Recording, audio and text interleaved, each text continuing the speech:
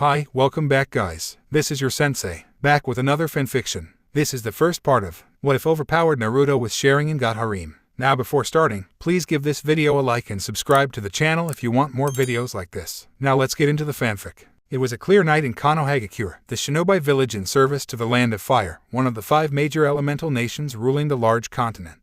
Arguably the most powerful of the 5 great hidden villages, Konoha endured and survived attacks from the others and their allied minor villages in 3 separate large-scale conflicts called the Great Shinobi Wars. Even more impressive, they came out among the decisive victors in each of those wars, thanks to the powerful and somewhat eccentric shinobi in service to the village that helped secure those victories. It was a quiet and peaceful night for citizens of Konoha without any fear of unprovoked attacks from outside forces. Despite that, members of the Uchiha police force were diligently keeping the peace with their silent patrols on the streets and rooftops. In addition, the Special Operations Force ANBU, while unseen, also watched for any danger from the shadows. All whispered conversations in the shadows and drunken mumbles from a few stragglers ceased abruptly when they all sensed a growing presence in the air. Glancing up from whatever they were doing, they noted a lone old man walking down a dirty and poorly maintained street, a good sign that he was in one of the poorer parts of Konoha. He looked as if he already had a particular destination in mind, with his wizened face set in stone and his dark eyes never wavering. 4 ANBU were easily keeping pace with the old-looking man from the rooftops, slipping between shadows silently and unseen.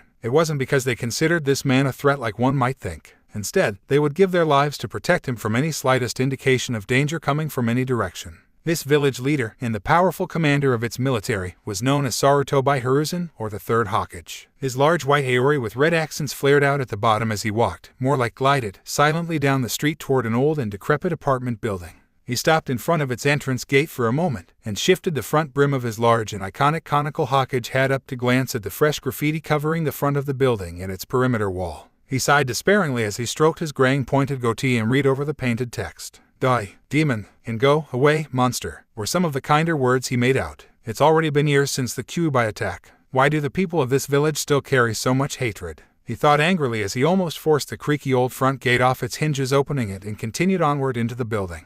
The 4 ANBU guarding him split up, with 2 going inside after him in almost invisible blurs while the other 2 took up vantage points on the rooftop.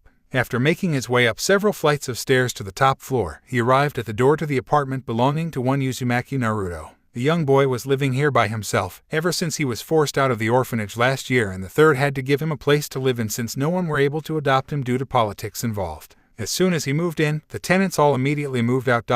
Even the landlord. In all senses, it was an abandoned building slowly falling into disrepair. Only the occasional genin team hired by the third himself to do maintenance on the building barely kept it from being unsafe to live in for the young boy. He raised his hand to knock on the door, having come here to check in on Naruto, and hand him an envelope holding this month's allowance. Waiting patiently as the knocking echoed almost forebodingly throughout the hallway, the Hokage's thoughts began going over what had been happening to this child, not for the first time. And certainly not the last time. He couldn't help but blame himself for not being able to save his former successor, the 4th Hokage Minato Namikaze, from sacrificing himself to seal the Kyuubi into his own newborn son, Naruto, during the disaster on October 10th so long ago. Naruto's mother, Kushina Uzumaki, who was already fatally wounded from when the Kyuubi inexplicitly broke out of her seal while giving birth, sacrificed herself holding the demon fox down with her unique chakra chain jutsu to help her husband complete the sealing process. If only Hiruzen had managed to get there before the 4th Shikifuijin sealing ritual took place, he would have gladly taken Minato's place in the Shinigami's stomach.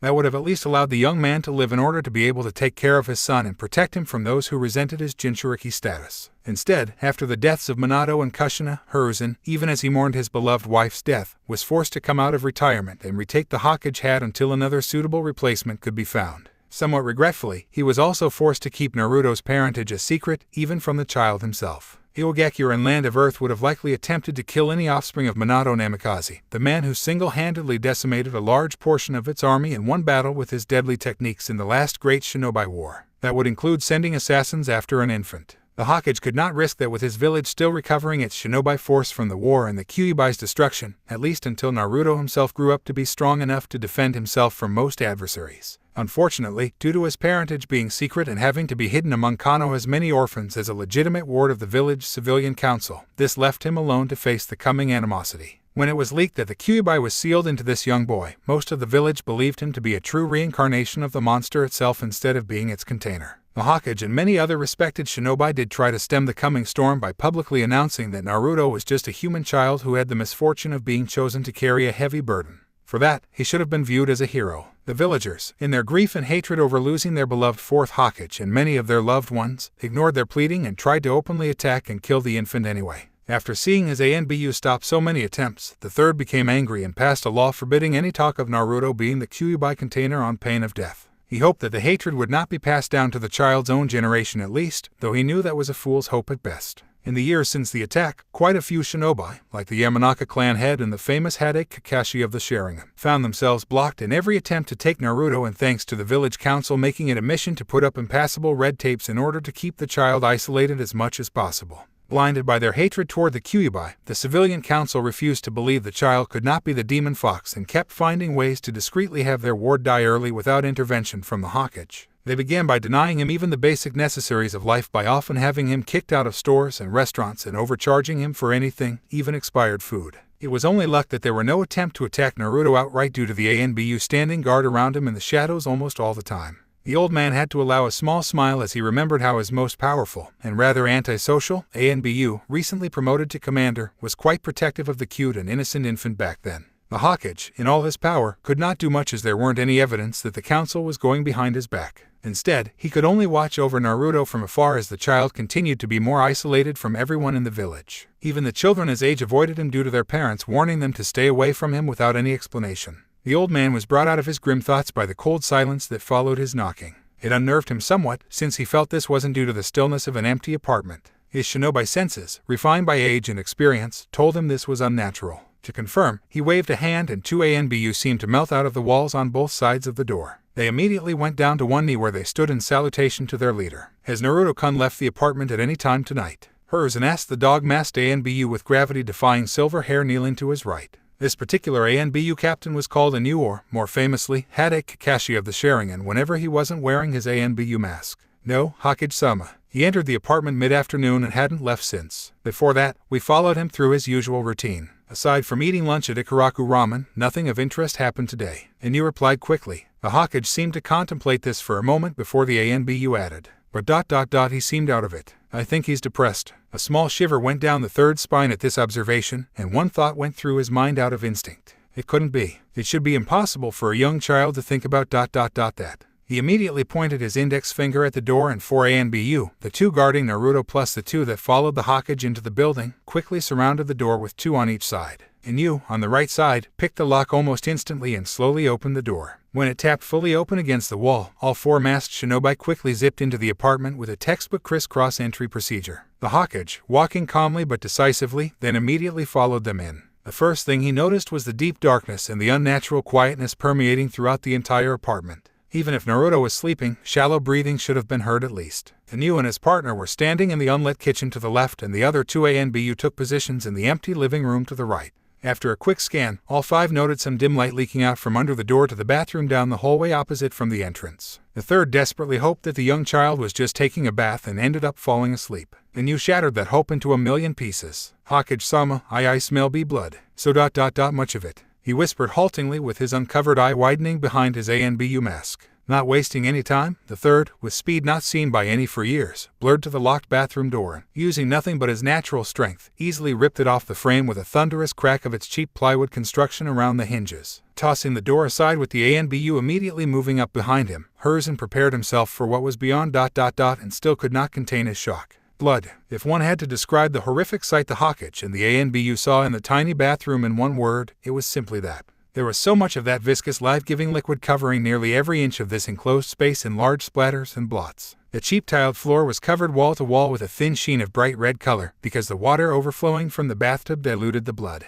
Also, next to the tub laid a rusty and chipped kunai, apparently discarded by a random shinobi long ago. It was nearly covered handle to pointed tip in that viscous liquid as well. It was at this moment that the third made the grisly discovery. A blood-soaked blonde boy was slumped down in the tiny bathtub filled to the brim with red water. His eyes were closed and his face was deathly pale with shallow cheeks. His left arm was sticking out over the edge of the tub, his limp hand hovering over exactly where the rusty kunai was located. The last thing to hit everyone was the putrid metallic smell of dried blood in this tiny space. The third had to choke back some vomit, and it was only thanks to his years of seeing death and gore on the battlefield. One ANBU with him wasn't as steeled against this sight and smell, and immediately took his mask off to vomit his last meal onto the hallway floor. Inu slowly removed his mask, revealing one wide eye and his mouth obviously gaped behind his face mask. He became still and unable to speak, not believing the sight. The last two ANBU stepped back in shock and had to turn away. They were all used to seeing this kind of scenes involving adults, not a child so young like Naruto. Snapping out of his shock, the Hokage quickly moved to Naruto's still body and scooped him out of the bathtub, getting blood everywhere on his white and red Haori, not that he even bothered caring.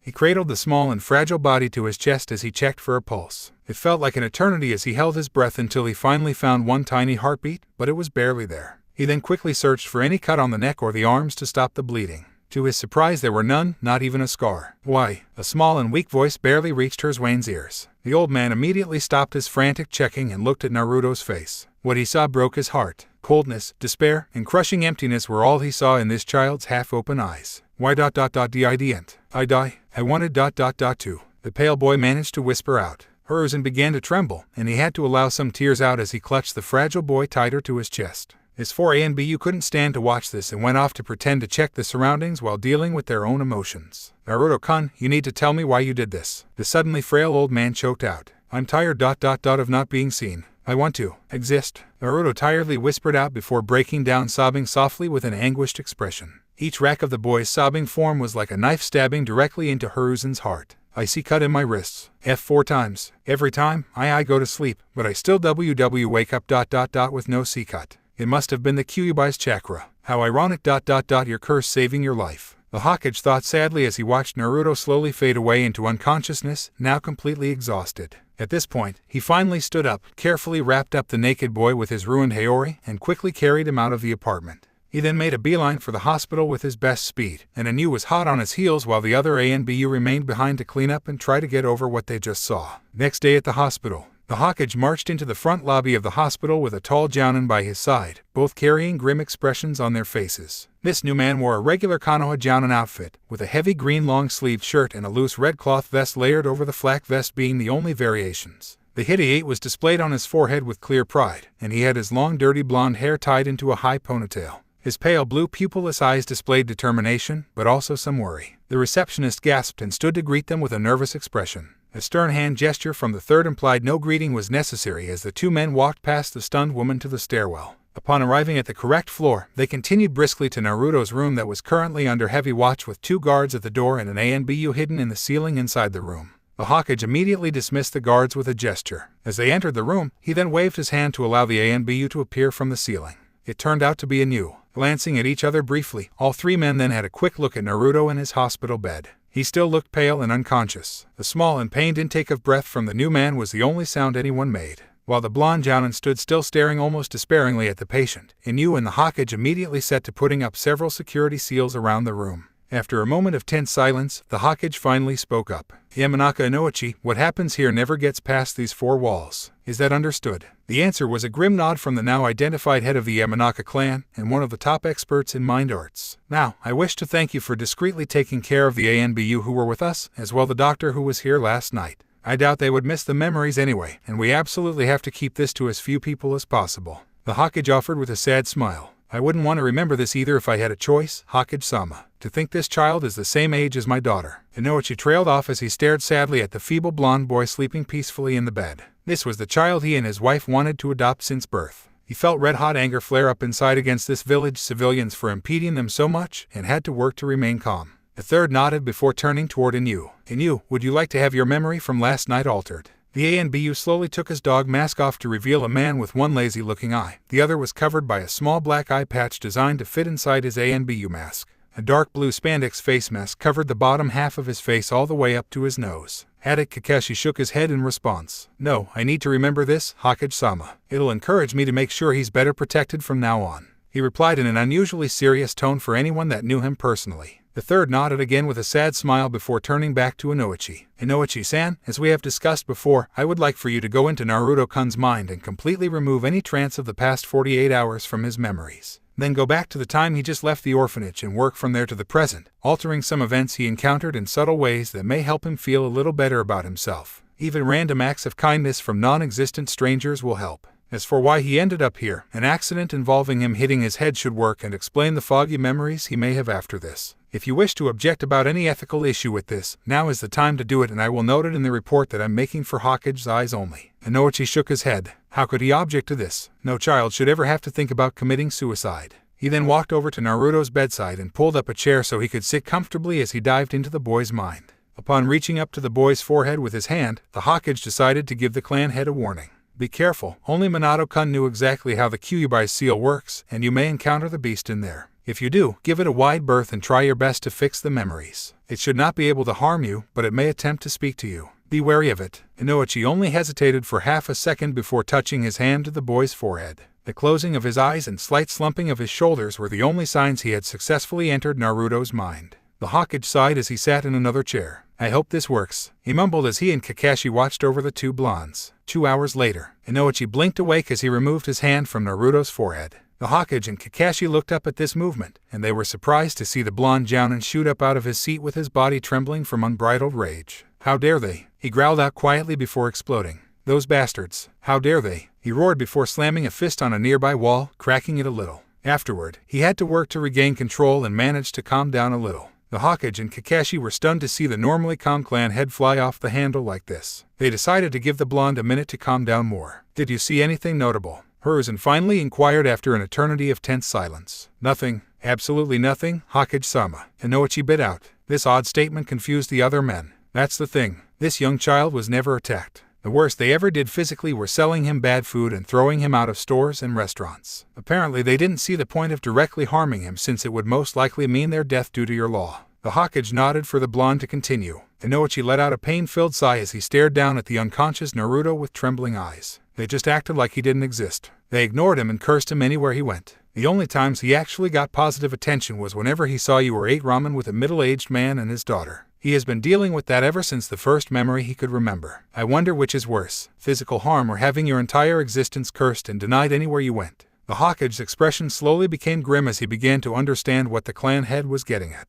Kakashi was now glaring intensely at a particular spot on a wall. After a moment of silence, the third finally spoke up. Do you think you did enough alternations that his mental state might be improved after this? It's hard to say, but in my study of his mind, he was so desperate for attention that a single encounter with a kind stranger boosted his belief in his existence exponentially. I created and scattered several encounters like that throughout the past year and altered some of the negative events he encountered to have somewhat better outcomes. I even put myself in one of the new memories so he would feel comfortable talking to me if he sees me again around this village. I will likely introduce my daughter to him to be friends at that point. The civilians will object to seeing these two together. The third stated calmly. They all can go to hell for all I care. Inoichi snarled in response, before taking a breath to continue calmly. My wife and I have allowed ourselves to be pushed around by them and their red tapes whenever we tried to adopt young Naruto. We've dealt with it long enough, and if we cannot go that route, then we will involve ourselves in his life another way. It's not like they can legitimately order Inohime to not be friends with him. The Hokage nodded in response. I couldn't agree more. I will support you and whoever goes this route fully. Did you do anything more in his mind?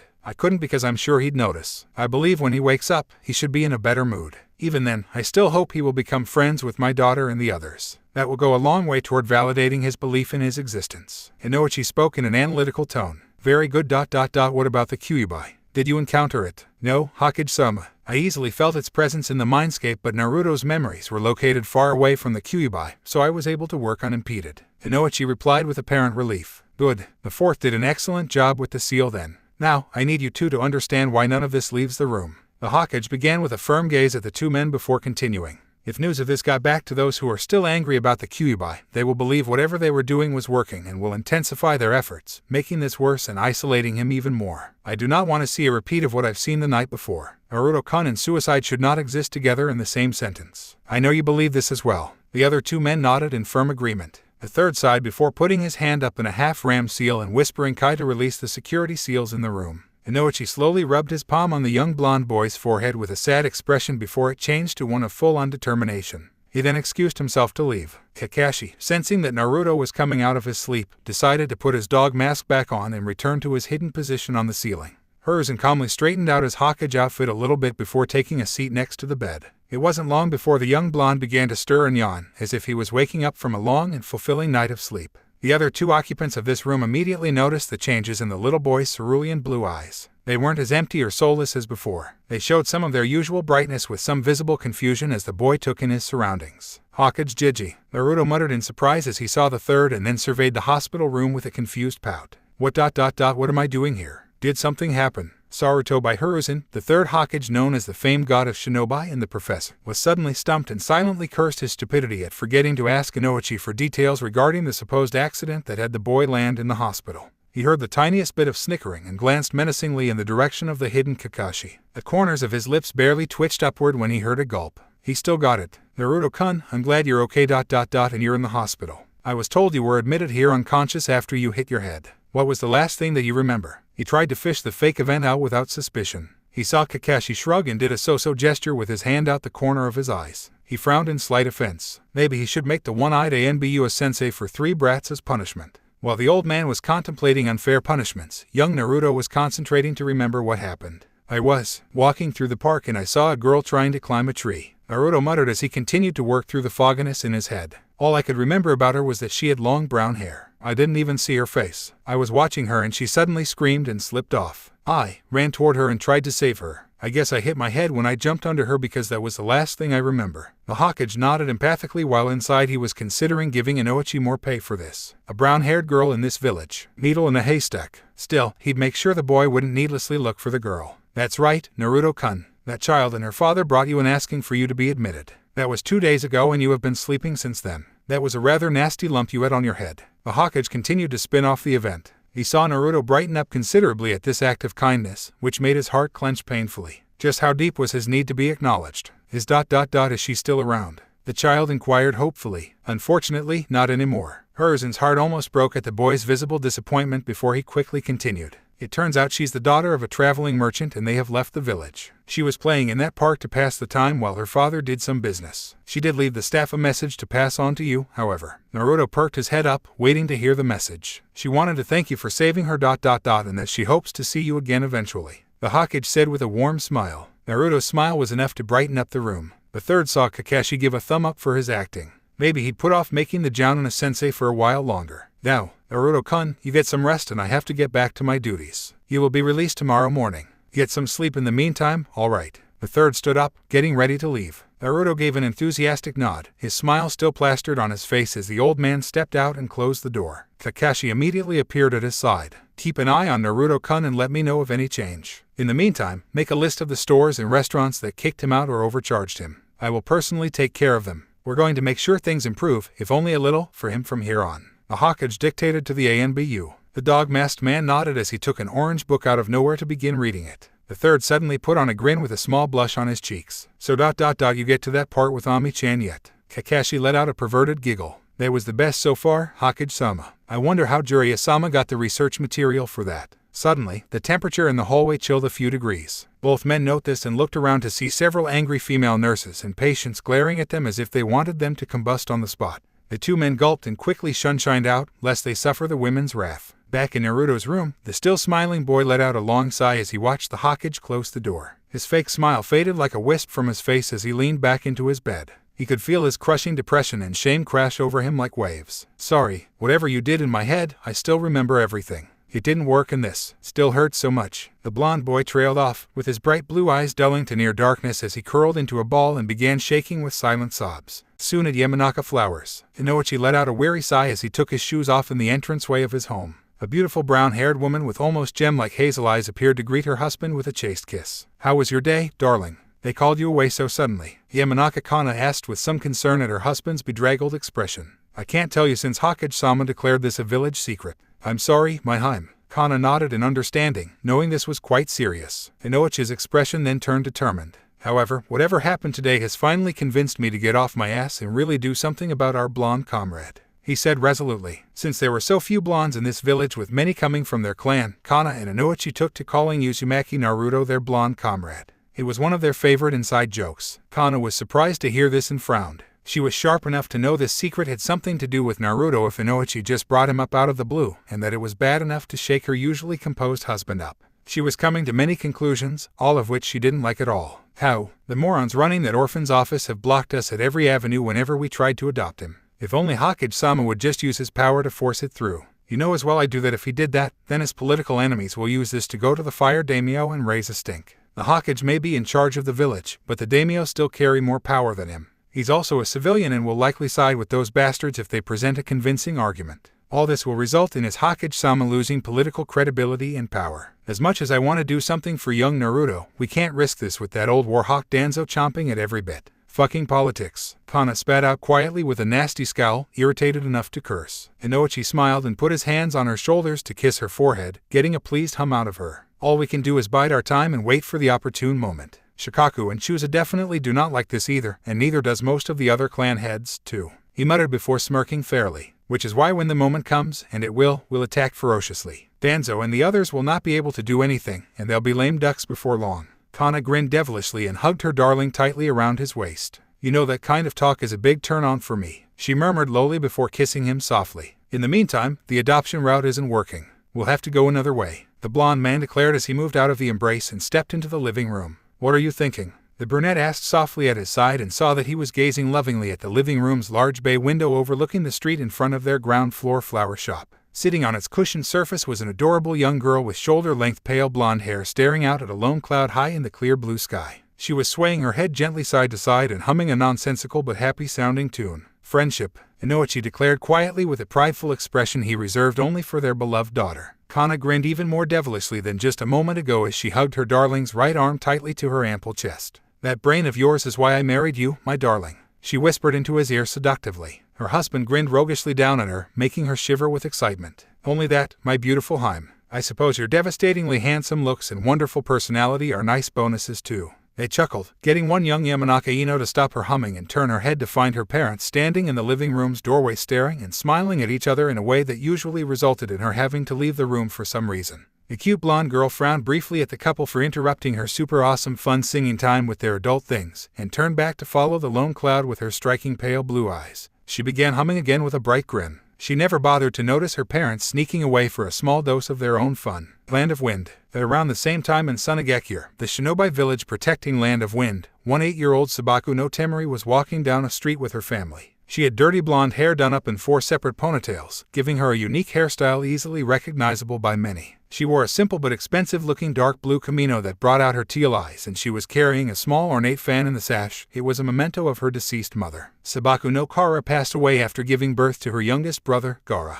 Temari still never forgave her father along with the 2 elders of the village council for the circumstances that led to her beloved mother's death. On her left was her 7-year-old brother, Kinkuro. He had brown hair, wore a simple t-shirt and cargo shorts, and he had a nice face. He would have an easy time getting women to notice him in the future if she didn't have to wonder about his growing obsession with creepy puppets and makeups. On her right was her brownish red-haired father, the Yandame Kazekage of this village in his full Kazekage robes. Despite his somewhat short stature, there was no denying the power that radiated from him. His ability to draw out and control gold dust from anywhere in the environment around him was the only reason the village hadn't gone bankrupt in the years since its massive losses in the Second Great War. All this was also in spite of the Wind Daimyo beginning to send more missions to their current ally, Konoha, due to its lower rates. Next to her father on the other side was her youngest brother who just turned 6, Gaara. He was basically a mini version of the Kazekage, with short and shaggy dark red hair, and the same blank expressions on their faces. They even shared the same black rings around their light green eyes, making them look somewhat like raccoons. He wore a simple black full-body suit with a white tunic draped over his right shoulder and wrapped around his waist. He also carried a small gourd, full of his near-sentient sand, on his back. Everyone on the street gave the family a wide berth. Temari knew it wasn't out of respect for the family, who were basically royalty in this village. It was because they feared Gaara due to the fact that he was the host of the Ikabai, or one-tailed beast, named Shukaku.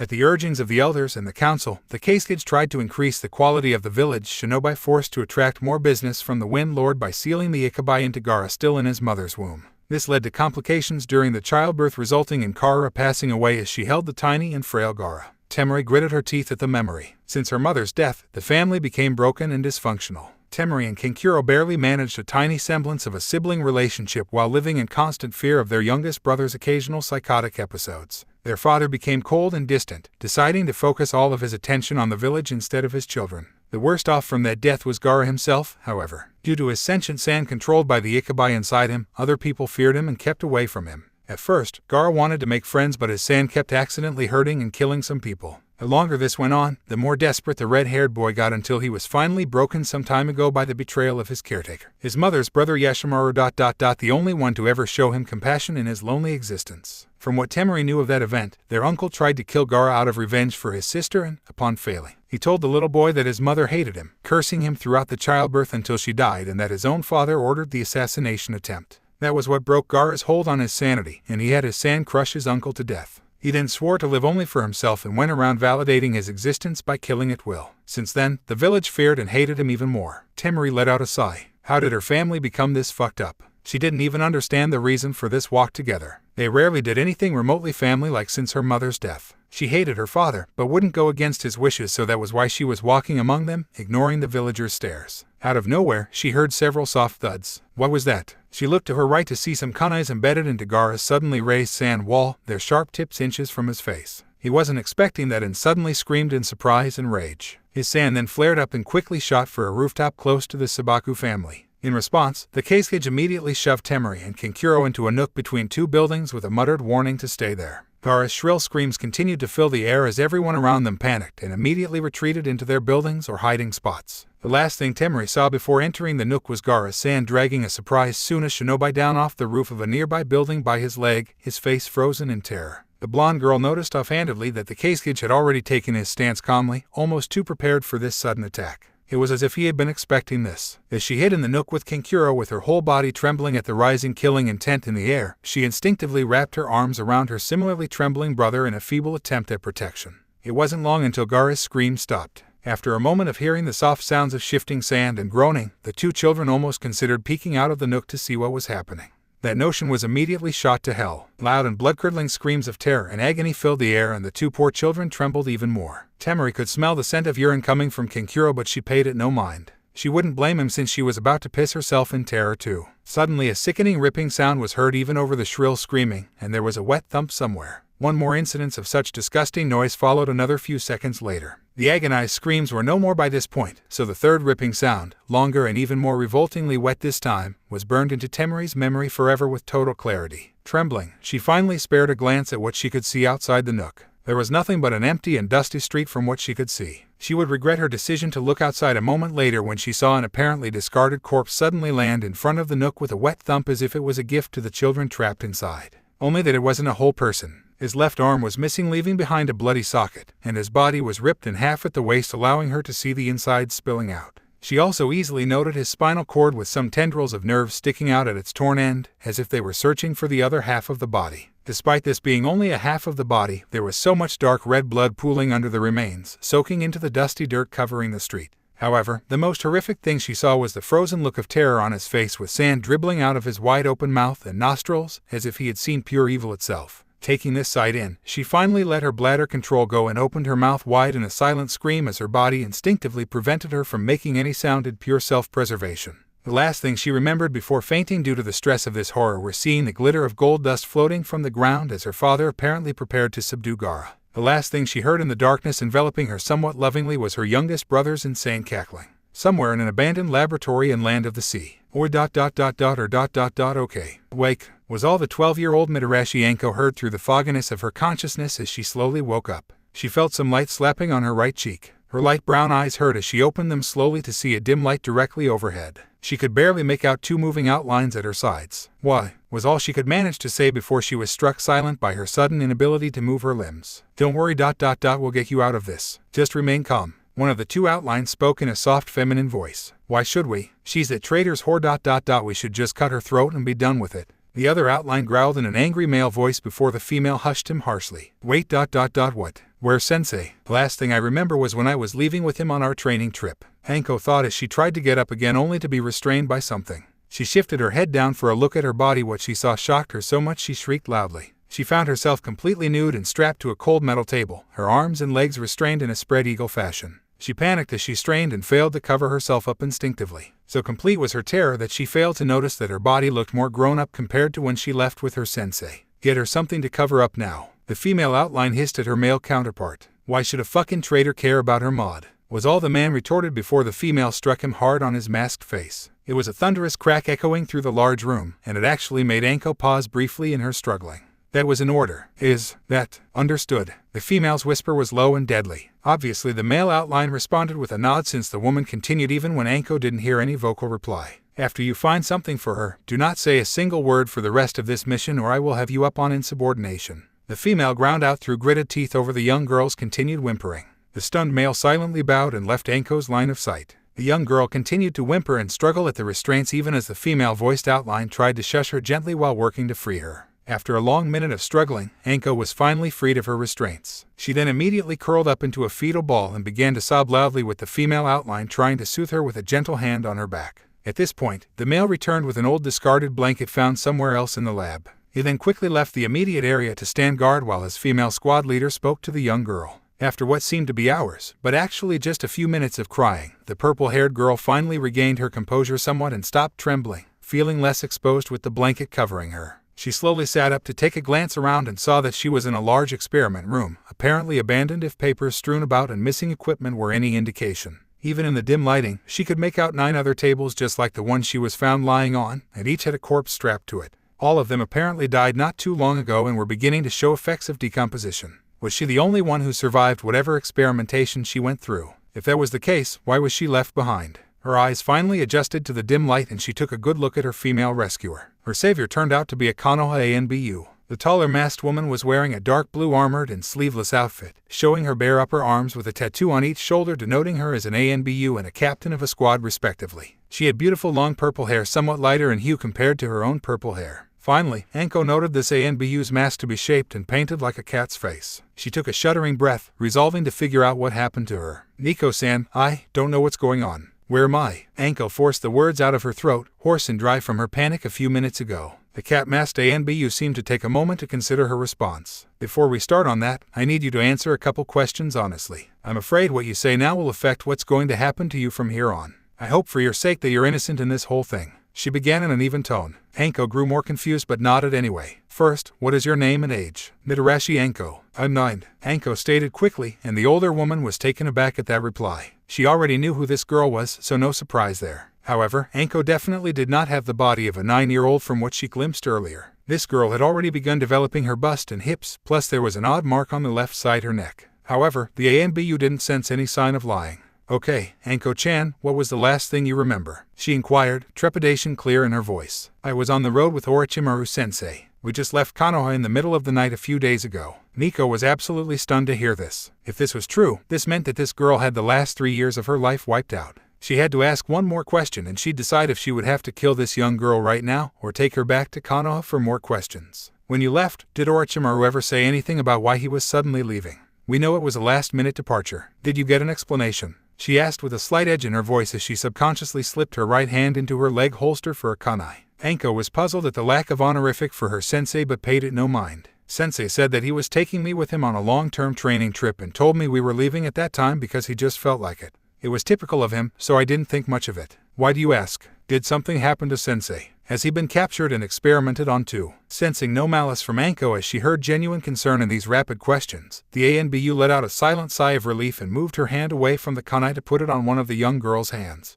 Anko-chan, I'm sorry, but there's no easy way to say this and I'm just going to let it all out now. You'll learn more about this while we escort you back to Konoha. The night you left with Orochimaru ... he betrayed the village. He was caught doing inhumane experiments on kidnapped villagers and shinobi. He then escaped from Hokage-sama and Jiraiya-sama and must have taken you along at the very last minute. He then apparently fed you lies about his reasons for leaving. If you had admitted knowing about his betrayal at any point up till now, I'd have killed you right now for treason instead of simply questioning you. The cat-masked ANBU spoke, her heart breaking as she watched the young teen's face change from confusion to shock, then to absolute betrayal. She had to continue before she lost her resolve. That's not all. He apparently thought of you as an experiment, not his student, because he used you in whatever this was. This room is part of a laboratory complex that the intelligence division believed to have belonged to Orochimaru. We were sent to investigate here and that's how we found you. You're the only one alive in this entire place. Anko's expression continued to break down as her light brown eyes began to leak tears non-stop. Lastly, it's been 3 years since Orochimaru's betrayal.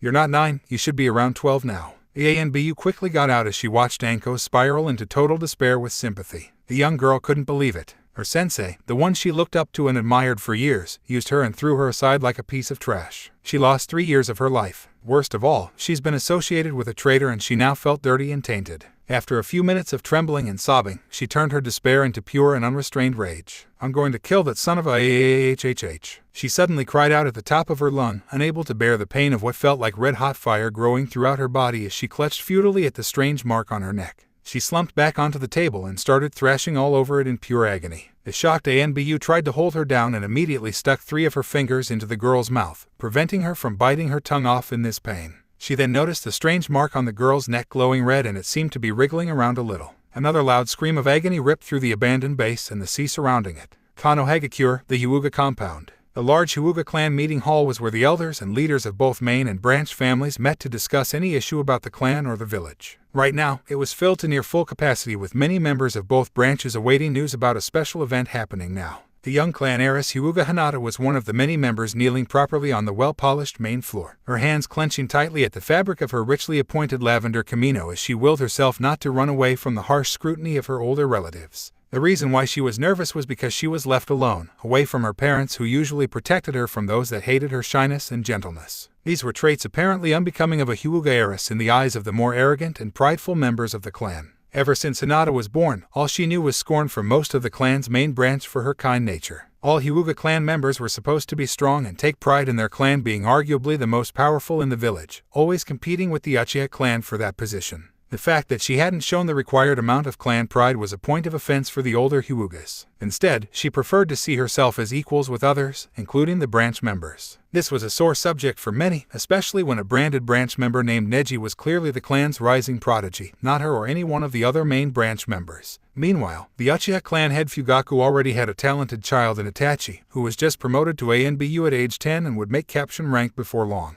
The only solace Hinata got from the constant harassment by the entire clan she might be in charge of one day was her mother and father. Her mother loved her unconditionally and allowed her to be who she wanted to be. Her father, while stern in public, cared for her deeply and refused to take the elders' negative words about her to heart. She believed that she would survive even the most horrid treatment as long as she had the love and support of her parents. This day was grating on her already low self-confidence, however. Who knows, maybe this new child will replace that weak girl and we can finally have a proper heiress. She'll be branded and thrown in with the branch members she apparently adores so much. One elder was overheard speaking somewhat loudly. Several branch members in earshot, including young Neji and his father, frowned. This cruel banter was only a small part of all Hinata had to hear throughout the day and her resolve was starting to break. However, she had to remain strong for her parents, who were currently occupied with giving birth to a new child. She knew she would be rewarded for her perseverance with having a younger sister to love and grow up with. She also hoped the bleak news about her beloved mother's condition would improve soon. Finally, after what seemed like eternity, the main doors to the meeting hall slowly opened to reveal one Hyuga Hayashi, Hinata's father. The entire hall fell silent with his presence, since being the powerful head of the clan demanded that respect. Hinata almost jumped up in delight, and had to work to keep her composure as a proper Hyuga in front of the others. Any hope of this being a happy occasion was shattered when she saw something wrong in his grim expression.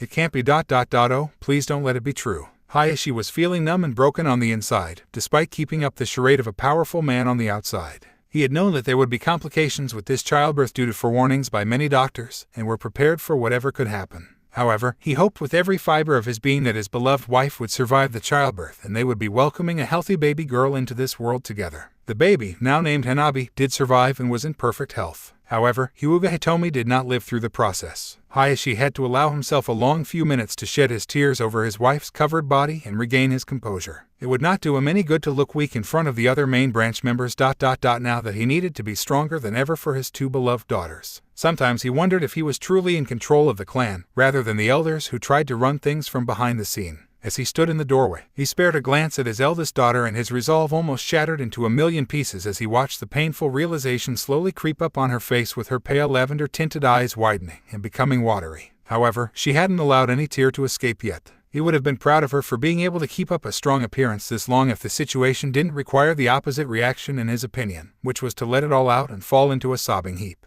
He would allow her that chance soon. "I bring you mixed news. We have given birth to a very healthy infant. Our newest daughter's eyes are excellent and she will be a strong member of this clan. She shall be called Hanabi, and it is my hope that this clan will help her grow into an outstanding individual." The clan head spoke with a hint of fatherly pride, but there was no happiness in his voice. No one in the room had said anything or moved to congratulate him. They were obviously sensing there was more to this. He continued, "However, due to complications during childbirth, my wife Hyuga Hitomi passed away peacefully in her sleep just after she had enough time to hold Hanabi in her arms and name her. The room remained deathly silent. Only one sound could be heard, and it was coming from Hinata. She was slowly grinding her teeth with trembling eyes, and her hands were now clutching desperately at the fabric of her kimono as she was trying to keep her composure for a while longer. With this sad news, there will be no celebration, and I wish to retire with my daughters to our house to grieve in privacy for the rest of the day. Hayashi finished with a tone that left no room for objections. He gestured for Hinata to rise from her kneeling position and allowed her to walk past him as he closed the doors. The entire room then broke into whispers. "My daughter, you may go ahead. I will retrieve your new sister and join you soon." Hayashi spoke with as much affection he could spare in his tone. Hinata did not object as they split up, and she quickly picked up her pace toward their house. Hayashi arrived a few minutes later with a tiny bundle in his arms to hear loud sobs and wails filling the house's common area. After a brief second of searching, he found his eldest daughter kneeling on the floor by the living room table. Her head was buried and her arms resting on top of it as she continued to cry loudly, her tears wetting her kimono that became loose and disheveled from apparently running the rest of the way here. As if sensing the mood, the little bundle in Hayashi's arms named Hanabi began to wail loudly too. Sighing painfully, the father of two could do nothing but take his seat by Hinata with a soothing hand on her back as he allowed a few tears to run down his cheeks as well. Uzumaki Naruto, 8 years old, was taking a leisurely walk through the quiet walkways of the clan's district, admiring the beautiful full moon in all its glory on this night. He was heading home to his crappy apartment from the Nara compound, the residence of one of his close friends, Nara Shikamaru. He had been invited over for dinner with the Naras and to play several shogi matches afterward with the pineapple-haired young heir. The blonde found it hilarious to see his incredibly lazy friend, a bona fide genius, be both fascinated and frustrated by his unconventional tactics, even though he ended up losing each match anyway. He considered it a victory on his part if he forced the pineapple-haired lazy ass to take his famous thinking pose, in which he sat still with eyes closed and his hands together in an odd gesture, during the match. Smiling fondly at the memory of Shikamaru, Naruto wondered how he managed to turn his life around quickly and made friends so soon after that fateful night.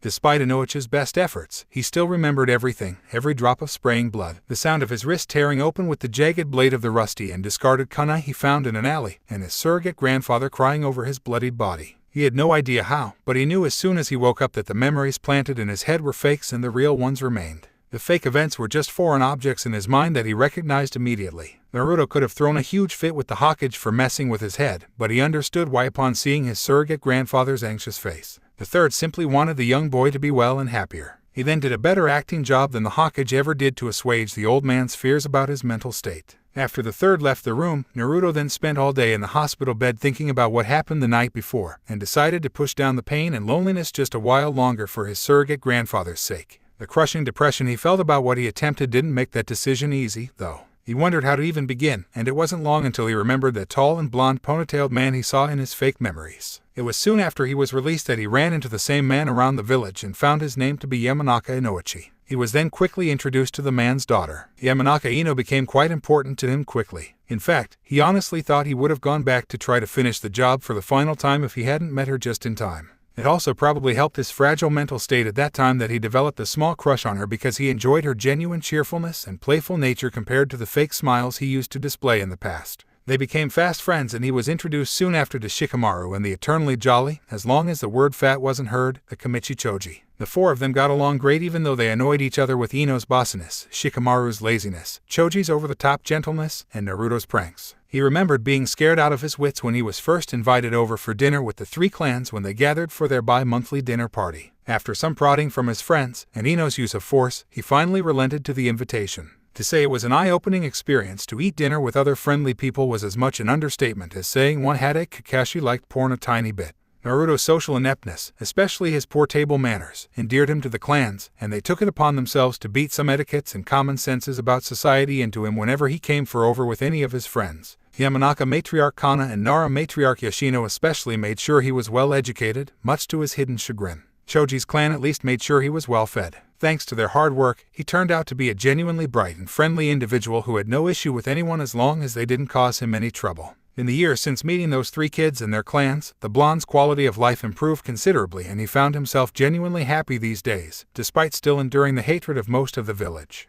But he felt lately that part of his life was finally over, and he could say that awful memory was just that. A memory, and he honestly could not imagine why he even considered it in the first place. To think, all it took was a curious girl declaring "let's play," to pull him from the very edge of the abyss. Pulling himself out of his thoughts, Naruto noticed he was near the Hyuga compound and gulped loudly. He never liked the entrance guard's white pupil-less eyes following his every movement as he walked past, stony expressions seemingly forever chiseled onto their faces. He wondered if the cute girl he met earlier in the year lived inside this compound. 3 months ago, Naruto grunted loudly as he found himself tackled to the dusty ground of the neighborhood playground by an overenthusiastic Ino as she made to tag him. "Oh, take it easy on me, Ino-chan. Where in the rules did it say it was okay for you to tackle someone in the middle of a simple game of tag?" he yelled from under his friend's weight. Ino smirked as she stood and smoothed over her shoulder-length platinum blonde hair to make it less disheveled. She was wearing a purple t-shirt with white capris. Where in the rules did it say it wasn't allowed? She shot back impishly as she lightly dusted herself off. Naruto had no retort for that and resorted to annoyed murmurings about new rule forbidding Ino-chan from ever playing.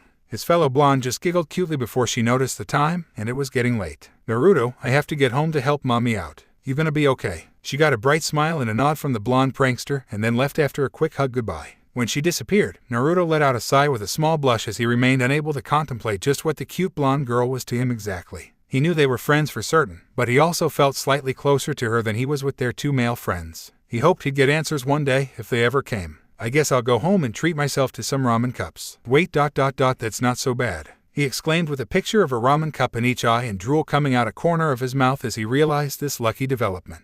Before he left the playground, though, he heard scuffling in the bushes nearby. Furious, he decided to check out the disturbance and stepped carefully into the bushes. As he got closer, he heard several boys' boisterous voices and a whisper-quiet girl's frightened voice. Forcing his way through the leaves, he stumbled upon a group of 3 boys ganging up on a small and timid girl with short indigo hair. He saw that she was wearing a simple black training outfit and was quite cute, but what his eyes quickly locked onto were her beautiful white eyes tinted with a hint of lavender. They were wide and trembling with fear. All of her would-be bullies turned to the new annoyance. "What? Don't bother us and beat it, shrimp. We're just asking this prissy Hyuga why she thought her clan is superior over the rest of us." The largest of the 3 boys tried to dismiss Naruto with a lazy wave. The blonde would have none of that, and he sure as hell wasn't going to take having his height be made fun of. He let out a battle cry and launched into the group, smashing a fist into the nose of the apparent leader. A few minutes later found poor Naruto bruised and winded as he laid spread eagle on the ground with the bullies, having grown bored with him and the still untouched Hyuga girl, leaving to find something better to do. The timid girl stared at the heaving form of her blonde savior in wonder for a moment and gathered the courage to speak up.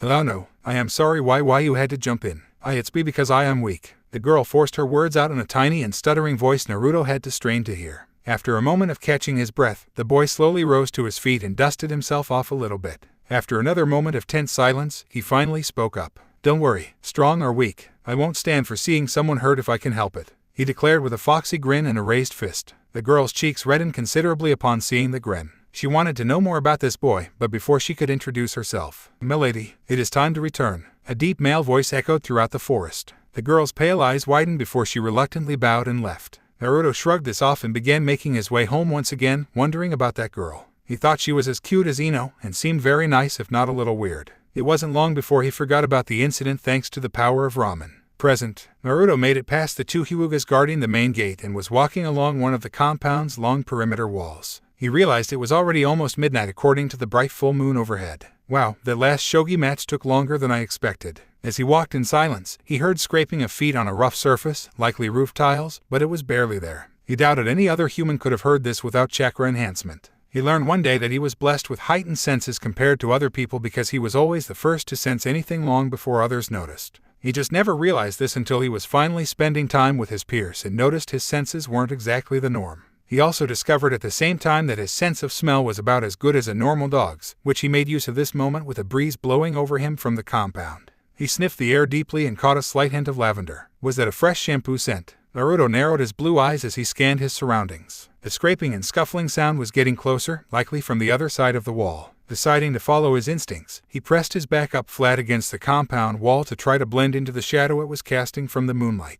The scent of lavender became stronger as the scuffling got closer. Then it all fell silent. A long minute of waiting followed with thick and stuffy tension filling the night air as Naruto rapidly shifted his eyes right and left down the length of the wall on either side. Finally, he heard a light thump as a pair of feet carefully landed onto the street from the top of the wall, and it was like an explosive tag going off right next to him since he was concentrating so hard on his hearing. He held back a pained gasp and an impulse to jump in surprise as he snapped his head to his right and glimpsed a tall figure clad entirely in a black stealth outfit. His body shifted into a ready state as his eyes searched the figure and zeroed in on a small bundle in the figure's left arm. He noted right away that it was a little girl in a white nightgown, and she was tied up tightly and gagged. Her lavender-tinted eyes were wide open with helpless terror. A few minutes ago in Hinata's bedroom, Hyuga Hinata was glad for this kind of day. A day in which the entire clan was busy entertaining a diplomat from the land of lightning's Kumigakure. Earlier in the day, the diplomat signed a tentative peace agreement with Konohagakure to help each other in certain aspects like aids, sharing some missions, and making some military concessions. That kind of dinner event kept the clan busy with preparations. A busy clan then would not harass Hinata as much, so she relished these days, which were still too few and far in between for her liking.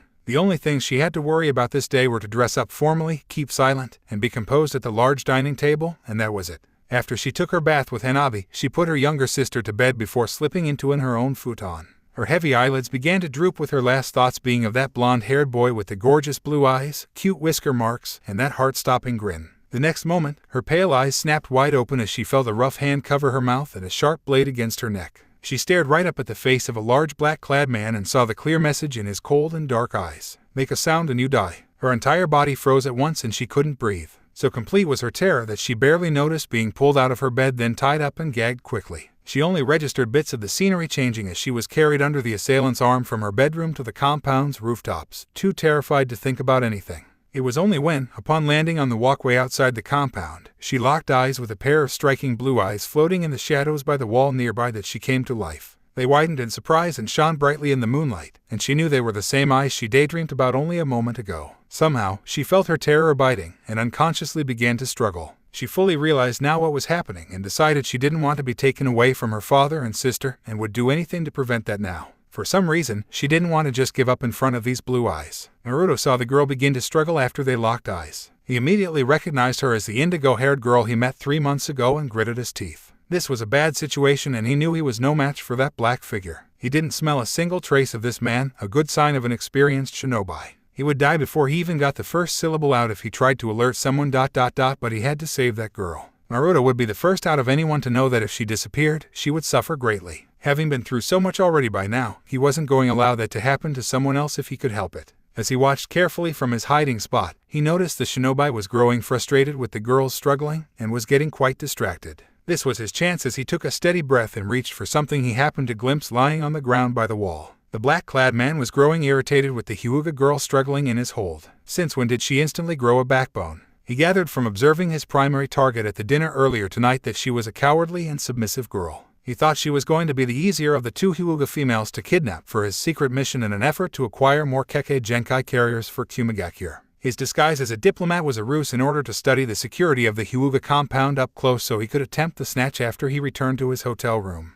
What would happen to the young girl and the shitstorm that had come when news of this got out ... He didn't care. He was happy to serve the rakeage, and could almost taste the glory and fame that came with being the one to bring the famed Byakugan to his village. Whap! That was the last thought he had before he heard a loud fleshly smack and felt pure agony like no other, even in his long career as a shinobi, fill his entire body all at once, pain so great he almost swallowed his tongue in shock. He barely noticed that this ungodly pain originated mostly from a certain pair of balls hanging between his legs. The last thing he saw before his eyes rolled up toward the top of his head was a long piece of stick wedged tightly between his legs. Why ... is it? There, the young blonde boy almost had to wince in sympathy as he finished taking a full-strength swing with the long and thick stick that he found nearby into the man's completely unguarded family jewels from behind. The nin slowly sank to his knees with a strained groan as his arms instinctively reached for his prized treasure, dropping the tied-up Hyuga girl in the process. Naruto was waiting for this and caught her before she hit the ground. At that moment, they locked eyes again and he saw tears of relief and joy dribbling from the girl's beautiful eyes. He ripped the gag out of her mouth and she immediately buried her face into the boy's chest with happy cries of thanks. His cheeks warmed up at the praise and close contact. However, he had no time to think on this since the man would recover quickly. "It's all right. I'll get help for you," the blonde assured as he used some effort to carry the tied-up girl as far as he could from the man, who was still in a quivering heap. He then inhaled and all the air his considerably large lungs were able to take. Oh, that guy in black's touching the pretty Hyuga girl in weird places could be heard echoing throughout the entire village of Konohagakure. In an unrelated matter, all fathers of young girls suddenly felt compelled to check in on their precious daughters at this time, just to be sure. Hinata was stunned into silence with mixed feelings about this. She was blushing at being called pretty, but she was also embarrassed by the possible misunderstandings about having been touched in weird places. Whatever they were, Naruto only had to wait one whole second before he heard the thunderous crash of someone smashing through a solid wall. That was immediately followed by a man's loud and terrifying roar of pure primal rage from inside the compound walls. "Where is my daughter? I will slaughter you like an animal." The entire compound lit up at once, and Naruto had to snicker. He figured something like this would happen after years of dealing with Ino's father and his overprotective nature. Apparently, this was something only a father and a daughter shared. With his sensitive hearing, he heard thundering footsteps zeroing on this location fast. Good, he and the girl should be able to get out of this uninjured. Why oh you ... got him brat. I quotel I'll kill you. Startled, Naruto quickly turned around and instinctively pushed the tied-up girl onto the ground behind him. He only had enough time to see the man in black standing on shaking legs, with one hand clearly wrapped around his abused nuts and the other outstretched in front, before he felt a small twinge in his chest and heard a wet squelch. He then heard the girl cry out in terror from behind. Why was she screaming like that? At that moment, a tall and enraged pale-eyed man with long straight black hair leapt over the wall and landed between the two children and the surprised black-clad man. If it wasn't for the seriousness of the situation, it would have been hilarious to see a man of high nobility standing barefoot and bare-chested on the walkway in his white silk pajama pants, shredded and dirtied by his alternative to using a door just a moment ago, not to mention his wild and disheveled hair. Phew, the new arrival growled out wrathfully as he caught sight of the kidnapper. Before the black-clad man could get a word out, the Hyuga man snarled and charged at the assailant with his Byakugan blaring. In under a second he struck multiple times with fatal precision as all chakra-enhanced strikes were aimed at the forehead, throat, lungs, kidneys, and heart. It was all over so quickly when the black-clad man fell, already dead, into a broken heap with so much dark blood pooling underneath that the moon reflected off it easily. Naruto had to admire the way that powerful man quickly dealt with the kidnapper. This man also had to be the girl's father too, from the relief clearly displayed in his eyes upon seeing the girl safe and sound, if only tied up for the moment. Though the blonde couldn't understand why they changed to extreme alarm upon shifting their gaze to him. Before he could say anything in greeting, his head instantly became light, his eyelids felt heavy, and it felt like he was falling slowly to the right. He didn't understand this ... he should have been perfectly all right. Was this why the girl behind him was still crying out in anguish? He watched rather than felt as his body hit the ground in slow motion, first with his right knee, then his hip followed by the shoulder, and finally his temple tapped against the cold pavement of the walkway. He couldn't fathom why he wasn't able to move his limbs anymore now. Finally, after a moment of panicked confusion, he used all his waning strength to glance down at his twining chest and finally found the cause. A small kunai was embedded into the very center of it, almost up to the handle, courtesy of the black-clad man before his brutal death. It was this damn thing. I need to pull it out, he thought, clearly going into total shock. But no matter what he tried, he couldn't muster the strength to move even a finger. He needed to remove this bothersome thing so the girl wouldn't have to cry any longer than necessary. His eyelids drooped even lower, despite his best efforts to keep them open. He felt himself being gently turned and laid on his back. He finally took a good look at the Hyuga man that moved him. He looked like a stern and stoic man. However, at this time, he could see clear concern in the man's pale eyes with the veins bulging around them. He also could hear the man's quickened breathing, apparently trying to work on his grievous injury. He also glimpsed the tear-streaked face of the cute Hyuga girl he just saved standing behind the man, apparently freed from her bindings now. Please ... you need to stay alive. The pale-eyed girl cried out in anguish as her entire body trembled at the sight of so much blood gushing from the young blonde boy's chest. That was when it struck Naruto as his breathing became shallow and his throat began to flood with blood, making each labored breath that escaped sound like a wet gurgle. His wound was definitely fatal. There was no coming back from this one, he was sure. He didn't even feel anything as he watched the man quickly pull the kunai out with a wet snick, ripped his shirt off, and wadded it up to apply pressure to the gushing wound. The man then shouted something unintelligible at some far-off location, apparently addressing other people that must have arrived recently. Naruto's last sight was the heart-wrenching vision of the indigo-haired girl's tear-streaked and grief-stricken face, still desperately imploring for him to stay alive with her beautiful lavender-tinted eyes. His last thought came before total blackness took him. Damn it, I'm not coming back from this one, and this time I don't want to go ... talk about irony. I wanted to be able to grow up and protect my friends, but I guess I won't be able to do that now. At least I saved that cute girl. It was better than most people could ... do ... Hinata and Hayashi, get any of our physicians here now and make haste. I want this child kept alive. Hayashi shouted at the group of Hyugas gathering nearby as he kept the pressure on this child's gaping wound, with no trace of his usual composure present. Some of them obeyed and left in search of an available medic inside the compound. The others were reluctant. Hayashi-sama, we shouldn't treat him. Don't you know who he is? We can finally get rid of this brat ... This to an older Hyuga man was cut off as he choked under Hayashi's impressive killing intent directed toward him. Finish that word and I will gladly have Hokage-sama execute you for breaking the law. This brat saved my daughter from being kidnapped and most likely a fate worse than death at the risk of his life. I owe it to him to keep him alive. Enough of your bullshit and begone with your ineptitude. He roared at the trembling Hyugas, his Byakugan blaring with promise of a painful fate for anyone who dared to object further. Only his younger identical twin brother opted to step up to the boy's body in an effort to help him out. Brother, his blood flow is slowing down too quickly and his chakra network is fading. What can we do now? Hisashi spoke softly as he kneeled down and checked the boy over with his Byakugan. Hisashi could only respond with a frustrated growl as he desperately tried to keep the boy alive even a second longer by increasing pressure on the wound.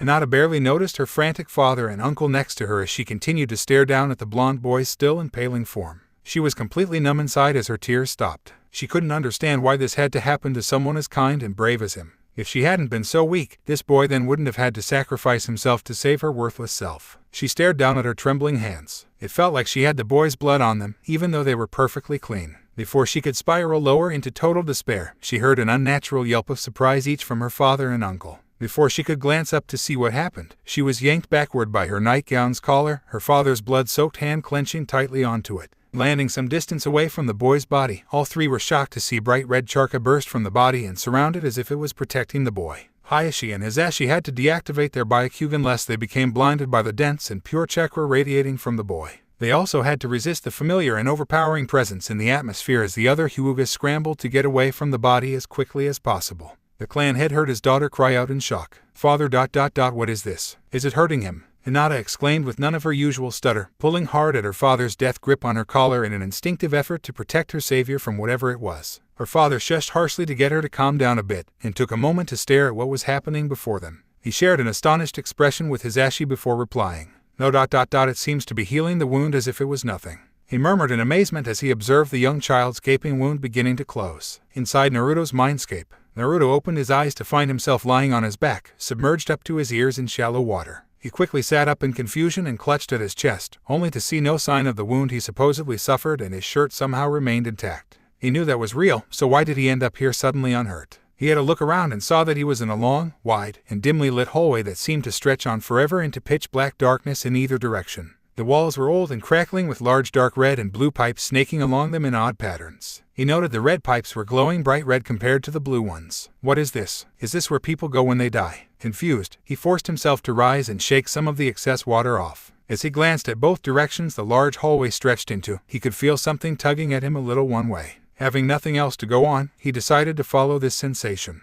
After what seemed like hours of wading through the shallow water, the hallway suddenly opened up into an enormous room. Red and blue pipes covered nearly every inch of the walls on both sides and even the ceiling, but that wasn't what caught Naruto's attention, as he could now feel a very powerful presence in here. Walking further into the room revealed a giant set of iron bars blocking further progress into the darkness beyond. A closer inspection revealed a paper with seal written on it stuck high up on the center bar. He felt anxiety flowing through every single inch of his body. Something told him this was neither heaven nor hell. "You catch on quick, boy." A loud and authoritative voice boomed through the large cavern-like room. The young blonde yelped in surprise and fell back to land unceremoniously on his backside, splashing the shallow water everywhere. There was silence for a long moment before the booming voice broke into a mirthful chuckle, seemingly shaking the entire room with each exhalation. "Aha... it has been a while since I've had a good laugh. Please do not be frightened. We are in your mindscape and I wish to have a discussion with you, Uzumaki Naruto." The voice continued, rolling throughout the room like thunder. It took a moment for Naruto to regain his composure at hearing and feeling the presence beyond the iron bars. "Oh okay... but may I ask for your name since you apparently know mine?"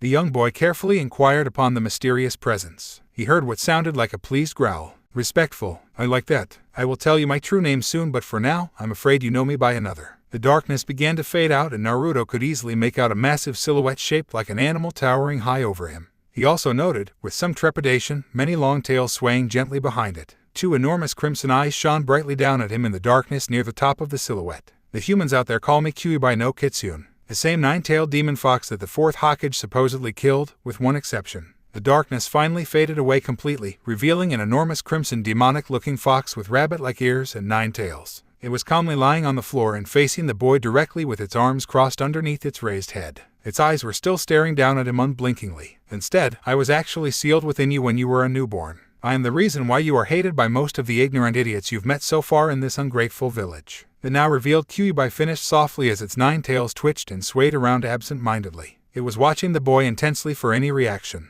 It took all Naruto had to keep from crapping his pants at the prospect of being face to face with the giant demon fox that the entire village feared and hated. Only reassured somewhat by the presence of the iron bars between the two, he regained his composure finally. As he gazed up at the fox, whom seemed to be waiting for what he would say, he had to take a moment and think about what to say to this powerful entity apparently trapped within him. He finally understood why the villagers hated him so much and, at first, he impulsively wanted to yell insults at the fox sitting beyond the bars for being the reason he lived a painful existence until recently. But, would that have changed anything? Whatever put the fox into him already happened, and he already lived through the worst of the villagers' anger and hatred. Plus, those same villagers were morons for even believing him to be the demon fox itself in the first place.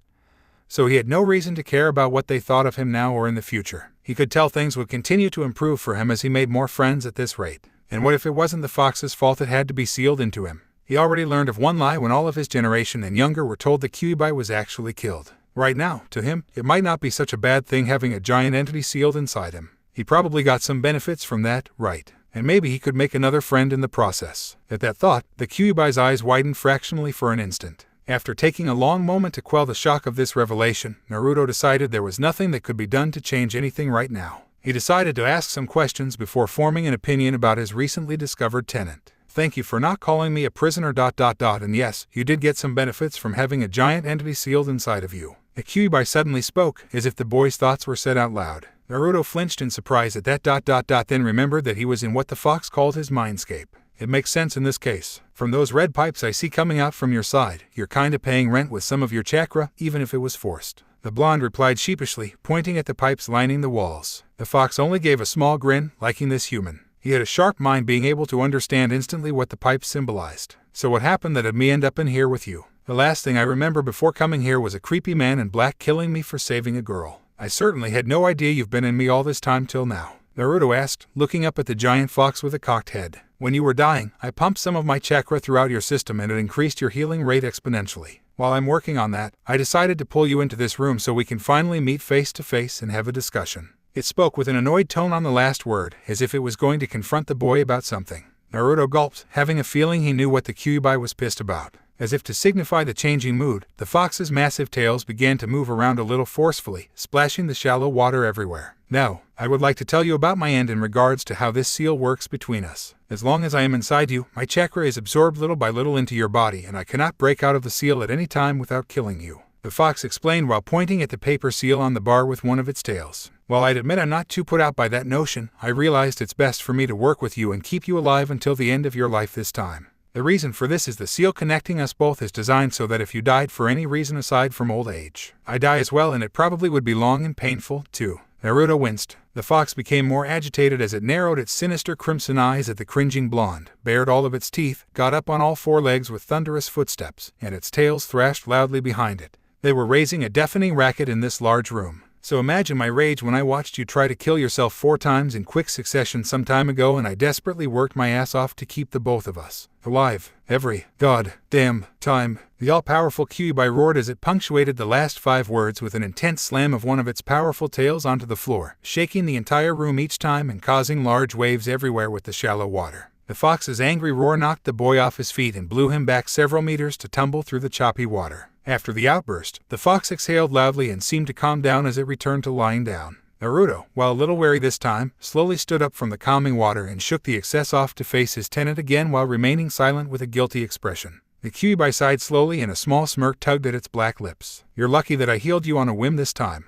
After what happened, I decided I wouldn't heal your moronic ass ever again as long as you kept contemplating suicide. That'd mean I'm trapped inside a weak container and I'd rather just die with you and deal with the hassle of coming back to life a few decades later. I almost considered not saving you this time, since going up against an experienced shinobi the way you are now would be considered a form of suicide by many people, myself included. The Kyuubi grinned at Naruto's annoyed scowl at being called suicidal for doing what he thought was right. Still, he did do it to rescue the human child and you actually did not want to die, so I decided to interfere and make a deal with you. I want to help you get strong enough to keep the both of us alive, as well as protect all of your friends, Uzumaki Naruto. Naruto became alarmed about the notion of making a deal with a demon, especially when it was the most powerful being in existence. He decided to make sense of something before he would decide to accept or not. Go ahead and ask your questions. The Kyuubi snickered at seeing the boy face fault at having his mind read again. Damn it. Anyway, I only have one question. Why did you attack Konoha? He asked firmly, before gulping a little as he saw the giant fox narrow its eyes angrily. Its tail shifted some as it took a deep and calming breath. Apparently it was a sore subject. A masked man with the Sharingan ripped me out of my previous container and put me under his control with that accursed Kekkei Genkai. I was then taken to your village and forced to rampage through it until your 4th Hokage came and sealed me into you, and that's how we got here. I should warn you that man apparently needed my power for something far beyond simply rampaging through some human village, at least before he was stopped and released his control over me just before I was resealed. He would likely return in the future to try and rip me out of you, and I don't need to tell you that, with this seal, would result in certain death for us, boy. The Kyuubi spoke with an angry undertone. Naruto narrowed his eyes at the prospect of being hunted in the future for what he contained. He decided to move on and worry about that later. That's all I need to know for now.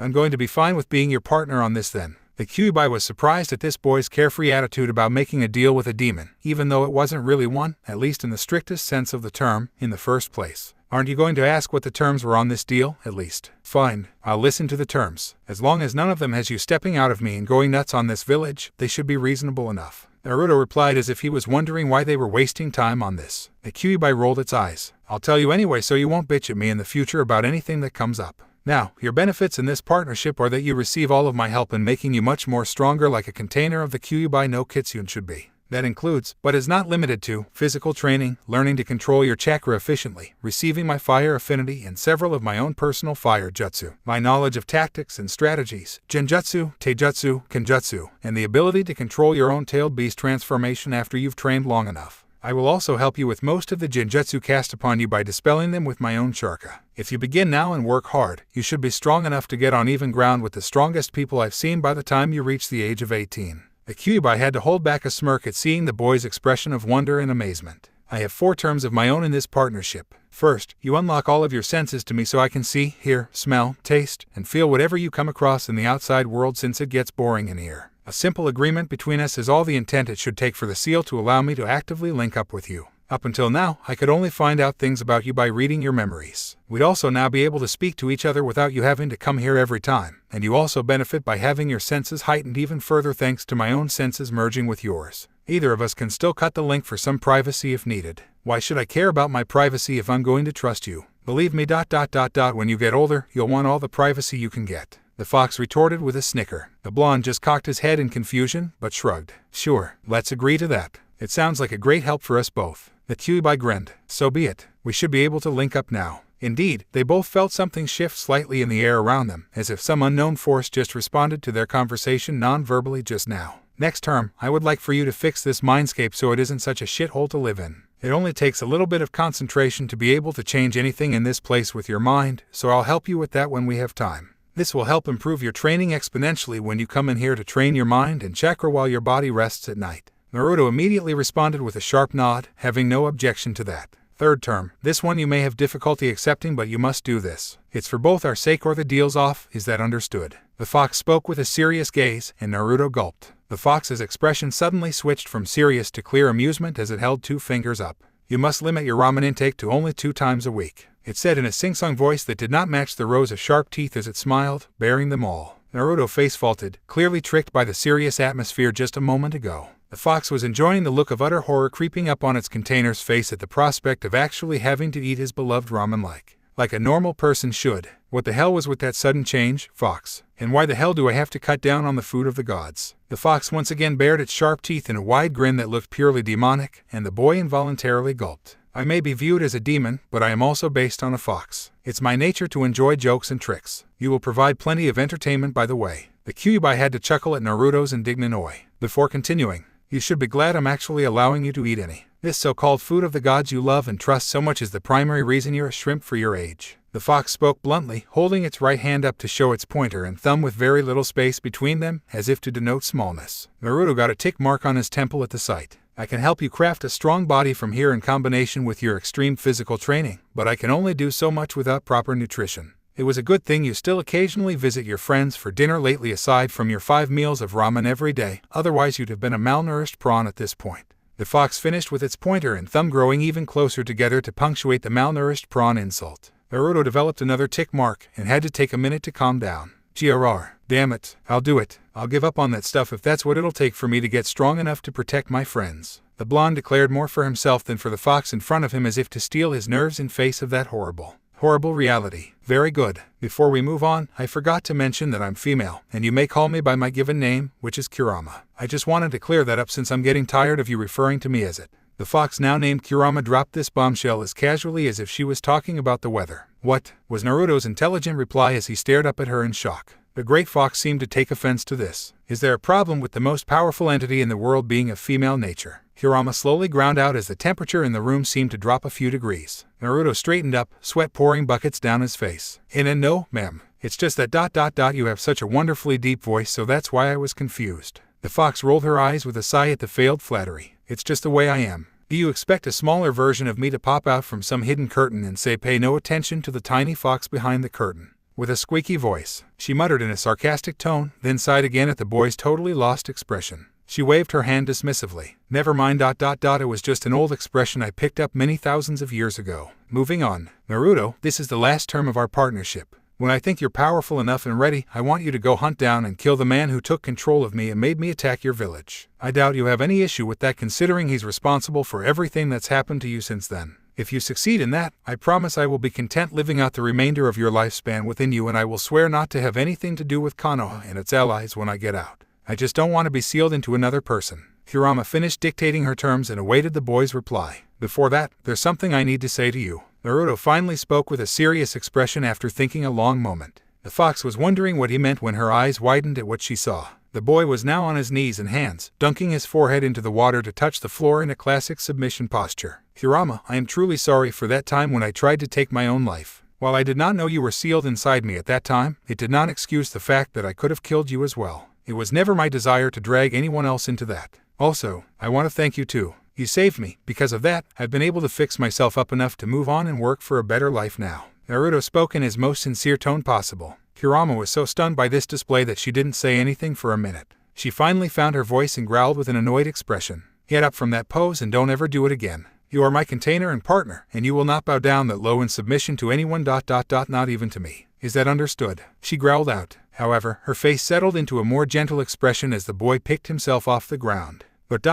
you're welcome and apology accepted. The blonde boy gave her a million-watt smile as he walked up close to the bars and stuck out his right hand out between them. Deal accepted. I expect you to work me hard, Kurama-sensei. And I expect you to do me proud as my container, Uzumaki Naruto. Kurama replied as she stuck one of her giant claws out to let the boy grip it on the very tip, and they shook a little. After releasing and letting the comfortable silence settle in the air for a moment, the boy decided to say something that was on his mind. Did you do something with my memories back then? Apparently I was supposed to have these fake memories put into me so I would forget about what happened, but I knew right away and I still remembered everything anyway. The giant fox put a finger to her muzzle as she thought for a moment. I'm not quite sure about that. It may have been something to do with my chakra interfering with the effects of whatever that man with the long ponytail did to your mind. If that's the case, then, with my help, you could be immune to mental probing and torture. Another useful trait of our partnership, it seems. They got her a foxy grin from the boy. She then perked her head up and seemed to glance at something that Naruto clearly wasn't seeing. Now, I sense something is going on outside, so you should be waking up soon.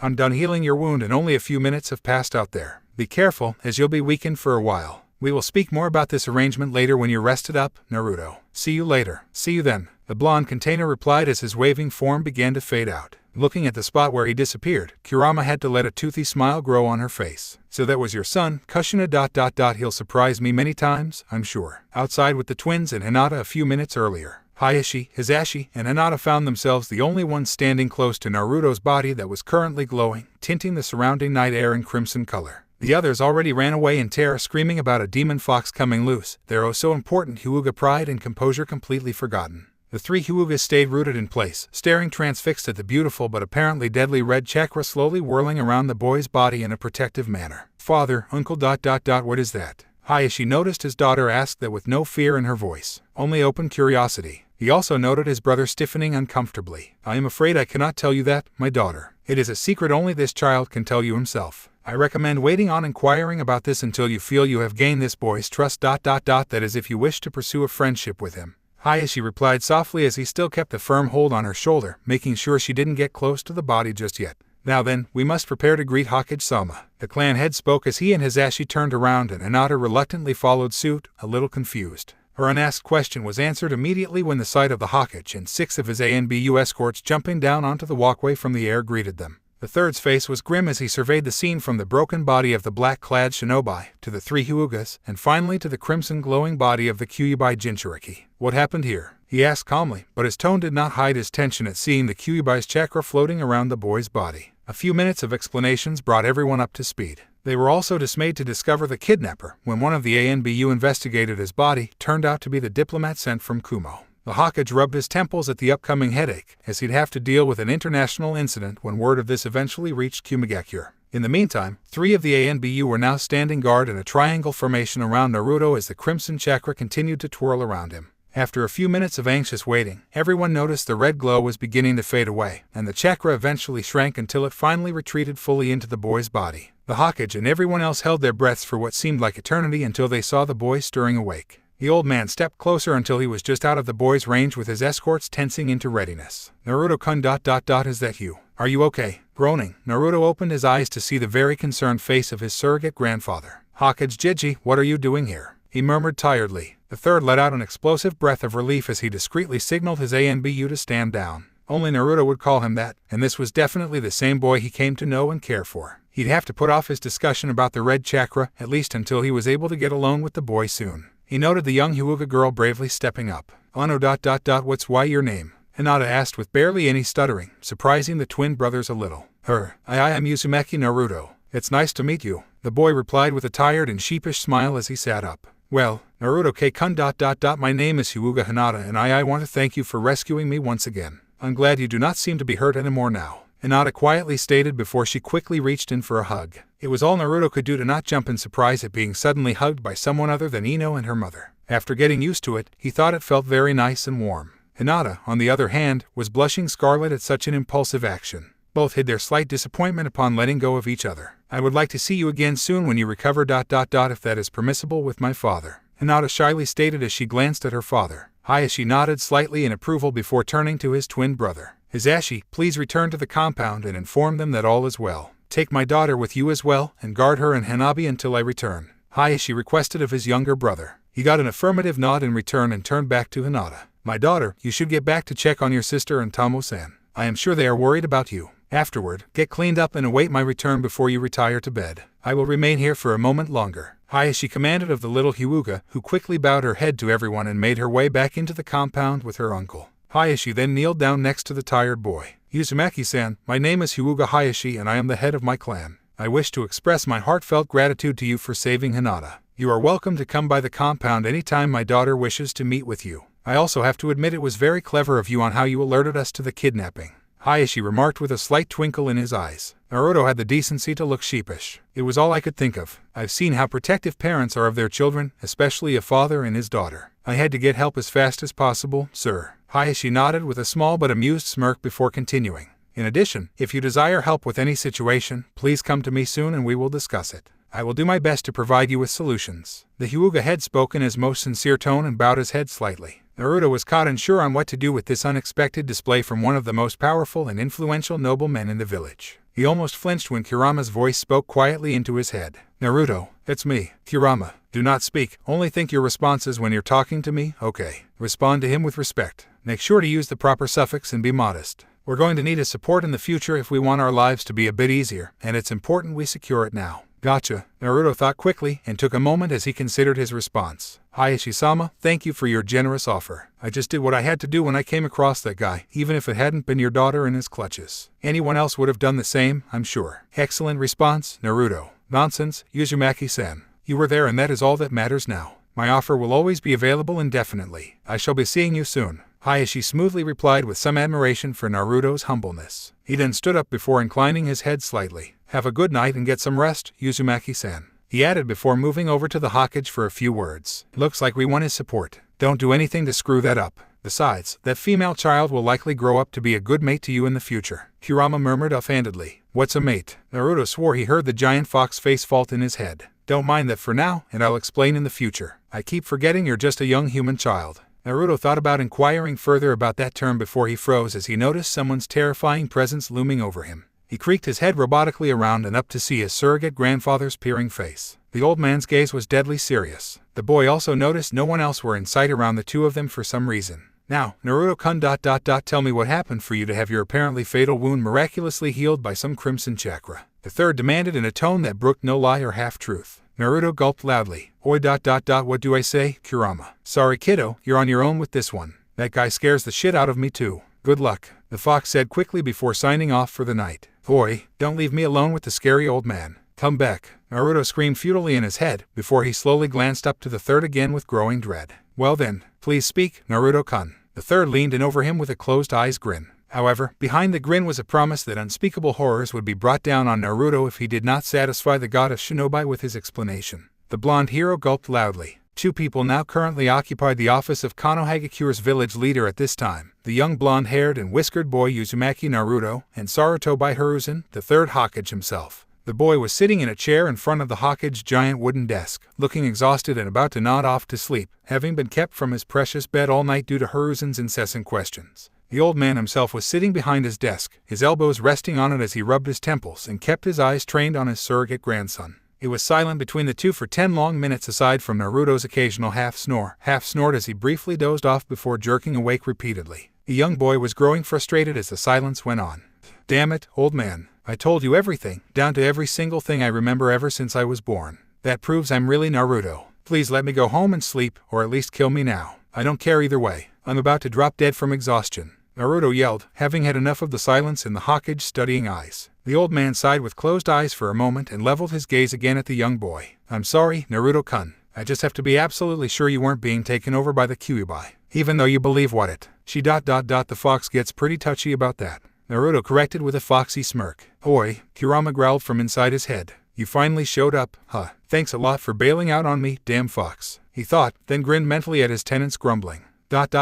She told you about her being controlled, we have to be wary. She is still a clever and powerful entity after all. Though, I admit I am intrigued about how you would turn out if we allow her to supervise your training from now on. The Hokage admitted with a sigh. He thought about the alternative of doing the child's training with some of his top shinobi, but there were always time constraints. Those same people were also quite busy with a backlog of missions due to the lingering effects of the military force being reduced significantly by the Kyuubi disaster. Unfortunately, against his personal judgment, the third had to realize letting the Kyuubi help was going to be the best option for the young blonde in the long run. After another long moment of consideration, the older man stood up to retrieve a fresh scroll and began writing when he returned to his desk. Okay, I'll allow this. Naruto's excited shout of Yada was immediately followed by the old man raising an index finger with a firm gaze. But you must keep this secret. Most people in this village will not take kindly to the thought of you being raised by the Kyuubi, and they will likely take it upon themselves to get rid of you if this gets out. You may confide in people you truly trust, but I'd still be very selective about that too if I were you. He warned as he continued to scribble in the scroll.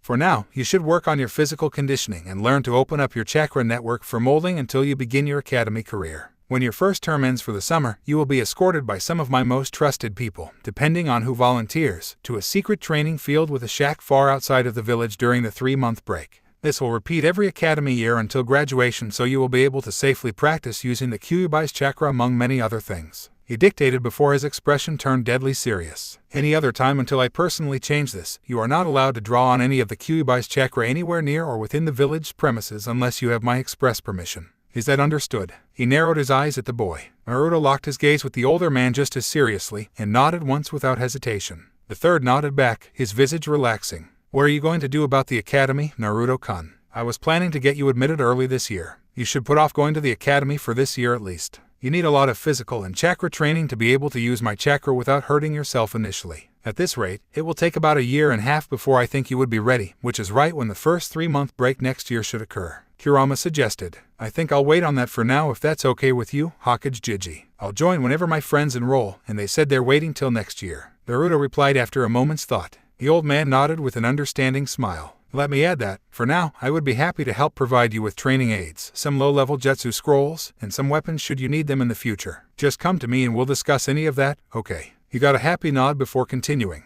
For now you will be allowed access to Training Ground 42 since no one is using that. However, you will need a special permit since you are not a shinobi yet. The Hokage finished writing in the scroll and called for an ANBU to appear. Take this to Commander Dragon, please. The third commanded, and the masked nin saluted as he took the scroll and disappeared in a swirl of smoke. I need to learn that. The boy bounced excitedly in his chair while the Hokage chuckled. Naruto, ask the old fart if that training field will have some steep cliffs for climbing. Kurama suddenly spoke, and Naruto reluctantly relayed what the fox asked, having a bad feeling about this. Despite his misgivings, Hiruzen had to smile. That fox knew what she was doing, after all. Yes, there is a large and deep ravine that should suit what you are looking for, Kyuubi-san. I will be sure to include a little something with the training aids when you are ready to have Naruto-kun start on that. The Hokage replied for the fox's benefit. Naruto was confused. and somewhat scared as he saw his surrogate grandfather's knowing smile, and he could feel the fox inside him grin wide in response. The third cleared his voice. I apologize for keeping you here this long, Naruto-kun. I will let you get on your way now, since I have things to take care of in regard to the kidnapping attempt last night.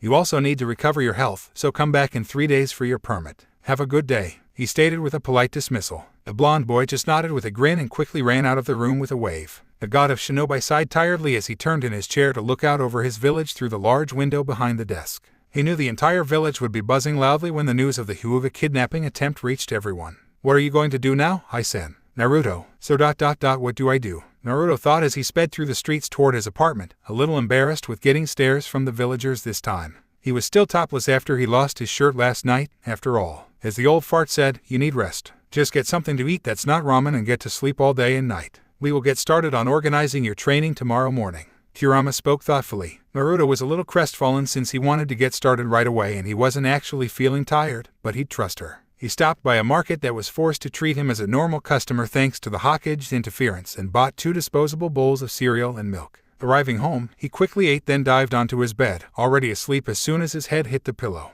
He hadn't realized just how close to extreme exhaustion he was. Kumagakure, Raikage's office. The very large, dark-skinned, and muscular 4th Raikage grunted as he lifted a dumbbell weighing 500 pounds. While sitting in his desk chair, this powerful shinobi named I was deep in thought as he wondered how the Hyuga kidnapping he ordered went. Gaining more Kekkei Genkai users was his father's last order before appointing him the new Raikage. Then that tough old bastard went and got himself killed defending Kumo's retreat against 10,000 Iwa troops after that damn village decided to disband their alliance at the end of the Third Great Shinobi War. I did not have his now-deceased father's obsession with getting more Kekkei Genkai users to increase Kumo's might, but he had to admit he was curious about what adding the abilities of the famed Byakugan could do for his military. Kumo was not well known for its sensing and tracking capabilities. Hell, I only found just one amazing sensor in Shia from the latest crop of shinobi coming out since the last Great War. When this peace treaty negotiation came up, the Raikage decided to take a chance and made the order to sneak one of his retired jounin into Konoha as an ambassador. Now all he could do was to just wait for any news to come back to him. There was urgent knocking at the office's door. I carefully put the dumbbell down onto the floor, which creaked loudly under the weight, since he didn't want to get berated by his lovely new secretary for destroying his office again. After a loud grunt of enter, a chunin in charge of the messenger hawks burst in, breathing hard with a scroll in hand. Raikage-sama, there's bad news from Konoha. What? The Raikage growled as he rose to his feet and moved to the chunin. Snatching the offered scroll and opening it quickly, he began reading. His mood began to darken with each line he read and, upon reaching the end, crushed the scroll in his closed and trembling fist. He then growled in rage as he slammed one of his massive fists into his desk. The strike easily obliterated it into splinters. The chunin stood stock still, as if making a single movement would alert the enraged Raikage to his presence, but I only took a deep breath while the dust from the desk cleared and took a moment to think. He wasn't going to give up on this. Fortunately, the treaty that Kumo and Konoha signed was real and binding despite the true nature of the ambassador being revealed. He'd make use of that if he could find a way. Chunin, send a message to our spies in Konoha. Have them find a copy of the report on exactly what happened with our guy. I need all the details, including any witness background details. Fastest speed. He barked in a tone that brooked no hesitating. The messenger chunin quickly nodded and sprinted out of the office like a bat out of hell. Early next morning, same location. The Raikage entered the office after finishing his usual early morning workout regime. He sighed in disgust as he remembered how he had to deal with the council yesterday and spent all day assuring those lazy bastards that he would find a way to get something out of this fiasco. He was so close to using his lariat on all of them and then adopt Konoha's style of military dictatorship. The council's pressure was part of the reason why he pulled the trigger on this kidnapping attempt. Now he was already realizing his father might have happily dumped the Raikage title on him and rushed to death just to avoid dealing with the council ever. And all the damn paperwork. He sat behind his new desk to absent-mindedly lift some dumbbells and shake out evil thoughts about decapitating pompous asses. After about 30 minutes, there was a knock at the door. Another loud enter revealed the same messenger chunin. Raikage-sama, we got the information from our spies in Konoha. These were sealed into the Hawk's message scroll. The man spoke quickly as he presented just 2 scrolls. I raised an eyebrow. Did they not have time to gather more files on other witnesses? No, sir. There was only one legitimate witness at the time of our ambassador's death. There were 2 others present, but they were the clan head and his daughter, so their accounts could be dismissed as biased in any court.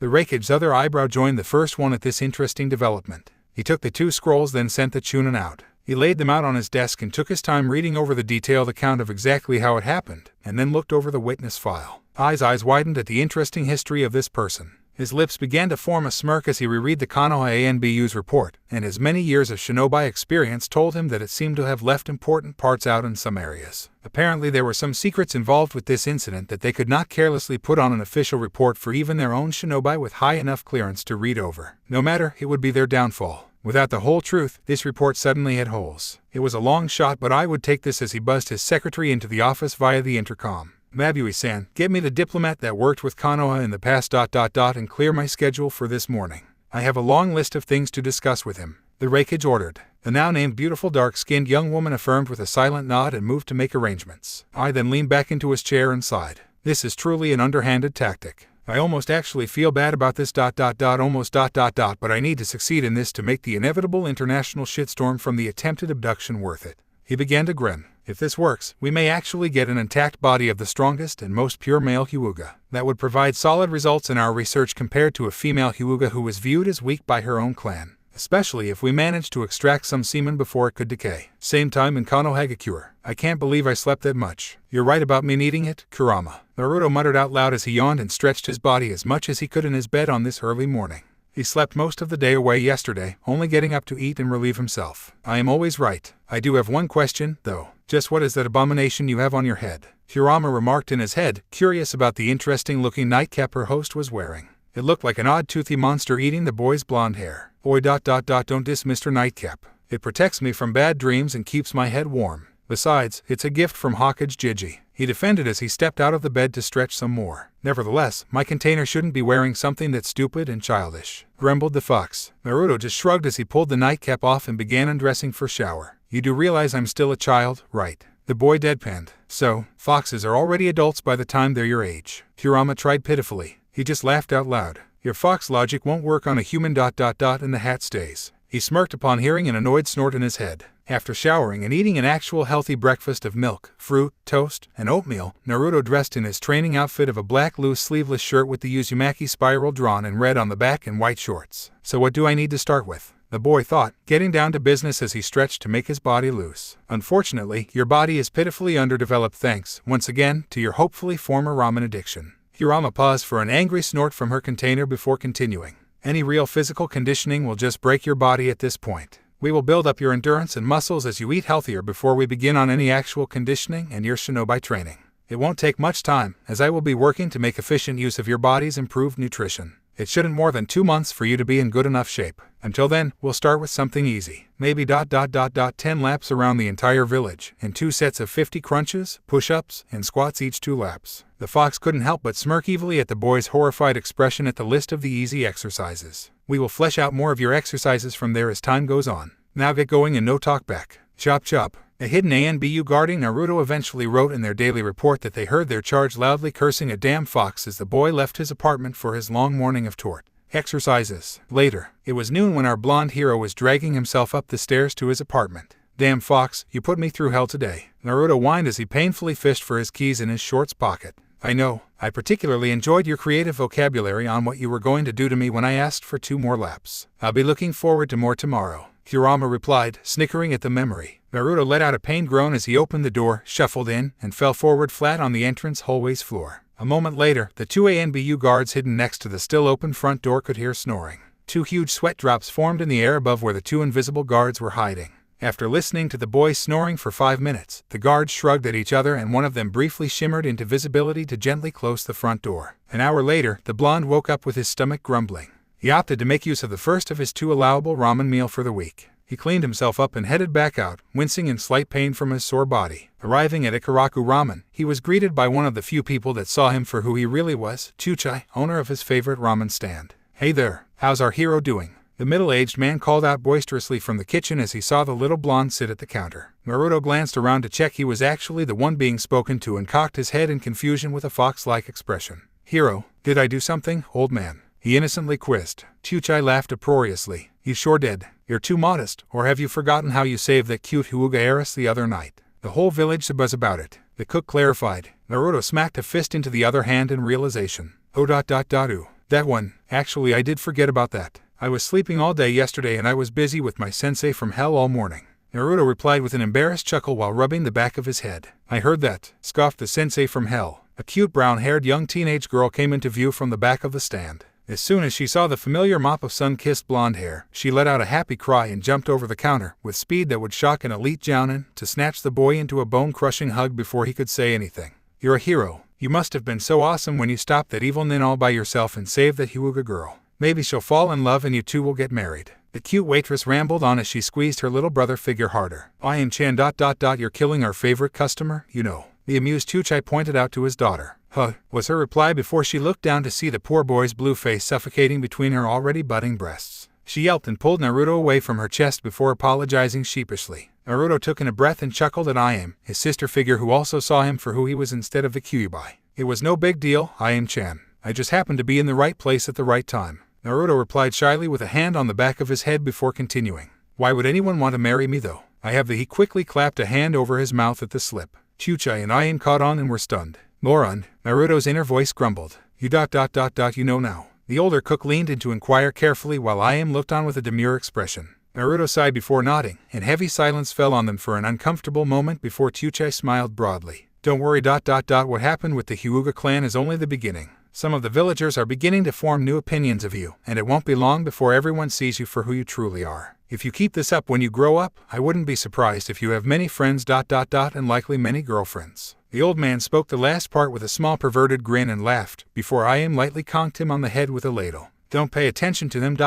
Even though it's true you'll be breaking many girls' hearts everywhere you go when you're older," I am slyly said with a teasing smirk. Naruto looked horrified. "Why would I do that? It'll kill them if I break their hearts." His childish misunderstanding caused both Icarus to laugh uproariously, and it took them a while to settle down before asking an embarrassed blonde for his order. He felt better immediately when he was told it was on the house for his heroics. After eating 3 bowls, he wondered for a minute about what he was going to do today. Maybe I should stop by the Naras and see if Shika's home, Naruto thought before jumping off the stool and walked in the direction of the clan's district, saying his goodbyes to the ramen stand owners. A 30-minute walk found Naruto speaking with the lazy-looking guards in front of the Nara compound. However, he was dismayed to discover the head family had gone out of town for a few days into the clan's giant nature reservation to catalog the deer population for research, as well as gathering supplies for medicine and other things. The blonde let out a sigh and muttered troublesome before thanking them and leaving. The Naras thought about filing for copyright infringement upon hearing their signature phrase being uttered, but found it too troublesome.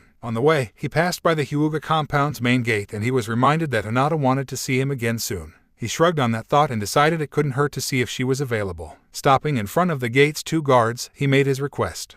My name's Uzumaki Naruto. I was asked by Hyuga Hinata to stop by when I recovered, and I was wondering if she was available." The 2 guards narrowed their eyes at the blonde boy and he had to hold back a gulp. Finally, one of them spoke up. "Uzumaki-sama, please remain here while my colleague steps inside to inquire about your request." The one on the left spoke professionally while the other slipped inside through the gate, apparently to speak to someone. A few minutes of terse silence passed between Naruto and the remaining guard until the front gate creaked open to reveal the other guard and one more man.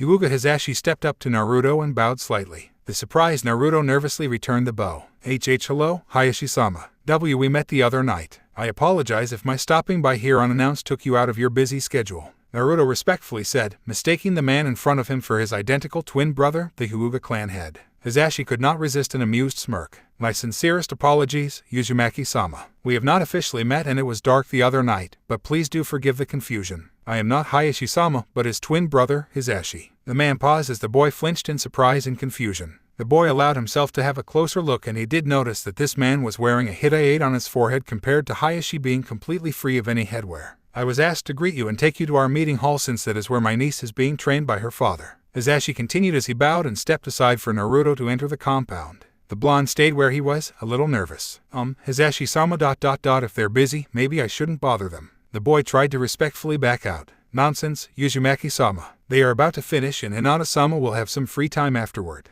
In the meantime, I'd be happy to escort you until then," insisted Hisashi. Naruto reluctantly gave up and went inside with his escort. The sight Naruto saw as he entered through the gate flabbergasted him. He was immediately surrounded by a gorgeous garden on the sides and a long and thin reflecting pool forward of him. The pool was filled with beautiful and colorful koi fish, and vibrant green and white lily pads peppered the surface. The inner gardener in him squealed like a fangirl as he observed all kinds of rare plants and flowers in the garden surrounding the entrance. This was a clear display of the clan's wealth, and also their appreciation for the beauty of nature. As Naruto followed Hisashi around to the left side of the long reflecting pool, the garden opened up wide for him to see many impressive traditional Eastern-style houses littering the enormous compound. This was like a small village within Konoha. The long and narrow reflecting pool seemed to almost split the entire compound estate in two, with several ornate wooden bridges allowing access to either side. However, Naruto seemed to notice the odd discrepancies between the houses on the left side of the pool and the ones on the right. He also noticed that he was being taken to a giant traditional meeting hall at the other end of the pool, opposite the main gate.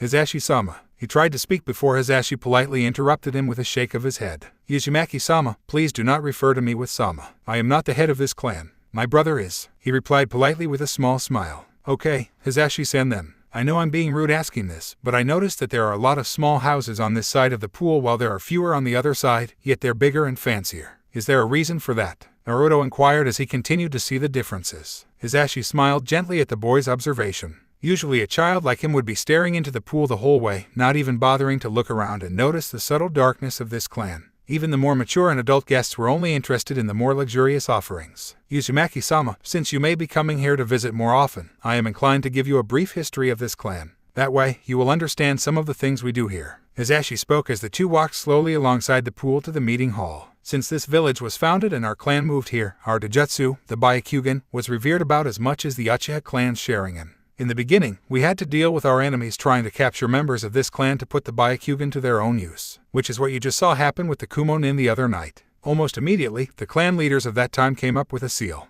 It would effectively protect our Byakugan from capture by permanently sealing our eyes if they were removed forcefully or death occurs. It worked brilliantly. With this method, it was almost impossible for any enemy to capture the Byakugan. It incurred a high cost, however. Hizashi paused to take a breath. Naruto was paying full attention. What cost is that? The boy wanted to know more. Total subversion for the ones who carry the seal. There are two groups in this clan, the main and the branch lines. Whoever has the seal belongs to the larger and more populous branch line of this clan. Hizashi explained as he pointed to their left at the large collection of small but well-kept houses, then pointed to their right across the pool at the more luxurious houses. Those who doesn't have the seal belong to the smaller but more powerful main line, and they are in charge of the entire clan. The main members usually are raised to control this clan, deal with politics, and other more important functions. The branch members are allowed some freedom, but they must obey whatever any main member commands. If disobedience occurs, the main member may decide to use a special hand seal to incur unbearable agony as punishment on the branch member. This can even lend to mental damage or death. Ever since the beginning, we have been separated, the branch family forever serving and protecting the main family. Hizashi finished and glanced down to see an upset-looking Naruto. That's too cruel. No clan should have to be like that. I never had a family or a clan, but I can't imagine relatives being forced to serve me just because we were born into this. We should all be equals, he muttered with a sad expression before looking up at Hizashi. Hizashi-san, you're a main member then. I mean, your brother is the clan head, so it makes sense, right? Hizashi shook his head with a sad smile, much to Naruto's shock. I am of the branch line and I serve my brother. The seal is here, Hizashi replied as he pointed to his forehead covered by the Hidayate. My brother came into this world a few minutes before me, and that was the difference between us because we are even in skills, intelligence, and other attributes. The main family groomed him while I was branded with the seal. In addition, because I was a few minutes late and ended up on this side of the pool, my son, despite his potential as an incredible Hyuga prodigy, was automatically branded. My two nieces will eventually have to face the same fate as my brother and me someday. When Hanabi-sama is old enough, the clan elders will determine who would be the true heiress of the clan, and the other will be moved to the branch family. Hizashi explained, and he could see the little boy was about to have an angry outburst. The man decided to interfere by holding a placating hand on the boy's shoulder to calm him down.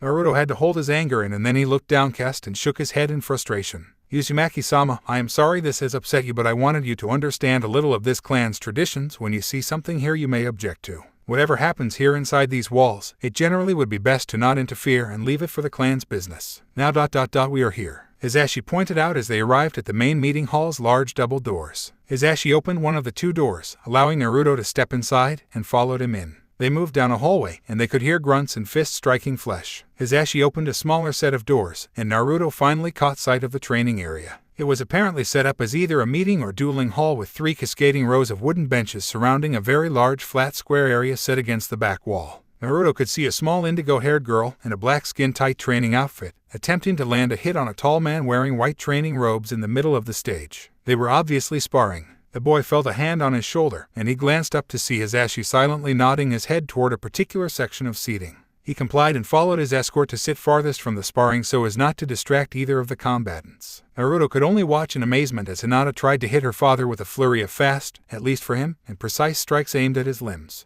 He was particularly impressed when Hayashi knocked her to the floor hard with a nasty downward palm strike to her cheek, but she immediately got up to keep trying to land a hit on her father. He definitely liked the guts she was showing, at least. After a few more minutes of sparring, Hayashi suddenly held a hand up signifying that their spar just came to an end. The two fighters then straightened up and bowed to each other. "You are improving, my daughter. You have managed to close one of my tenketsus earlier than last time," Hayashi commended as he seemed to flex his left hand. "Your kata need work, however. Practice them and we will train again tomorrow afternoon. For now, I see you have a guest," he stated as he glanced up at Naruto and Hisashi. Hinata was confused for a moment until her pale eyes finally locked with blue eyes after searching the meeting hall. Her only reply was "Eep," as she instinctively hid behind her father's legs. Hayashi and Hisashi exchanged amused glances while Naruto was wondering what was wrong with Hinata after her complete 180-degree from a fighting badass to a bumbling introvert. "Now, you should not be rude. Do not be shy and greet your guest properly." Hayashi smirked as he gently pushed his daughter around to his front. Hinata was losing her nerves and her eyes were wandering, looking at anything in her vision except for Naruto himself. Hisashi gently nudged his charge to get the boy's attention. He then motioned with his hand for the boy to get closer to the girl and her father. Naruto complied, making his way down the steps to the main floor to stand face to face with a very nervous Hinata, who still would not look him in the eyes. With an incline of his head in greeting, Hayashi left them alone to talk some things over with his brother. Hello Hinata-san. I stopped by here to let you know I'm alright, since I thought you'd like to know that. By the way, that was some cool fighting you did. What was that called?" Naruto curiously inquired. Hinata blushed at having her martial arts skill being called cool. "Oh no, W we train in the G gentle fist. We use it to strike W with chakra to I inflict internal damage, instead of external like most other fighting stances," she bravely replied, but still unable to look him directly in the eyes. "That's incredible. I guess that's why I saw that Kumo guy fall apart even though there was no damage on the outside. Your dad was really awesome," Naruto exclaimed before he realized something. "Wait, when I met you at that playground, you could have fought those bullies off, couldn't you?" The question made Hinata flinch visibly and a cloud seemed to form over her head. "I'm sorry, Naruto-kun. I just don't like hurting anyone if I can help it," the pale-eyed girl mumbled as she looked dejectedly down at the floor while poking her two index fingers together. "Well, that's no good. I'd hate for you to be hurt, and if you could defend yourself, you should do it," Naruto admonished gently with a serious expression, and there was clear concern in his deep blue eyes. Hinata could not help but blush at that. I suppose you're right. I'll try my best next time," she replied with a shy smile, finally locking her eyes with his. Naruto gave one of his trademark foxy grins and nodded in approval. "So your uncle told me you have some free time after this. Do you want to play together or something?" He then tried to offer, hoping his new friend would say yes. Hinata nodded quickly. No, I'd like that. Just let me clean up and get changed," she replied with another blush and quickly made her way toward the changing room. Naruto looked after her departing figure until she was no more, before he turned to the twin brothers. "Hayashi-sama and Hisashi-san, was that really the same person that hugged me out of nowhere the other night? Maybe she's got a twin like you too?" he curiously inquired as he was pointing in the direction of Hinata. The twins exchanged amused grins. "I will admit that was a very rare occurrence for my daughter. She is rather shy and unwilling to stand up for herself in most situations. That was why I was impressed when I was told she actually made it difficult for the kidnapper before you rescued her," Hayashi admitted. The blonde boy put a finger to his chin and his eyes squinted fox-like as he became deep in thought. "She didn't do anything like that until she saw me sneak up behind the nin. I wonder why she suddenly tried so hard at that moment," he innocently said. The two brothers raised an eyebrow each as Hinata picked that moment to return in a simple pink kimono. After some small talk, the two children excused themselves to go play together elsewhere and the twins were left alone. "That little ...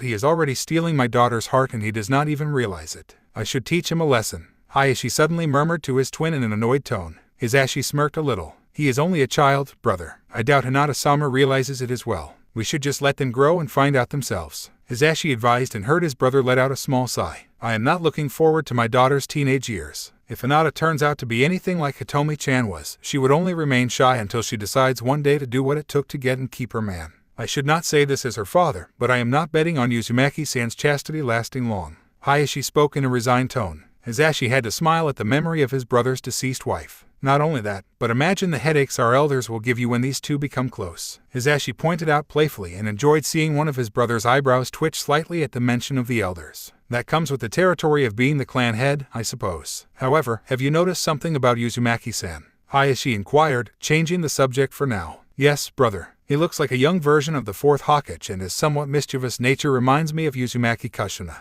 "Brother, you don't suppose?" Hisashi would have completely lost his calm at the implications if he weren't shocked into silence upon seeing a very rare full-blown smirk form on Hayashi's lips. It looked truly devious. If you remember, we have had good relations with Minato-san, and we were privy to the fact that he and Kushina-san were in love and secretly married. You should also remember that we have not seen Kushina-san anywhere in the village for about 6 months until the Kyuubi attack. That day, we have heard the sad news of her dying along with the fourth ... on the same day young Naruto was born. It is possible that if she had been actually pregnant with that child, she would have kept any sign of showing hidden until after birth for security concerns. One last thing that could make this more believable: we knew Minato-san personally, and how could he have used someone else's newborn, even an orphan, to seal the Kyuubi? I see him trusting only his own child to carry the burden. Hayashi finished his deduction to his younger brother's growing astonishment. Brother, if that is true, Hisashi sputtered before his older brother held a hand up for silence. It is just speculation without solid evidence. We should keep this information hidden for now, at least until this could be used as a bargaining chip against the elders should they object to my daughter's growing involvement with the demon brat.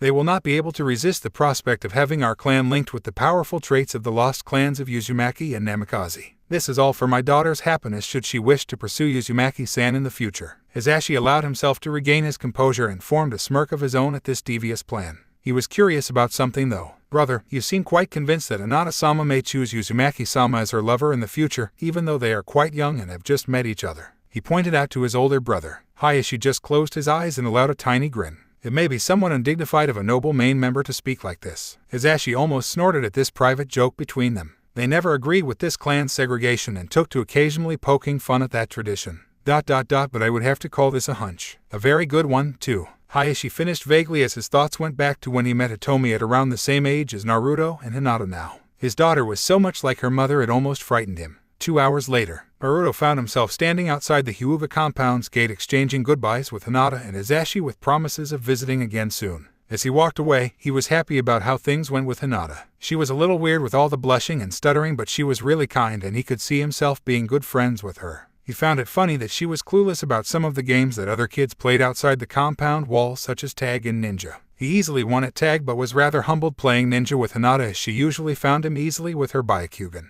Note to self, don't play any kind of hiding games with any Hyuga. That aside, Naruto, did you check out that girl's body when she was training? Kurama asked from Naruto's mind, before she almost smacked herself in the face for asking such a loaded question. Yeah. What about it? Naruto replied, not catching on to anything. The fox sighed in relief that her container was still young and naive. Bless your naivete, boy. Anyway, that is how a properly developed body looks. Her clan was focused on Taijutsu training and proper nutrition almost from birth. She was fast, limber, and agile. Were she so inclined, she could kick your ass 8 different ways in the first 5 seconds with the way you are right now. Kurama stated as a matter of fact. Naruto had to bitterly agree with her assessment of his current condition. In your case, you have a natural disposition towards strength rather than speed like her. That is not to say we cannot make you fast, but your physical attacks will be devastating when you can fully utilize your strength. In 2 months, we will work strength into your body but also make sure you stay as quick and agile as your body would allow. For now, just focus on your exercises until then. Naruto nodded his affirmative before he had another thought. How do you know so much about human training methods? I was not always a monster who raises villages to the ground for no good reason, you know. I did observe humans in various forms throughout my long life, and while I was trapped in my 2 previous containers, I had a good and up-close look at how shinobi train.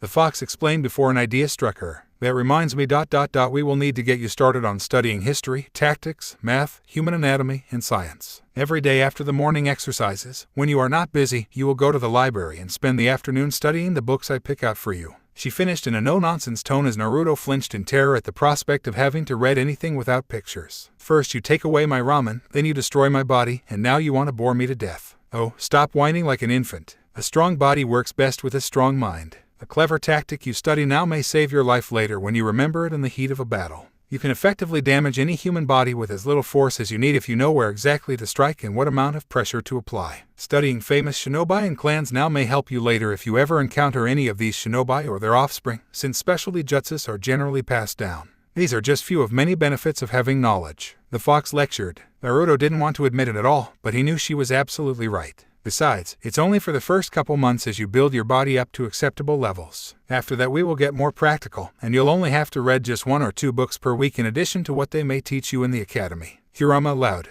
Naruto nodded in resignation as he continued the walk back home. 2 days later. The past 2 days have been quiet. The only thing even remotely exciting that happened was when Naruto was kicked out of the public library on his first visit. The Hokage immediately appeared afterward though, and kindly asked for an explanation from the terrified librarian. When she could not provide an adequate response, the boy was allowed back in. The librarian was then reminded that she might be called in to talk with Morino Ibiki of the interrogation department to provide her supposed reason the next time she tried something again with Naruto. She swore to never even look at the blonde the wrong way since that day. I guess studying history isn't so bad. The battle at the Kanabi Bridge was pretty awesome. Naruto mentally spoke to the fox as he was walking toward the Hokage Tower from the library. Glad to see you're taking well to your exercising and studying. Kurama approved in his head. You work fast, Kurama. I can already feel my body changing. The blonde thought as he flexed his arms some, noticing a little bit more muscle as he entered the Hokage Tower and went up several floors. He noticed a lone figure walking down the stairs from above. He scowled when he saw the cloud insignia on the man's armband, denoting that this man belonged to Kumigakure. The man was wearing the most arrogant and victorious smirk the young boy had ever seen on anyone. He did not pay the wary blonde any notice as he passed by and continued down the stairs out of the building.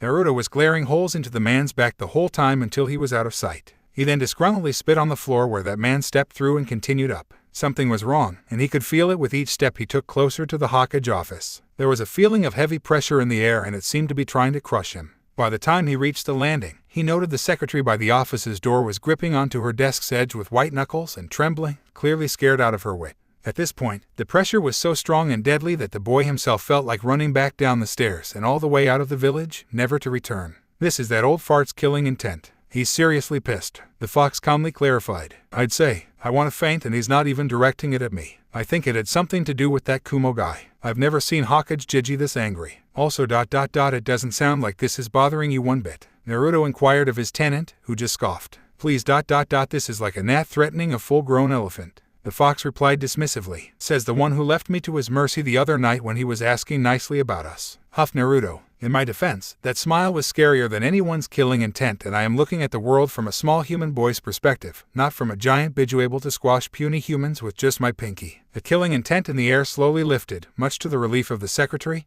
and the blonde boy. A long moment of heavy silence passed before Naruto brought an index finger up. I don't suppose this is a good time to visit him, Tammy-chan. He tried to say in good humor. The cute young brown-haired female Chunin, doing secretary duties this week, violently shook her head. You're kidding me, right? You had to have felt that too. I like you too much to let you go in there now, Naruto-kun. She warned with a glare that brooked no argument. The boy just nodded his head and turned back in the direction he came from. I suppose you're right. I'll see you tomorrow then. Naruto agreed with a wave over his shoulder as he disappeared down the stairs. Now what? Now we find something else to do. There is no hurry in getting to that training field anyway. How about we repeat what we just did this morning for the evening? You should be able to handle that now, Kurama said thoughtfully as the boy winced at the prospect of more exercising. On the other side of the office's door, the Hokage felt Naruto's presence fade as he left the building. I'm sorry, Naruto-kun, but other things are on my mind at this moment, he thought as he sat in his chair and went back over the conversation that just happened with the Kumo ambassador. 15 minutes earlier. Would you repeat that again? The third ground out with barely constrained anger at the man standing in front of him, the new ambassador from Kuro. The man remained stoic, despite trembling violently on the inside in face of the powerful Hokage's anger. A good politician had to bluff all the time, after all. You heard me. Under the guidelines of our new peace agreement, we demand reparations for the wrongful death of one of our most prized retired shinobi. You also wrongfully did an autopsy on him without our permission and certainly have learned all of his secrets by now. The only way Reikage-sama will be satisfied is if we are allowed to retrieve an intact body of the man responsible for our ambassador's murder. The new ambassador spoke with a stern expression. You will forgive me for saying this, but ... bull fucking shit. We have evidence and witness accounts that placed your retired shinobi in the act of kidnapping Hyuga Hinata. We obviously followed procedure with a hostile shinobi in our territory. The Hokage almost shouted as he slammed a fist on the desk, cracking it a little. What evidence is that? We have confirmed reports that there were absolutely no traces of our previous ambassador anywhere in the Hyuga compound and none on the Hyuga girl who accused him of abducting her. Here is what we feel truly happened. The previous ambassador was just taking a walk outside the compound wall when a young and infamous prankster decided to surprise and assault the man. Why would he have expected an attack in a village he had just signed a peace agreement with? The ambassador spoke calmly with a fake puzzled look before continuing. And to make it worse, the boy yelled out a blatantly false statement that would send a random man nearby into a blind rage. After the ambassador was brutally murdered by the same man, the Hyuga clan attempted to cover it up by having a young innocent girl lie about a kidnapping attempt and procured the gag and rope themselves. The reports also said that the young prankster himself disappeared right before the other Hyugas appeared, apparently not wanting to be caught responsible for the ambassador's demise.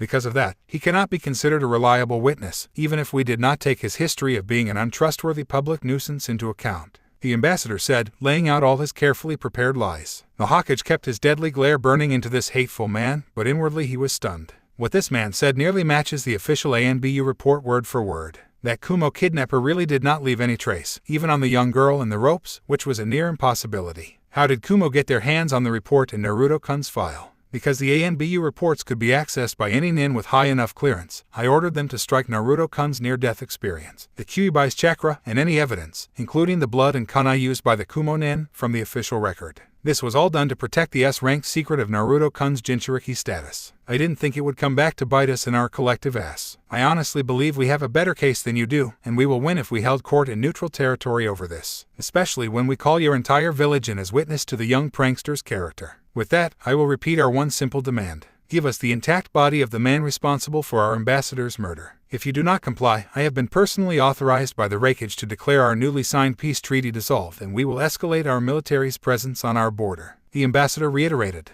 You dare threaten us? The third snarled, increasing his killer intent at the ambassador, who blanched a little. We are simply doing what was required in response to the unprovoked murder of one of our most respected retired shinobi. Are you sure you want to risk heavy losses for an alleged murder if things were to escalate between us? We all know Konoha is still weakened by the Kyuubi no Kitsune's attack. I'm also sure your current reports state that our military force is already back up to full strength after the last Great War. I wonder how your village, weary after so many losses, would feel if it was found out many more deaths could have been easily prevented by the life of one single man. You don't have to worry about this being public. We will keep this quiet, and you can just explain the Hyuga man's death in any way you want. The ambassador pressed his advantage. The air grew heavy with tension each passing moment as the Hokage seemed to contemplate killing the man in front of him to just go ahead and get things started with Kumo. Get out, the god of shinobi finally spat out before he did something he would regret. The ambassador decided not to press his luck anymore and made for the door. I will be back later tonight for the official response, he quickly blurted out before exiting. After Hiruzen felt Naruto come and go and he had a few minutes to gather his thoughts, he realized there was no way out of this. It would either result in the death of one man or the deaths of many in a village with its morale still low and tired of death. He sighed and waved his hand.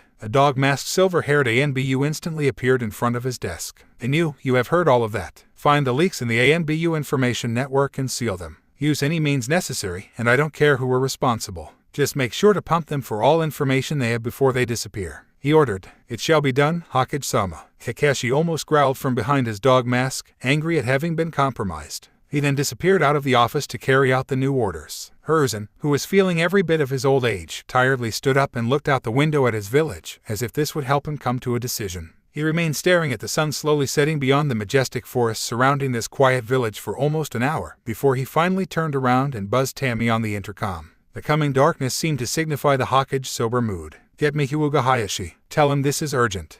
Previously, Hiruzen, who was feeling every bit of his old age, tiredly stood up and looked out the window at his village, as if this would help him come to a decision. He remained staring at the sun slowly setting beyond the majestic forest surrounding this quiet village for almost an hour, before he finally turned around and buzzed Tammy on the intercom. The coming darkness seemed to signify the Hokage's sober mood. Get me Hyuga Hayashi. Tell him this is urgent. Later in the evening in the Hyuga meeting hall. This is unacceptable, brother. How could you have already agreed to this? Hizashi exclaimed at his older brother just after Hayashi relayed the Hokage's account of his meeting with the Kumo ambassador. They were standing on the main floor among the top elders from both branches of the clan as they argued over this development. Your brother is right.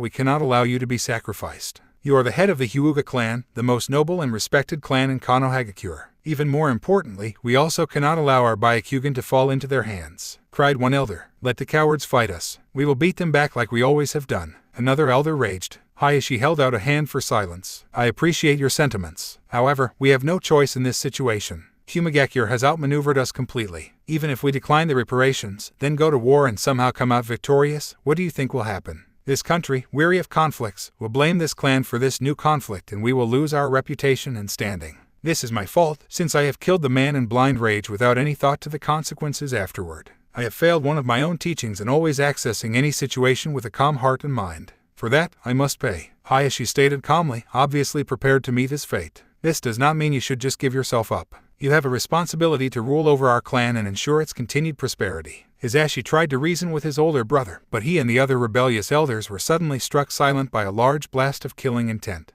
That is enough. This has already been decided. Our loyalty is to the village first and the clan second. It was, has been, and will always be that way for as long as this village stands. I will not allow myself to be the one person responsible for the possible destruction of our home and our children's future. The clan leader paused to calm himself. I only came here to inform you of my decision and offer my goodbyes, not to allow any of you to change my mind. I have already spoken of what I need for all of you to do after my death, and I expect all of you to carry out your tasks. Hayashi then directed his gaze at his twin. The same goes for you too, my brother. You must understand why I have to do this, and I expect you to raise my daughters alongside your son to be strong in my stead. Now, I do not have long, and I wish to spend my remaining time with my daughters before I leave to face my fate. I wish you good fortune after this dark day. Farewell. He finished his speech. He then immediately walked out of the hall, pointedly ignoring several still protesting elders in his wake. Hisashi clenched both of his fists hard enough to draw blood and gritted his teeth. It is you who do not understand that this clan will fall apart without you. The elders will panic and try to use both your daughters to gain more power and influence with others who would take advantage of the confusion.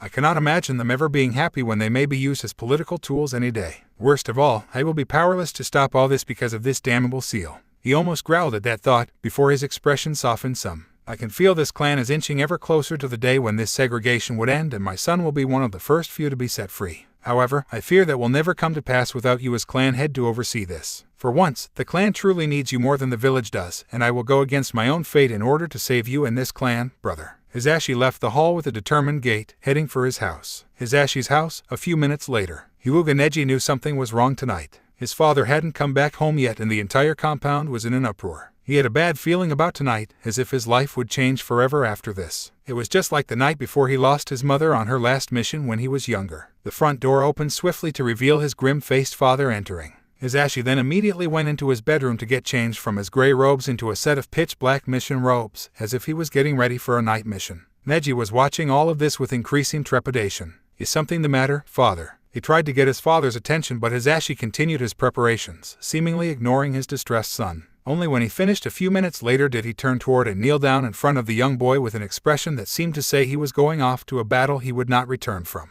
Neji's lips began to tremble and tears were now streaming down his cheeks. Neji, my son, I need you to know that I am extremely proud of you. Despite that damnable seal on your forehead, you continue to excel and outshine everyone else in this clan, even your two cousins. It is because of that you will be able to live on and grow stronger even when I am not around. Tonight, I am going out to make a choice I can be truly proud to call my own after having been mocked by fate my whole life. Hisashi then gripped his crying son's shoulders tightly. Someday, you will be freed from your curse, and you will be able to make any fate your own. In the meantime, continue growing strong and do your best to protect the clan and those that are precious to you. Do you understand me? Hisashi implored of his son. Neji was stunned at his father's unusually passionate speech, but he didn't dare say anything for he believed if he did, then his father would take that as the cue to leave and not return. Unfortunately for him, Hisashi continued anyway by tightly hugging his son with a whispered "I love you," before releasing and rising to leave. Neji did not want this, and quickly latched onto his father's leg tightly. No, father, you can't. His pleading was cut short by his father's soft chakra strike to the back of his neck, completely unseen. He instantly relaxed and fell limp in his father's arms. As he was gently laid on the living room's couch, the last thing Neji saw before his eyes completely closed was his father putting a blanket over him with a serene expression, like how one would put his son to bed any night. Same time at Hayashi's home. Hayashi stared down at his two beloved daughters sleeping in each other's arms in their favorite place, which was a large and very comfortable chair in the living room.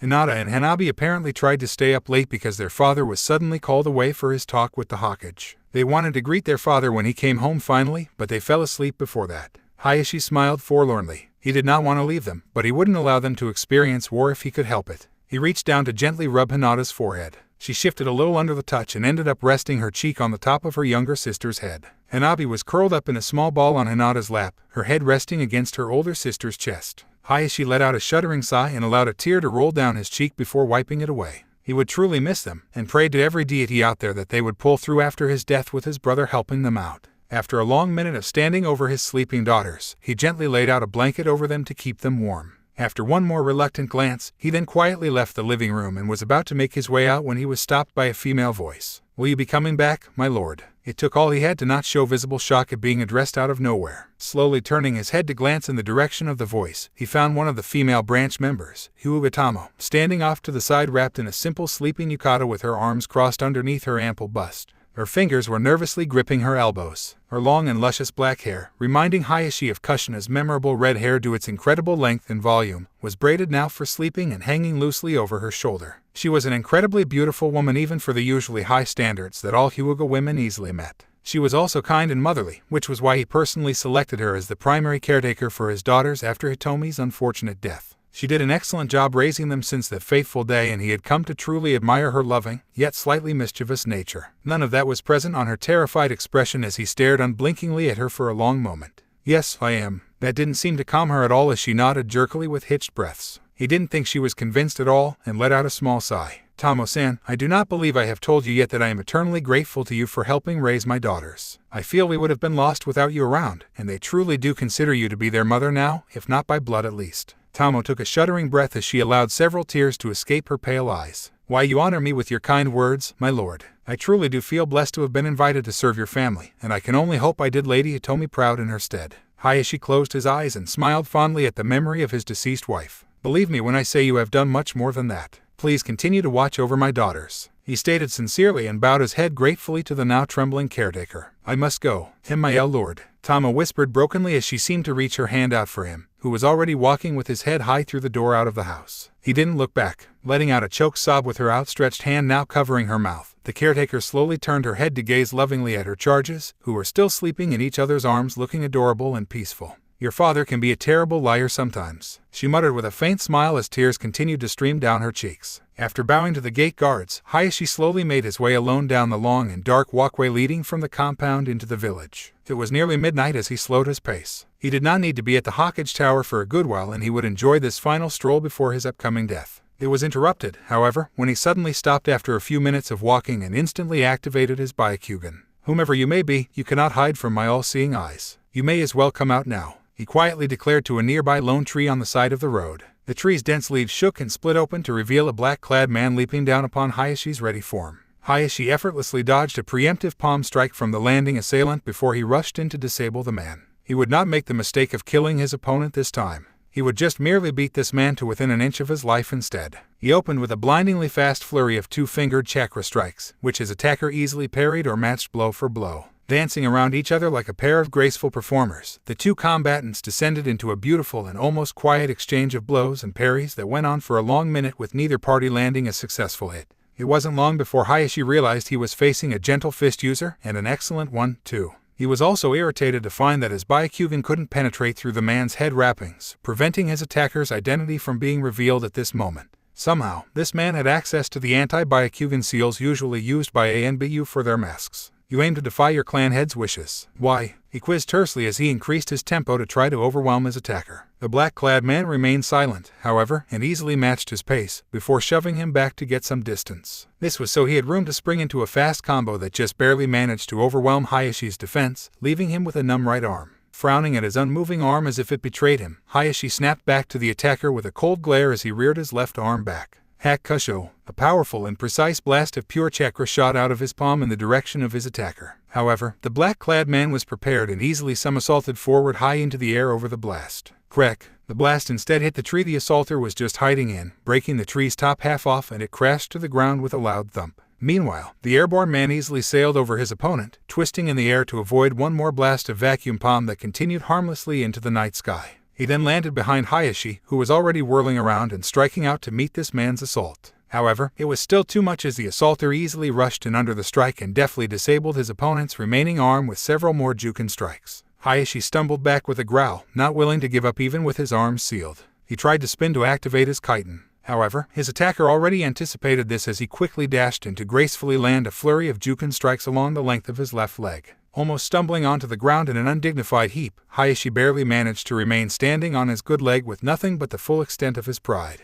He let out a defeated sigh as he watched his attacker relax and straighten up to slowly remove the head wrapping. "If I had known it was you from the beginning, I would have gone through this scuffle much more carefully and differently. It is rather irritating to have my every move predicted rather effortlessly." The black-clad man finished removing everything, revealing himself as the identical twin of Hayashi, his Ashi. "Indeed, that is why I have hidden my identity. It was the only way to defeat you, Hayashi." The clan head snorted slightly as he allowed his brother to gently help him over to the tree trunk he just broke in half a moment ago. "Do not patronize me. You have always been slightly more skilled than I find that interesting, because I believe the opposite. Hisashi retorted with a small smirk as he helped his twin sit down against the tree trunk in a dignified manner. Hisashi would not be able to get to some help on just one leg without crawling, which would be bad for the clan head's image, so the only thing he could do was to wait and recover his mobility. Hisashi squatted down next to him with a regretful sigh. "Forgive me, my lord. I feel I must disobey your orders." Hisashi ...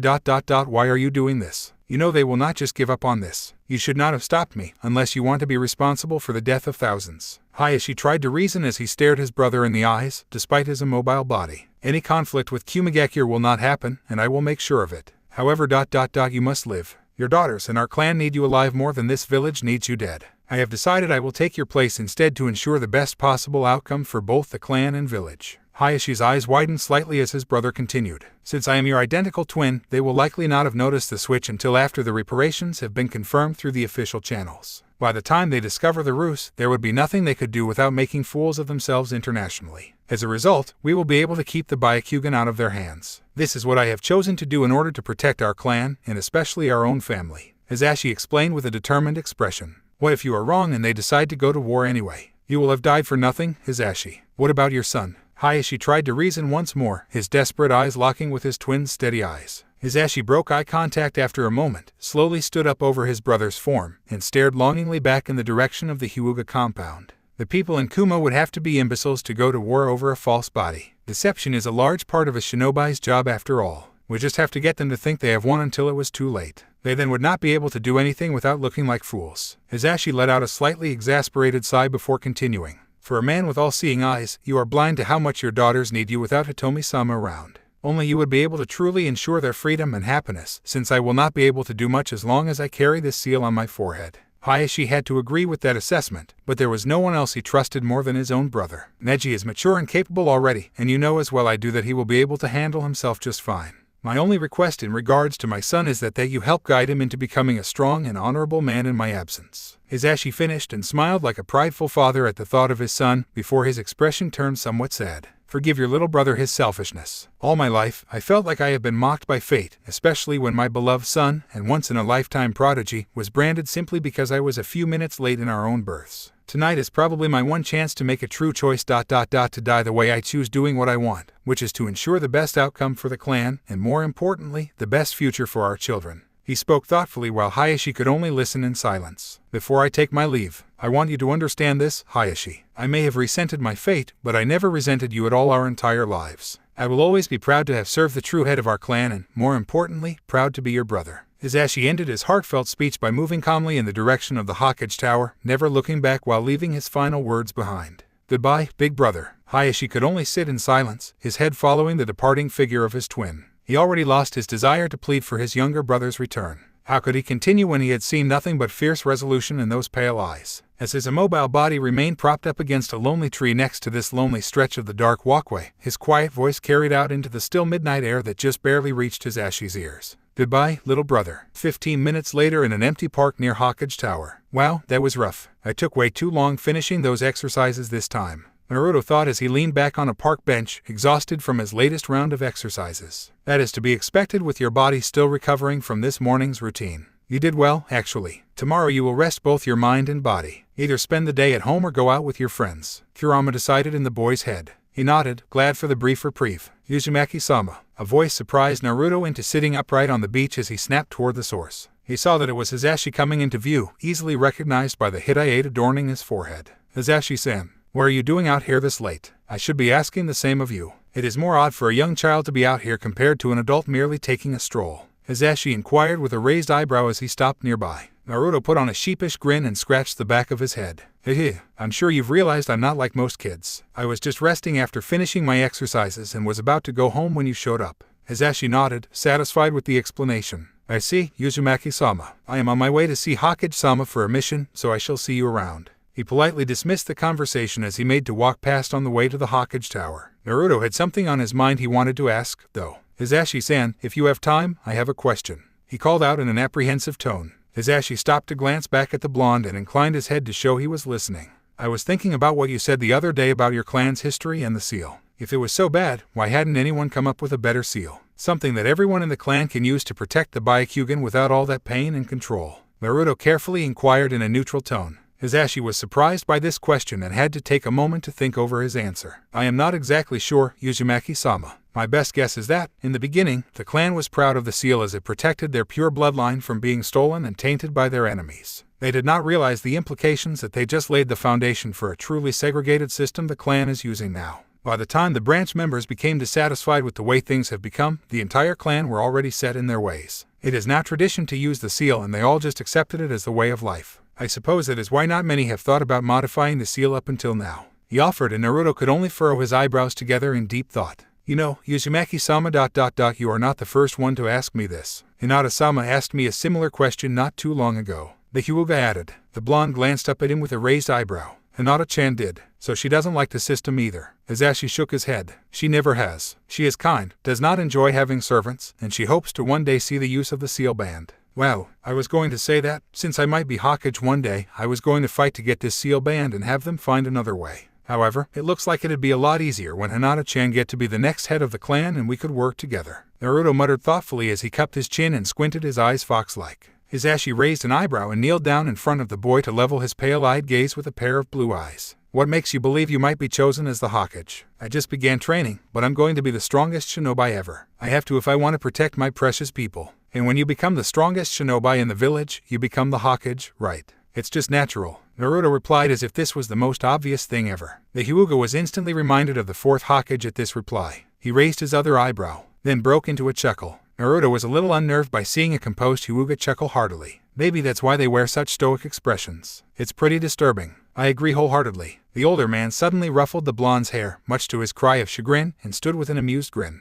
Uzumaki-sama, you will have to work hard then since there are many powerful shinobi out there, but I believe you may be able to do it as long as you have your precious people to think about. My son, Neji, will be incredibly strong and he might aim for that Hokage seat someday as well. You two may likely end up being rivals. The man had to smirk deviously at the boy's slightly affronted expression at the thought of someone being as strong as him in the future. However, I also have high hope that the two of you will get along eventually and be good friends. Now, I need to go, so be sure to get home safe and have a good evening. Hisashi finished by bowing slightly and turning in the direction of the Hokage Tower to begin walking again. Hisashi-san, can you tell me what this mission is? Naruto quickly blurted out. The older man stopped for a moment and spoke without turning around. I cannot tell you, but I can say it is to protect my own precious people. Goodbye, Uzumaki Naruto. Naruto watched the Hyuga disappear into the darkness toward the Hokage Tower, feeling a slight bit uneasy. Oi ... let's go home. There's nothing to do out here. Kurama suddenly spoke up. Naruto frowned, but just shrugged and began making his way toward his apartment. The fox was deep in thought, however. That man had the eyes of a warrior who's content with all he did and is strolling toward his death as if it was a simple walk in a park. Something is happening tonight, but it's best not to let this boy know just yet.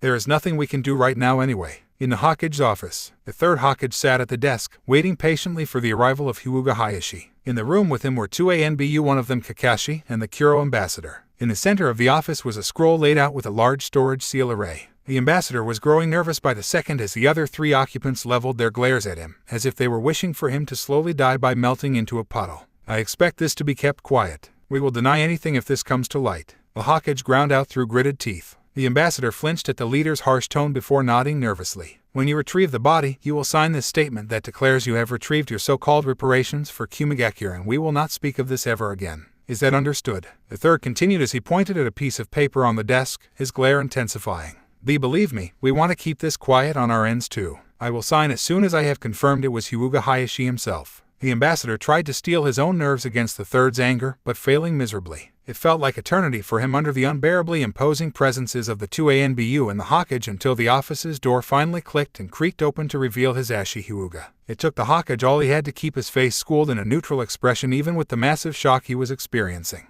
The ANBU were lucky they had their masks on, and it took considerable effort to keep their bodies from showing any reaction. What the hell is going on? Why is Lord Hayashi's twin brother here? Was the singular thought of the three as they easily recognized him by the Hidaide always covering the seal on his forehead. Lord Hyuga Hayashi reporting, Hisashi said shortly with a scowl. The Hokage saw something in the new arrival's pale eyes that made him think he should at least play along. He really hoped this man knew what he was doing. You have come, Lord Hayashi. You do understand why you are here, correct? The ambassador asked nervously, visibly relieved at having a distraction, as Hayashi walked to the center of the office. Yes, I am to die and give up my body for my crime of killing one of your retired shinobi for no reason. Let us just get this farce with so I do not have to deal with any of you thieving cowards a second longer. Hayashi retorted dismissively as if the Kumo man was even less than a cockroach to him. The ambassador bristled at the tone and insult but said nothing, not wanting to cause any more problem than necessary when they were so close to their goal. He then took out a photo of the real clan head to compare to Hayashi's visage. The 1 minute the ambassador spent studying and comparing between the photo and the person was the longest ever for Hisashi, the ANBU, and the Hokage. It's a match. Take your Hitai off and we will proceed. I'm sure Hokage-sama would prefer to keep the insignia here, the ambassador suggested, and another new bout of tension was rising in the air. They knew they would be found out if Hisashi took the Hitai off and revealed the hidden seal. If it is all the same to you, I am doing this as a duty to protect Konohagakure from an unnecessary war. I would prefer to die knowing I have served my village to the very end, so please allow me to keep my Hitai on until after my last breath has left the body. Hayashi coolly replied without missing a beat. The ambassador took a moment to think before silently nodding.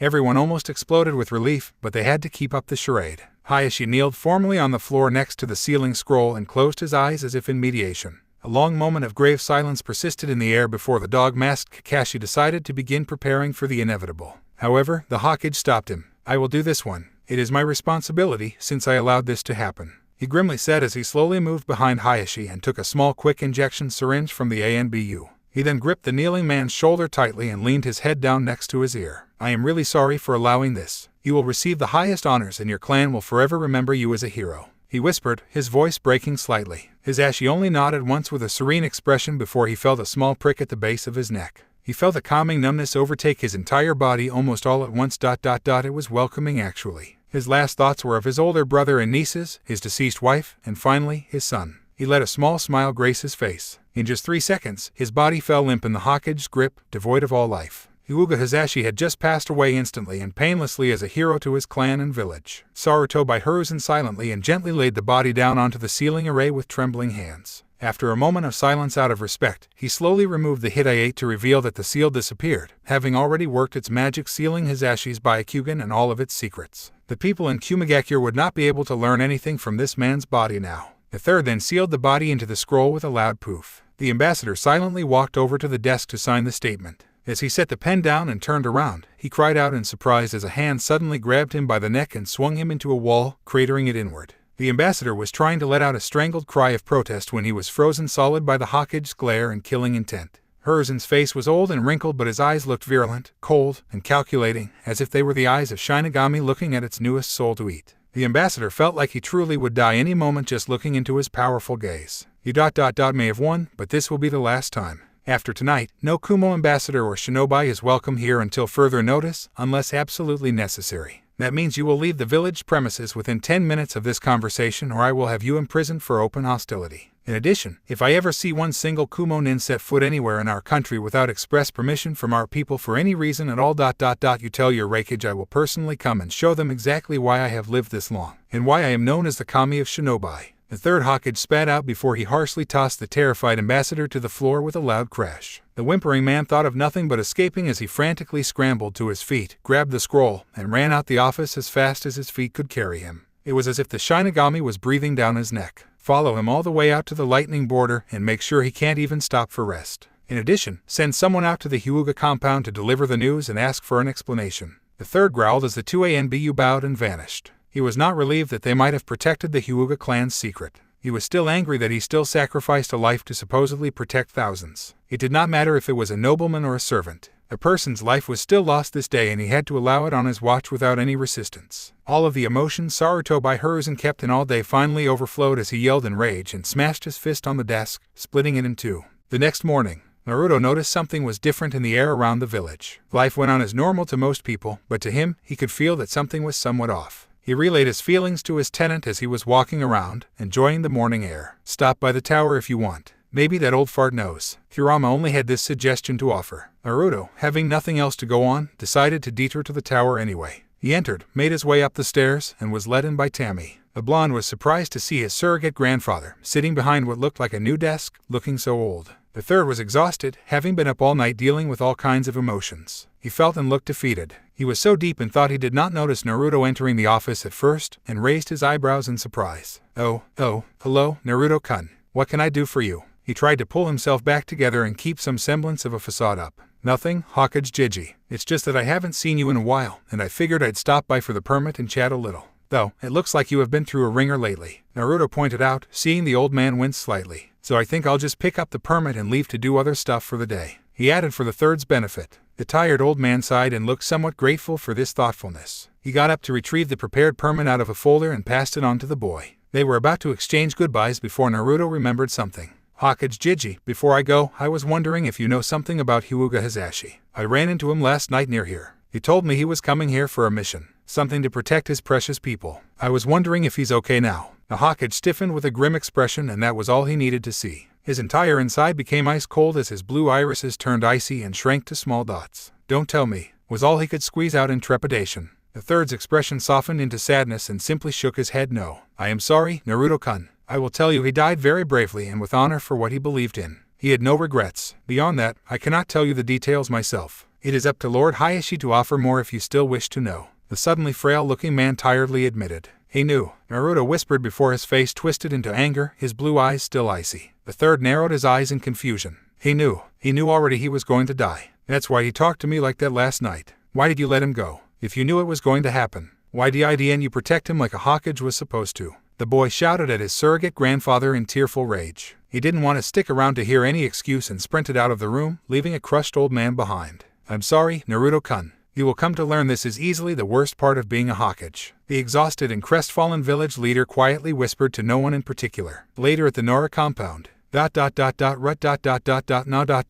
all Naruto made out from a very far-away voice in his dazed confusion. He just couldn't seem to stop going over what happened with the Hokage this morning in his mind. It was like an infinite loop. "Naruto!" yelled a voice that was very close by, and it finally shook him out of his dazed thoughts with a dumb expression. He took a look around to see he was sitting across a shogi table from a familiar lazy-looking pineapple-haired boy his age, Nara Shikamaru. Naruto then quickly remembered he spent an hour sulking and holding back tears after berating his surrogate grandfather. Afterward, he ate something he didn't even remember now and walked aimlessly around the village just for something to take his mind off what happened. He then ran into his friend on the streets. Shikamaru noticed something was wrong and offered for his blonde friend to come over to his place to cheer up. Now, the brown-haired boy was putting on an annoyed expression as he muttered troublesome and pointed down at the table, which had a match in progress. "Sorry, Shika, I've been out of it lately," Naruto mumbled pitifully as he moved one of his white pieces without a thought. His friend's eye twitched in annoyance at the new move and went into the thinking pose for the 5th time in this match if he had been paying attention and kept count. "Oh, I got you thinking now. Yes, that's somewhat a personal victory for me now," he remarked half-heartedly as he tried to clear the cobwebs from his head. Shikamaru raised a twitching eyebrow.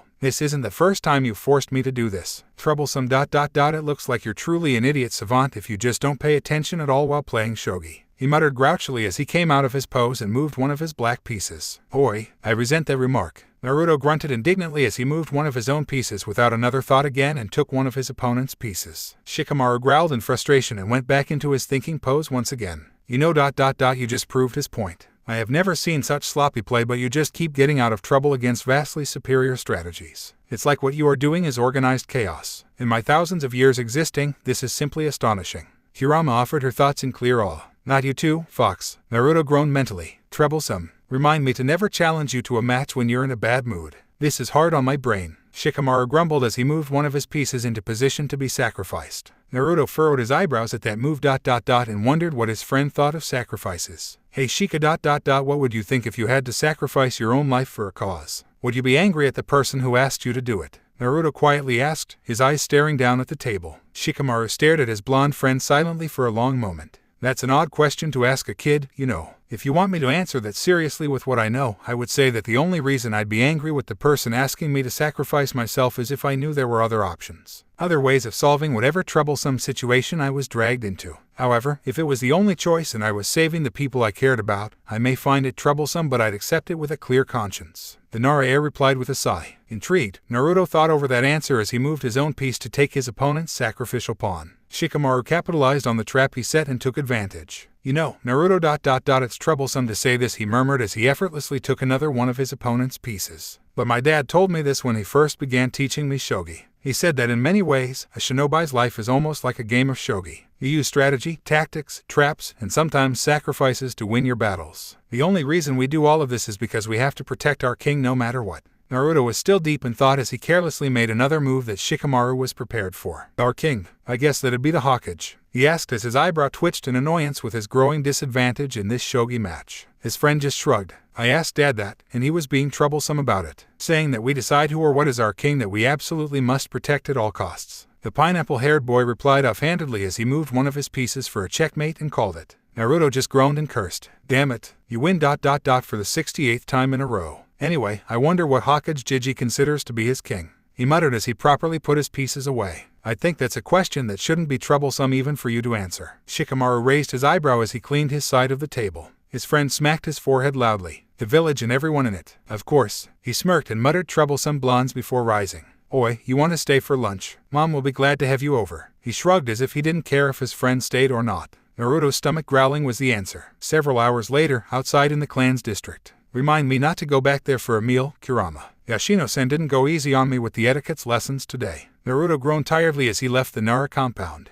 "She's doing you a favor. What she was trying to show you today was how to eat properly with nobles. Everyone and their mothers know you're a favorite of the Hyuga clan head now, and that bossy female probably figured she'd get started on helping you impress anyone if you were invited to any formal dinner." The demon fox reasoned. "I guess I can live with that. It's just that I'll never understand why there were 4 different forks and 3 different glasses. I'm underage and I can't even drink 2 of them, anyway." The boy and the fox continued chatting within as he walked his usual route past the Hyuga compound. The blonde took a moment to pull out of his inner conversation to check things out at the front gate. He saw the guards were dressed in all black, and he could feel that the entire clan's mood was subdued even from outside the compound. He then bowed his head in condolences toward the guards. A little surprised, they returned the bow nevertheless. The boy then continued past at a slow pace, deciding he would give it a few days before it was all right to stop by. "Uzumaki Naruto." A tight voice rang out from behind. Turning around in confusion, Naruto's eyes landed on a lone and slightly larger boy standing in the middle of the walkway 10 meters away. He was dressed in all black with his long black hair tied together in a loose ponytail, and the blonde saw that he had the pale eyes of the Hyuga clan.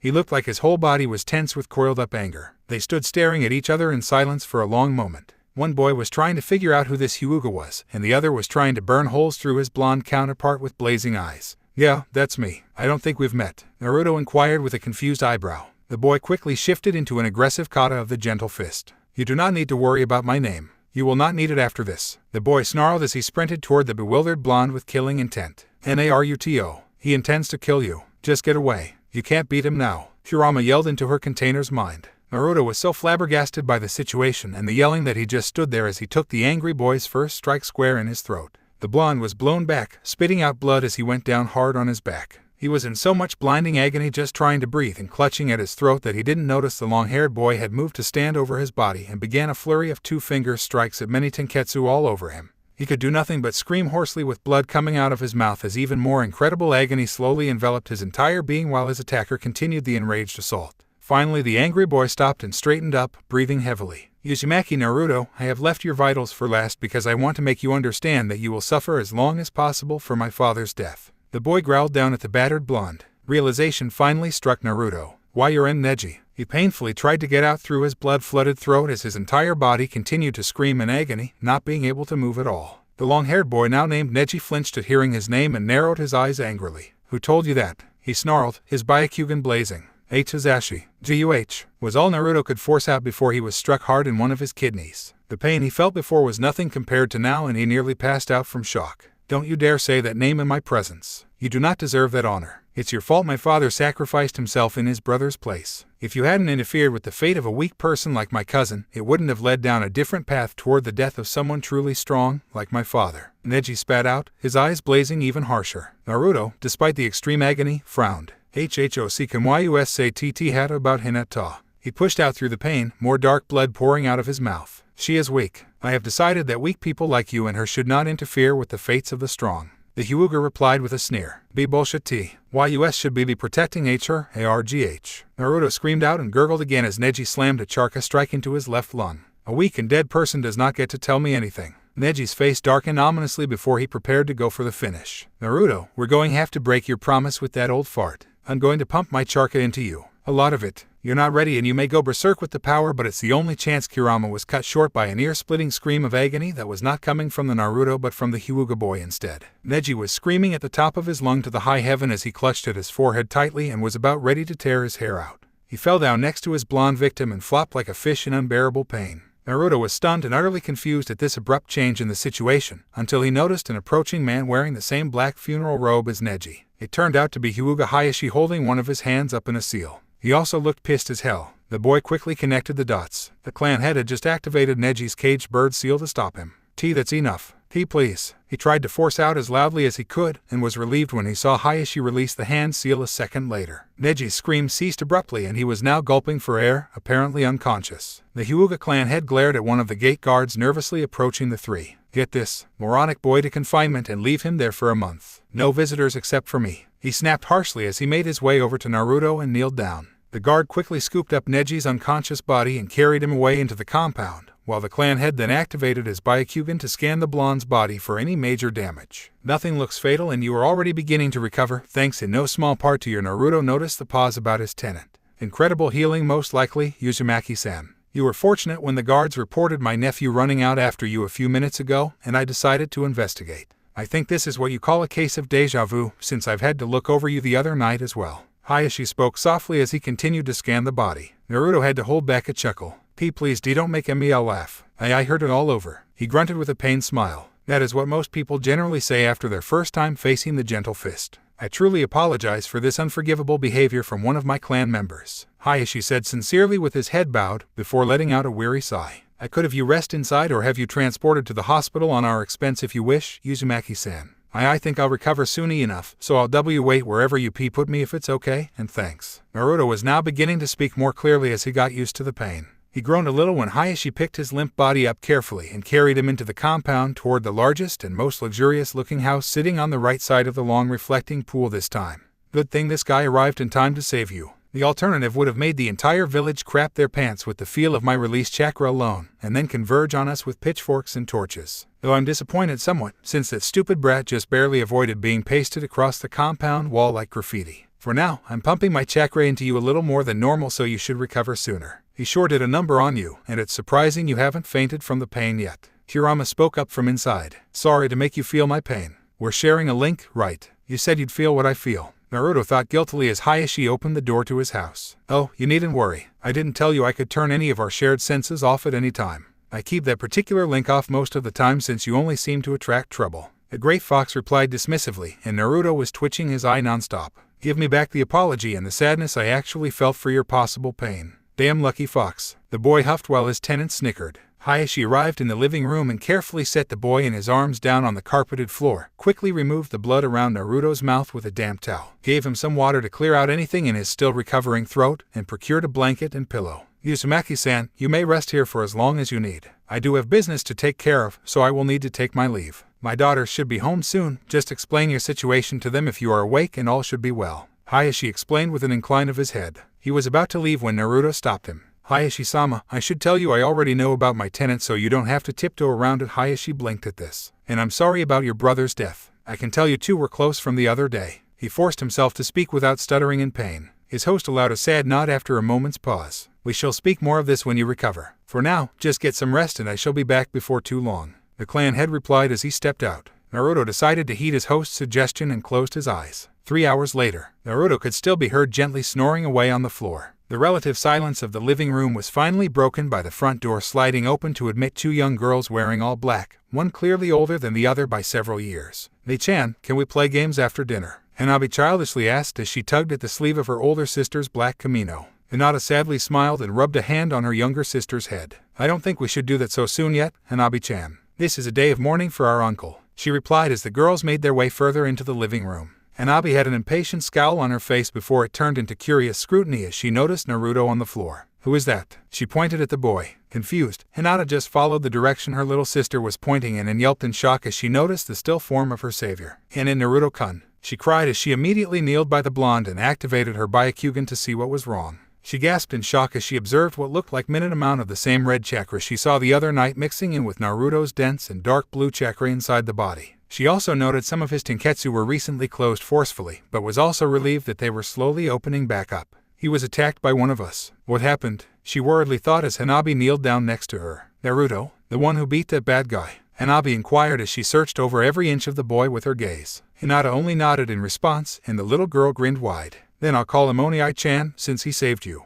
Despite the serious situation, Hinata had to smile at her little sister's antics. Hanabi was already taken with Naruto apparently. While the girls were contemplating how the blonde ended up injured and resting in their home, their father had just entered the living room, back from whatever business he was taking care of. "I see you have discovered our surprise guest, my daughters," Hayashi announced, surprising the two girls with his voice. Hanabi recovered quickly, ran up to her father, and latched onto his leg cutely. "Father, why is Oni-chan here?" she somewhat demanded as Hayashi patted the top of her head. He had to hide a smirk at his youngest daughter already calling his new favorite blonde such an affectionate nickname. He wouldn't have to worry about both of his children getting along with Naruto now. He also noticed Hinata had the same expectant look on her face as her little sister, awaiting his explanation. Uzumaki-san was attacked by a stupid young boy with a misguided grudge about his father's death. He was unable to move, so I decided to have him rest here until he recovers, he finally admitted with his eyes closed in exasperation. And Neji-san did this. Why would he blame Naruto-kun for uncle's death? Hinata's stutter disappeared mid-sentence as she showed a flash of anger in her eyes. Hayashi did not miss this. This boy is already doing wonders for Hinata's self-confidence. Note to self, fabricate reasons to get them together more often from now on.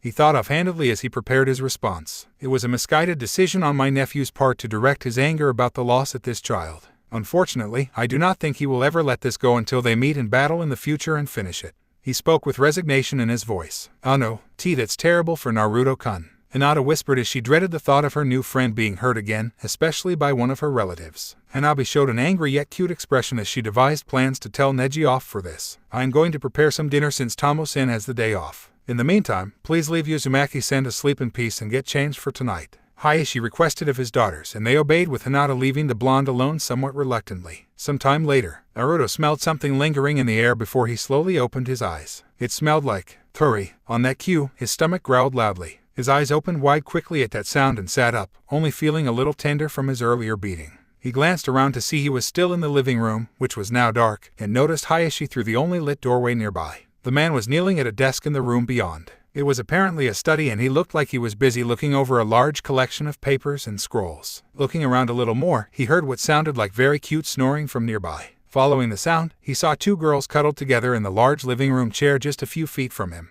They were wrapped in a blanket, and he saw one of them was Hinata. The smaller girl curled up in her arms must have been her younger sister, Hanabi. They seemed to have fallen asleep waiting for something. Maybe for him to wake up. "Uzumaki-san, now that you are awake, I would be most pleased if you replenish your energy with your portion of the dinner I made, which is being kept warm in the kitchen stove. Please take your time eating before joining me in the study when you are finished. Do not concern yourself over cleaning up afterward." Hayashi's calm voice carried out into the living room, being quiet enough as not to wake either of the two girls. He hadn't turned his head around at all the entire time as he continued to go over the paperwork on his desk. Naruto decided to quietly do just what his host suggested. 10 minutes later, after eating some of the most delicious curry he ever tried, he quietly stepped into the study and his host finally glanced up from the paperwork. "Please close the door and have a seat, Uzumaki-san," Hayashi gently requested of his guest as he gestured with his hand toward a spot across the desk. Naruto quickly complied as he quietly slid the office door closed, before moving to kneel down opposite the clan head, who took a moment to clear his throat. "I want to apologize on behalf of the entire clan for Neji-san's unprovoked attack against you. I have no excuse for his misguided anger upon you," Hayashi regretfully said as he deeply bowed his head. Naruto frowned as he thought for a moment. "Hayashi-sama, is there really a need for an apology?" he replied softly while Hayashi raised his head in mild surprise. He continued quickly. "Neji-san did say I was responsible for the events that led to your brother's death. What if that's right? Utter nonsense. If that was actually true, then if my brother had not taken my place, you would be responsible for my death instead. If you had allowed that Kumonin to leave without any resistance, then you would be responsible for my daughter's unthinkable fate. There is simply no way to know what could have happened with the infinite amount of scenarios this entire event could have played out. My nephew lost his mother early in his life, and now just lost his father. In his grief, he apparently decided to direct his anger at someone, and you were unfortunate enough to be the target. I shall reprimand him most severely for this and ensure he stays away from you until he calms down," Hayashi assured his guest. "Hayashi-sama, I'd appreciate it if you just let Neji-san be, and if he still wants to take his anger out on me in the future, let it happen.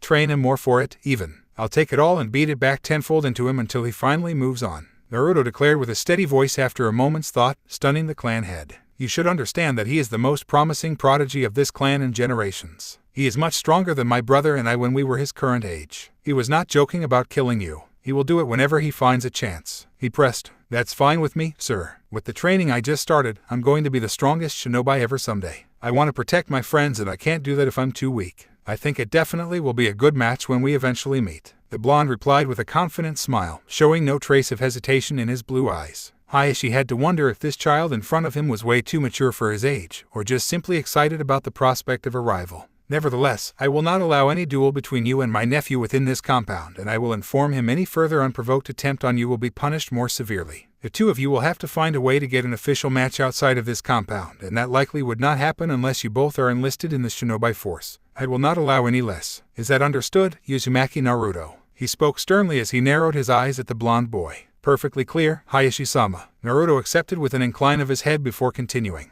I hope this happens and he lets it all out. I'd hate for him to continue being angry with me for long, since Azashi-san hoped we'd get along when we talked last night. He muttered sadly. Hayashi raised his eyebrow at the mention of his brother. Uzumaki-san, you have met my twin brother last night. Naruto nodded and quickly relayed what transpired between him and Azashi in the park outside the Hokage Tower. A long moment passed as Hayashi seemed to contemplate this. I see. I am glad he seemed calm and ready. I was worried he may have had regrets since this all happened suddenly. The clan head finally said with a sigh of relief. Naruto decided to satisfy his curiosity. Hayashi-sama, if it is okay. I wasn't told by anyone exactly what happened. I'd like to understand his actions. He asked with some apprehension. Hayashi allowed himself a small grin as he nodded and explained everything that happened. 30 minutes later, Naruto was clenching his fists tightly in anger. Those Kumo bastards ... That's not fair. They can't get away with this, even if they didn't get the Byakugan. The boy growled through gritted teeth before his expression softened with realization. I just understood he did all this to protect his king. This wasn't because he served the clan or the Hokage. I need to apologize to Hokage Jiji soon.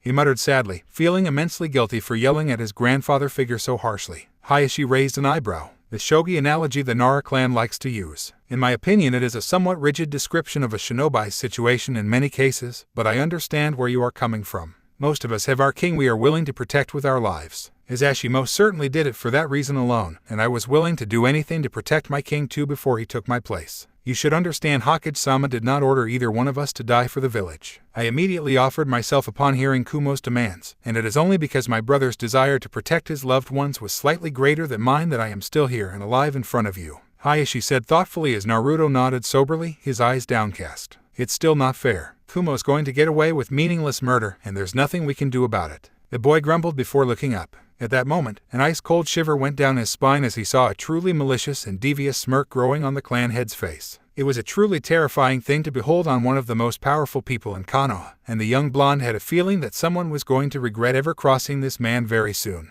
I dare say that I have doubts that Kumagakure is going to get through this without any consequence, if all have gone as planned. Great minds think alike, and my younger brother had the exact same plan as I did when I was preparing to meet my death. I have seen a glimpse of what he was preparing with my eyes when he disabled me. I will say it was a good thing we regularly studied up on all diplomats' mannerisms and personalities, and I am confident that bumbling fool from Kumo would not check closely for anything on the body. It would be safe to assume that not getting the Byakugan will not be the only surprise for our dear friend, the Raikage. Hayashi replied smoothly with the malicious smirk still plastered on his face. That expression was not even directed at Naruto, yet the boy was wide-eyed with terror at seeing this man's visage. He knew it would haunt his dreams for a while. A certain fox inside him shivered with excitement, her hackles rising slightly down her spine. Kumagakure and Raikage Tower. The exhausted and battered ambassador had just returned from Konoha, and in record time too. I was displaying an amused smirk as the man told him about his harrowing experience with the Hokage Rage and the ANBU as he was chased and hassled by two of them all the way to the Lightning's border. A few minutes ago, the large and muscular man handed the scroll with the clan head's body off to a lab assistant for processing down in the tower's basement. He should be getting news soon. To be honest, he should have been more ecstatic about this victory for Kumo, but he could not help but feel a little uneasy about something. He tried to dismiss it as the occasional paranoia, but a good shinobi simply did not survive long without being cautious. Oi ... Did you actually check for any seal on the Hyuga body? He suddenly asked the ambassador out of nowhere. Yes, I did ... On the forehead, right. It wasn't there when they removed his hit I ate. The ambassador replied. I scowled. There was that paranoia rearing its ugly head, and it was here to stay. Was this before or after death? Our reports on the seal says that it will disappear shortly after death. He replied with deadly calmness, having a feeling he knew the answer. The ambassador gaped at him in stunned horror, and his mouth flapped like a fish with no sound coming out. The Raikage clenched his fists and gritted his teeth just as the feeble man finally spoke. It was after death. GAH. He choked out when the fourth Raikage moved with insane speed to grab him violently by his neck. The huge man loomed large over him, leaning in close with an angry snarl. You got him, fool. That was why they easily let this happen with only token resistance. That clan head had an identical twin that was branded and could have easily substituted with him.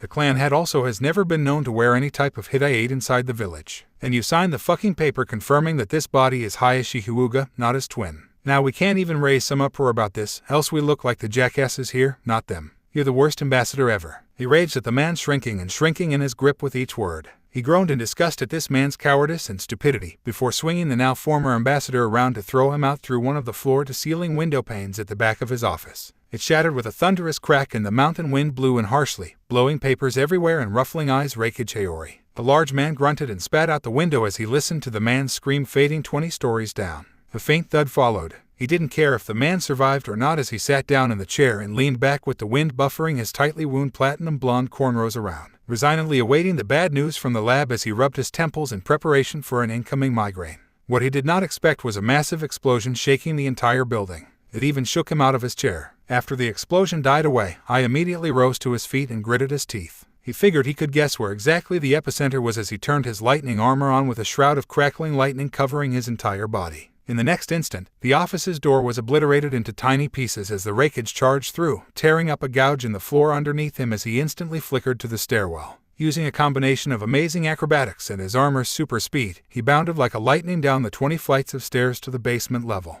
He made the basement door his next victim as he skidded to a stop upon arrival. He had just gone down 20 stories from his office to the basement in under 5 seconds total. It was chaos. Half the people were running around in panic and the other were running damage control with smoke, fire, body parts and broken equipment everywhere. An entire room in the center of the basement level had all of its walls blown out into other rooms. I then deactivated his lightning armor and glanced at a bruised and battered person sitting next to him on the floor who just became aware of the Reikage's arrival. What happened here? He asked with a neutral tone and his gaze was steady on the destruction, though he probably already knew. A very powerful time delay explosive tag, hidden on the Hyuga specimen. It was activated when he appeared, out of stasis from the scroll. The disheveled lab worker stammered in broken sentences as he tried to shake off his daze. The large man sighed heavily, totally exhausted with everything. He tried everything and still lost, yet he could not even bring himself to get angry with this. He brought this on himself by trying to deal a cheating hand. They just returned the same favor tenfold, and he was the one worse off in the end. He would bet the Hawkage never knew of this. It was likely prepared by this Hyuga on his own.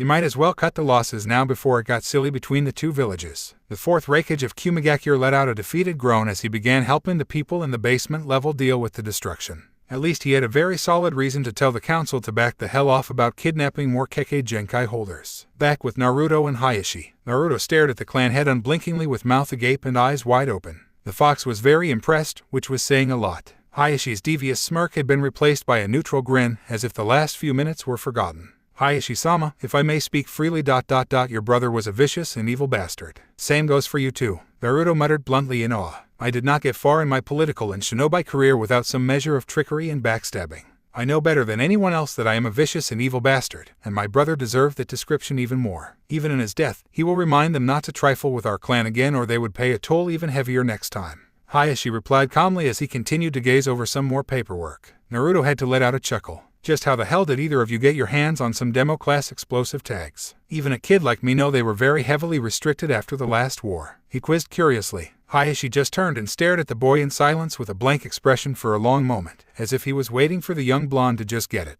He did finally get it and gave a sheepish grin. Right, powerful political figure with friends in high place. Naruto pointed out the obvious with an embarrassed chuckle. They allowed a comfortable silence to settle in the study as Naruto went over what he learned for a minute. He finally decided it was getting late and he needed to get home. Hayashi-sama, I should get going. It's late. He was about to politely dismiss himself when the study's door slid open to reveal a very sleepy and wobbly Hinata in her light purple pajama outfit with some white frills. Everything fell silent as Hayashi stopped shifting his paperwork and observed his daughter with a blank expression while Naruto was surprised into silence by this sudden intrusion. Hinata looked somewhat out of it, shifting her gaze sleepily between her father and her new friend. There. You are. Naruto-kun.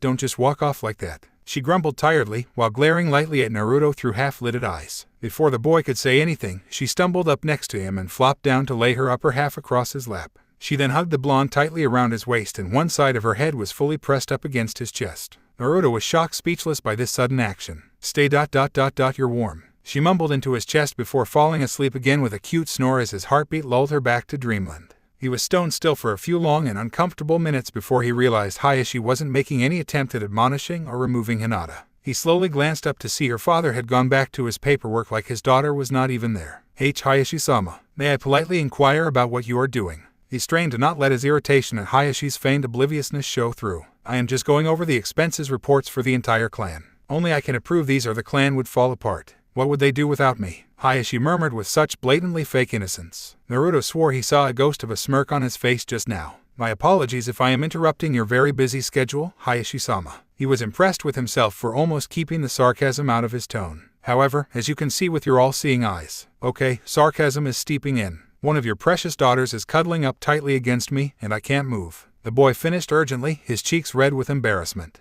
I have noticed this, but thank you for pointing it out. However, I am very busy and cannot spare even a second. You will have to wake her if you wish to leave, or wait until I have finished and I can put her to bed then. Hayashi replied coolly without missing a beat. Naruto narrowed his blue eyes. He just knew Hayashi was smirking like a dastardly madman on the inside. He sighed in defeat, but he wasn't going to play the clan head's game. He would just wake Hinata, who was sleeping with a heart-wrenchingly adorable expression, then apologize for rousing her and leave. I should inform you my daughter is what one would call the antithesis of a morning person. She has been known to repeatedly use her gentle fist to fend off anyone from waking her up. Her caretaker, and I can attest to that, Hayashi warned calmly as if he knew what his guest was thinking. Naruto stared quizzically down at Hinata's cute expression. How could she be so dangerous? He has to be bluffing. He decided to take a chance and tried to shake her shoulder just a slight bit. Before he knew it, there was a sharp whoosh and he stiffened and sweated comically as he now noted a small girl's hand, in a two-finger thrust, just an inch from his nose. The only thing that saved him was Hayashi effortlessly catching the hand by her wrist as if was nothing. Hinata's hand immediately went slack and slipped back to her body as Hayashi let go and went back to the papers with an amused smirk on his face. Naruto trembled and sweated at how close he came to getting a strike to his face, and this girl was now innocently cuddling up tighter against his chest. Okay, I've changed my mind. This girl is dangerous. I am afraid my hand might slip next time, so I strongly recommend you do not risk another chance. She seems to be very attached to her sleep this night, Uzumaki-san. Hayashi spoke in a very amused tone. This truly was an entertaining evening for him. Hyuga Hayashi, you truly are a vicious, evil, and sadistic bastard, was Naruto's sole thought as he sat stone still with this cute and dangerous girl curling up even more and tightening her grip around his waist. He decided he didn't want to risk another stray Tenketsu strike this day because these hurt like hell. I love this. Devious and ruthless. This might be a man after my own heart, Kurama exclaimed with a mock flutter of her eyelids and broke into laughter at her container's suffering. It was 2 hours before a very tired and nerve-wracked Naruto left the compound for his home, with the damn fox cackling at his luck the whole way. In the warm radiance of the rising sun breaking into a certain office this morning, Kano Hagakura's own third Hokage was found sitting behind his large and ornate desk. Now that things have settled down after Hisashi's unfortunate death, the grumbling old man was being forced to face his greatest enemy, the tall stacks of papers on the desk waiting for him to painstakingly go through. He was a little disappointed that he wasn't going to be reading his copy of the latest installment in his student's Ika Ika series for a while longer. Before long, Hiruzen decided to give his sore writing hand a break and enjoy a mid-morning smoke. As he just got done preparing his long pipe with some new tobacco, the office's door banged open loudly to reveal one blue-eyed and whiskered blonde boy. Holding the pipe still halfway to his slightly open mouth, the old man's eyes followed the young boy's march into the office until he stood ramrod straight in front of the desk. Uzumaki Naruto had an uneasy expression on his face as he was clearly bothered by something. The Hokage, still holding his pipe, was wondering what was wrong when his surrogate grandson suddenly bowed deeply at the hips, surprising him quite a bit.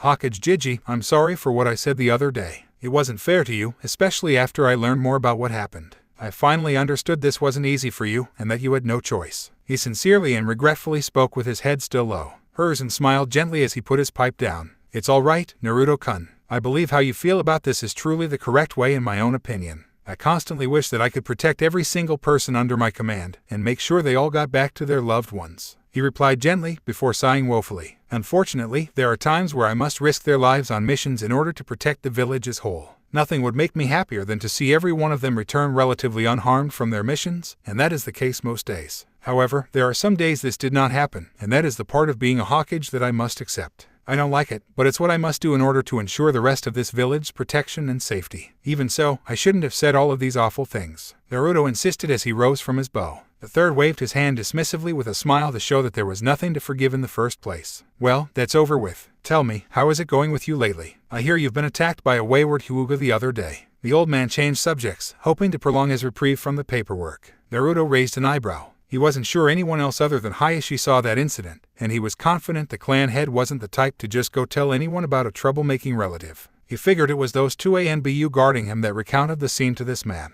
Oi, care to tell me why my followers didn't jump in when Neji beat my ass to within an inch of my life? He was about to strike a fatal blow, too. He asked bluntly in an irritated tone. The Hokage had to cough violently after he took a surprised intake of breath at this revelation. I'm sorry about that, but they noticed Hayashi-san coming, so they decided to stay back and let the scene play out. He finally admitted after coughing a few times, before putting on a curious expression. But how did you know they were there? You never gave any indication of noticing them up until now. Naruto shrugged and just pointed at his nose, then his right ear. I can smell them, and I fall asleep to the sound of their heartbeats nearly every night. I noticed them a year ago or so, he stated matter-of-factly, and the old man was shocked to hear this. Even an Inuzuka would be hard-pressed to sniff out the hidden ANBU. The blonde then smirked. My senses became even better since that night with my tenant, though. Like for example, he turned to point at a spot by the giant bookcase near the office's door. I could smell that guy over there had bacon and eggs for breakfast. He paused to sniff once. Coffee too. Black, I'm guessing. He then turned to point at the office's lone sofa in the back corner. That guy is pretty much dipped in sword cleaning oil. I guess he just likes swords a lot, he deduced before finally turning back to the Hokage and pointed up above at the tiled ceiling.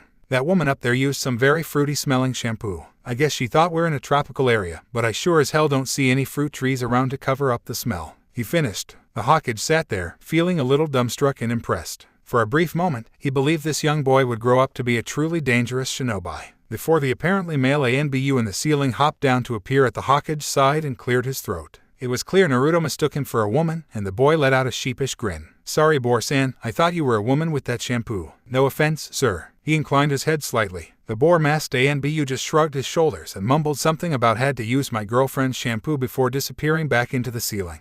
I put a cube of sugar in my black coffee. A man's voice corrected from the hidden spot by the bookshelf. Naruto flinched and turned his head toward the voice. Who uses just one cube? Even I know you put in at least 2 cubes to even notice any change in the taste, and I don't drink coffee yet. He defended. The Hokage gave a brief it is kinda true nod with a half shrug at this statement. I'm a woman. A feminine voice called out from the sofa, sounding clearly amused. Naruto comically twirled his head toward the sofa in shock before sighing. Give me a break. It's not like I've learned to tell the differences between men and women by smell yet. Hiruzen, having watched all of this, shook his head in amusement. Well, this boy will at least be dangerous in the future with more practice, I suppose. The humor was short-lived when he heard something very uncomfortable. Oh, you should clean your sword better since I can also smell blood all over you. You must have been fighting someone recently, Naruto innocently offered. The air in the room quickly chilled and cracked as the other men kept stone still, not wanting to make the slightest amount of noise.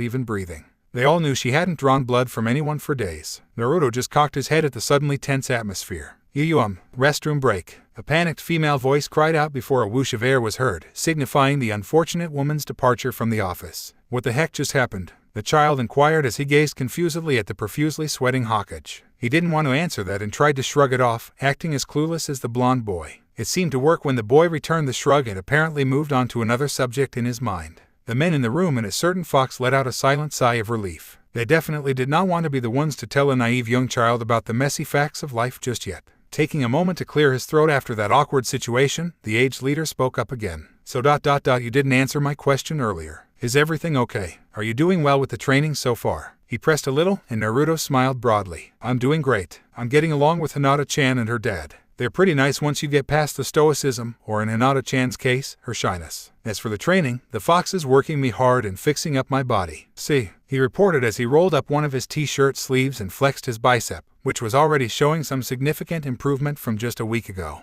The Hokage nodded in approval. I'm glad to see you're working hard, and I hope you will continue to get along with the Hyugas. They will be very important allies if you remain friends with them, he advised. The blonde nodded in response. I know it's important, but I want real friends. I'm not going to do this just to get favors, he declared. He didn't want to be thought of trying to get on anyone's good side for his own sake. That's an excellent principle to follow. I am sure all of your friends will appreciate this, nodded the third. Naruto returned the nod with a wide grin and turned to leave. Well, I guess that's all I got to say. The fox is grumbling for me to get back to exercising already, so I'll be going, Hokage Jiji. He waved over his shoulder before exiting. The Hokage smiled and set about getting back to the paperwork when he noticed a difference. Did this stack of papers just increase in size when I wasn't looking? He grumbled, directing a nasty glare at the stack that would have set it on fire if it were possible. A sweat drop formed in the air over by the bookshelf. No, Hokage-sama, it's just your imagination. I think, the invisible ANBU's voice replied without any conviction. Hers sighed wearily and grumbled for a moment with a small smirk, thinking a certain blonde did something.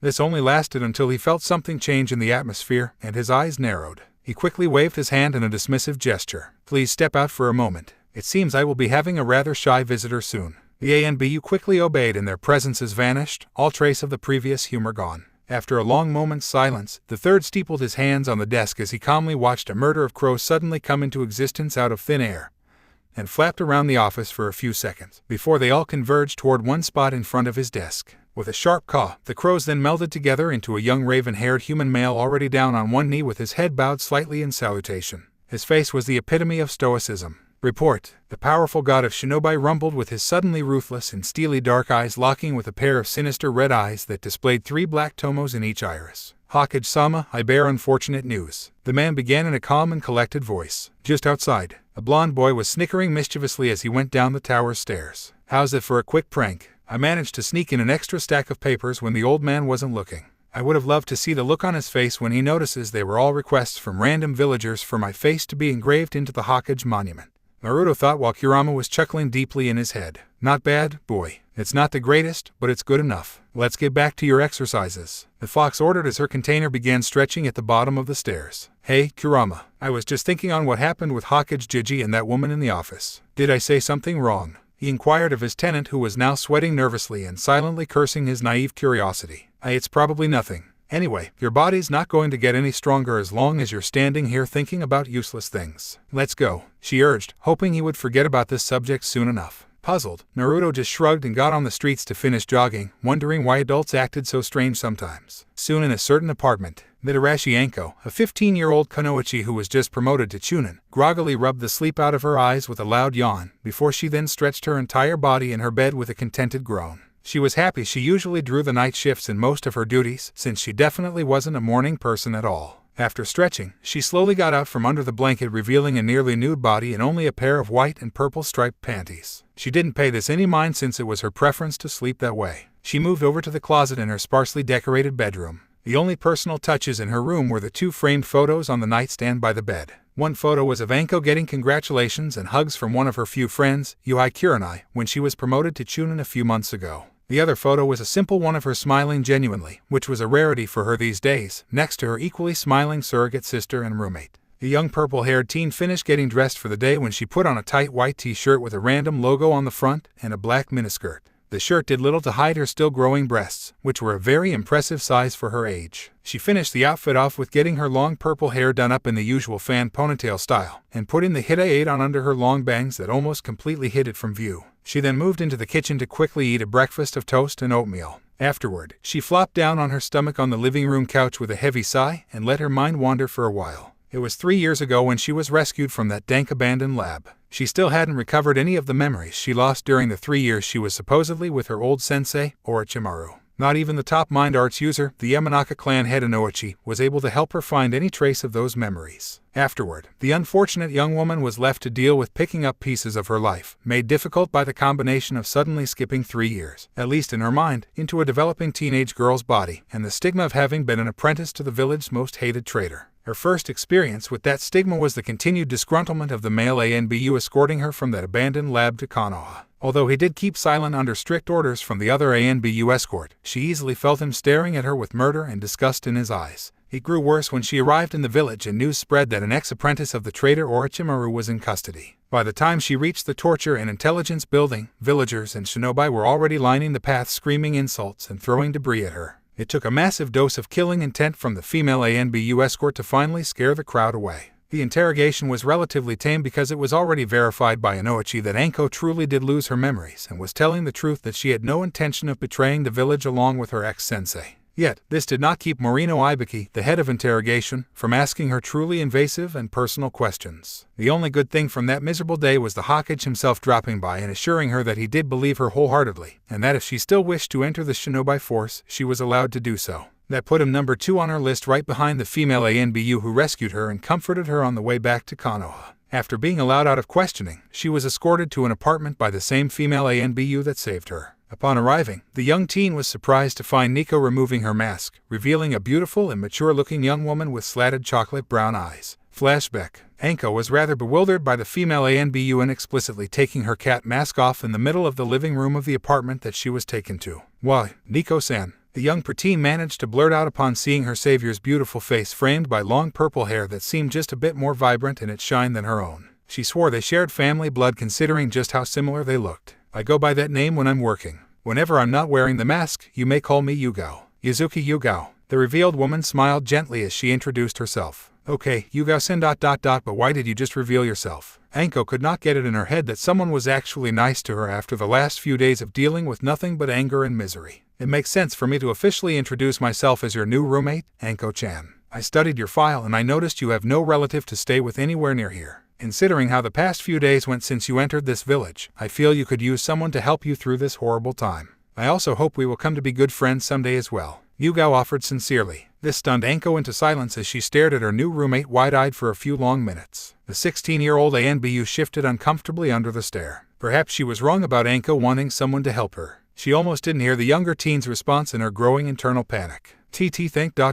you," Anko barely whispered as she shuffled over to the older woman, her arms spreading out slowly. As she got closer, tears were beginning to stream down her cheeks like waterfalls. When she finally clutched her new roommate into a crushing hug, she released a loud wail of misery and anguish. The dam finally broke wide open for one Mitarashi Anko as she just let out all the negative emotions she held in over the last few days of hell. Yugao had to hold in a sniffle as she hugged her now proclaimed little sister back tightly. Her hand then instinctively began raking through the young girl's purple hair gently as Anko continued to sob and wail into her savior's chest for what seemed like eternity. In flashback, that was the last time Anko allowed herself to cry that much. She swore to herself that day that no matter how shitty her life got, she'd never let Orochimaru win by taking the easy way out. She would go out fighting, never letting being tainted get her down, but it was hard to avoid thinking differently many days. Things never got easy for her after that day, even with Yugao's constant support. Countless nights since then were interrupted by extreme pain radiating from the curse mark that Snake Bastard left on her neck, and the horrific nightmares it caused as well. When she enlisted as a genin, her teammates and sensei never let her live down the fact that she was associated with a traitor and was mocked constantly. It was a miserable 2 years for her, even though she was clearly superior in skills to her teammates and even matched the Jounin sensei in some aspects. Things got a little better when she met Yuhei Kurenai from another team.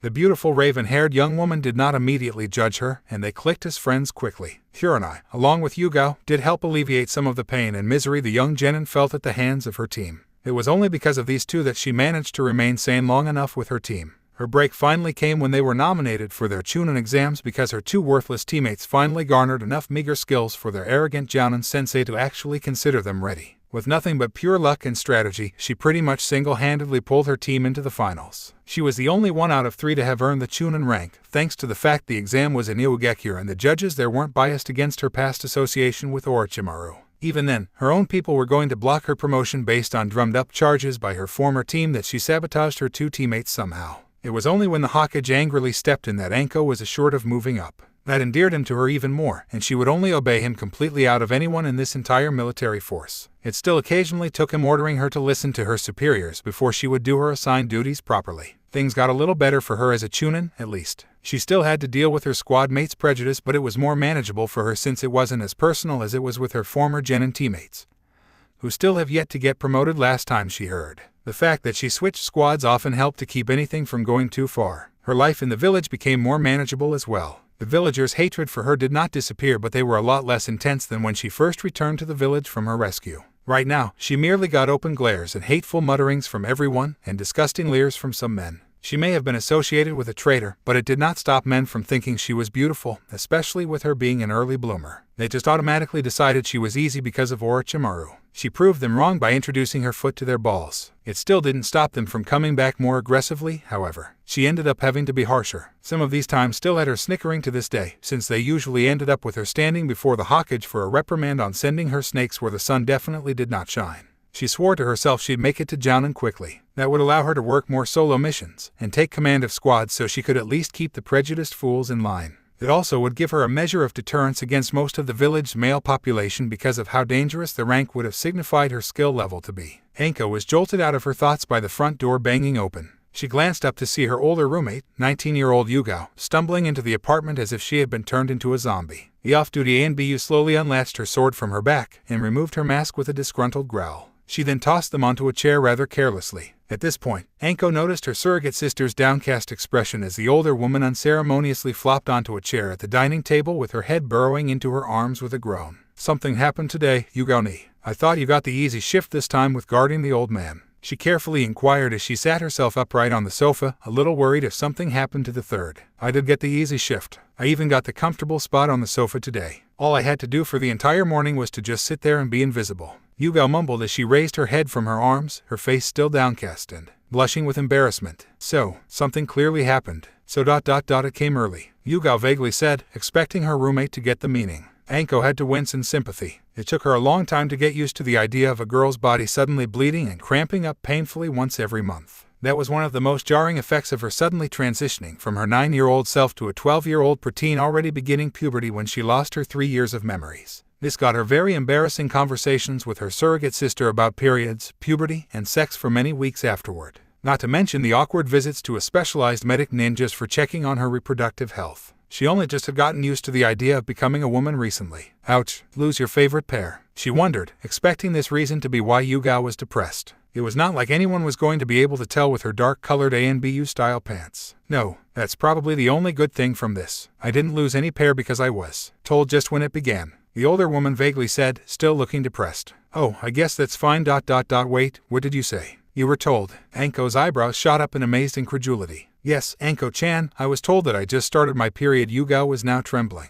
By this 8-year-old blonde boy with a better sense of smell than the entire Inuzuka clan. Right there, in the goddamn Hawkage's office, with the freaking Hawkage and 2 of my comrades within earshot in the same fucking room. She cried out pitifully before slamming her head back into her arms on the table. "So now 3 people aside from Hey-kun know my cycle," she mumbled dully from her arms before perking back up with an irritated expression. "If Hawkage-sama assigns me easy missions this time next month out of concern for me, I'm going to stab him repeatedly with my sword, I swear to Kami," the purple-haired ANBU growled. Despite her roommate's misery, Anko had to stifle a chuckle. It wasn't like the usually composed Yugao to go off the handle. "So how did the brat look after you've sliced him into pieces for his offense?" she teased. Yugao raised an eyebrow at her roommate's assumption that she would do something like that. "I didn't do anything to him. Besides, he had no idea what he was saying. He thought I was fighting someone and suggested I clean up because he smelled the blood," she grumbled with a shudder at the last word. Anko winced, wondering just how that particular and perfectly natural body function smelled to any sensitive nose. "He's an adorable and naive little boy with those whisker marks on his cheeks and beautiful blue eyes. I could never stay mad at him even if I tried,"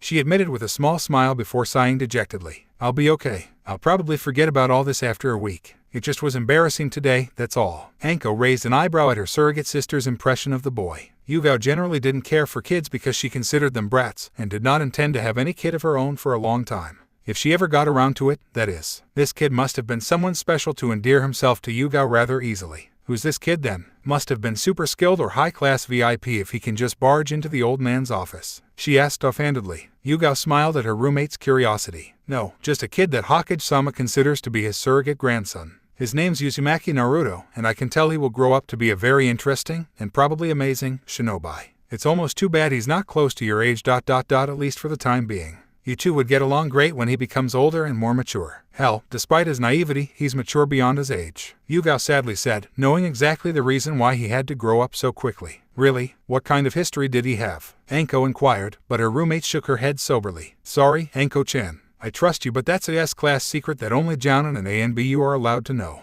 You'll just have to hurry up and get promoted to understand everything about Naruto," she replied mysteriously. Even though Anko had on an impatient scowl, she just shrugged this off and got up to put on her black kunoichi sandals. "Sorry to hear about your morning, Yugao-ni. I'll leave you alone to wallow in your humiliation while I go out to kill time," she declared with a teasing grin. Yugao just stuck her tongue out at her roommate before returning her head to rest on the table with a groan. Anko chortled briefly as she stepped out the front door. Naruto on a random street in the village. Naruto was panting heavily as he continued to run at a quick pace up the street. He was already used to the open glares from the people on the street, so they didn't even register. However, with his superior hearing, he could hardly ignore the whispering about the demon brat. Some of the things he heard almost made him stumble over in exasperation at their idiocy, like how he was training to get stronger so he could destroy the village. That they were somewhat cowering while muttering that they needed to hurry up and kill him quickly almost made him laugh. However, he was encouraged to hear some positive comments from some of the younger people, like how he saved the Hyuga heiress, and would a demon have done that? They also began to notice how he still remained cordial to them despite being openly shunned. He had to smile. Hearing just one of these positive comments made it worth hearing 1,000 insults from the others. He was so distracted by his happy thoughts that he did not notice someone standing in his way. He slammed into the person's leg hard and bounced back onto his back on the hard ground with a pained grunt. Before he could apologize, a large man's hand suddenly grabbed onto the boy's collar and lifted him up harshly. Naruto let out a yelp of discomfort and opened his eyes to stare into the hateful glare of a large male villager. Naruto knew this man as one of those villagers that were most vocal and aggressive against his continued existence. "How dare you try to hurt me, you damn demon brat?" the man hissed harshly. The boy knew he was in for it, but he had to try to calm the man down. He put both hands up in a placating gesture. "I'm sorry, I wasn't watching where I was going. I was just jogging," he tried to say calmly. The man just shook the boy hard for a few seconds. "Don't think you can trick me with that nice act. I know you're secretly training to destroy this village in the future. Well, I'm going to do everyone here a favor and put an end to that right now," the man declared to the other villagers gathering around him as he drew out a long knife from his belt. The villagers gasped and some of them cheered. "I'm going to make you suffer," the man whispered darkly as he moved the tip of the knife to the blonde's face. Naruto had no choice but to close his eyes with gritted teeth and just hope that Kurama, who was already roaring angrily at the man in his head, would help him survive this until someone interfered.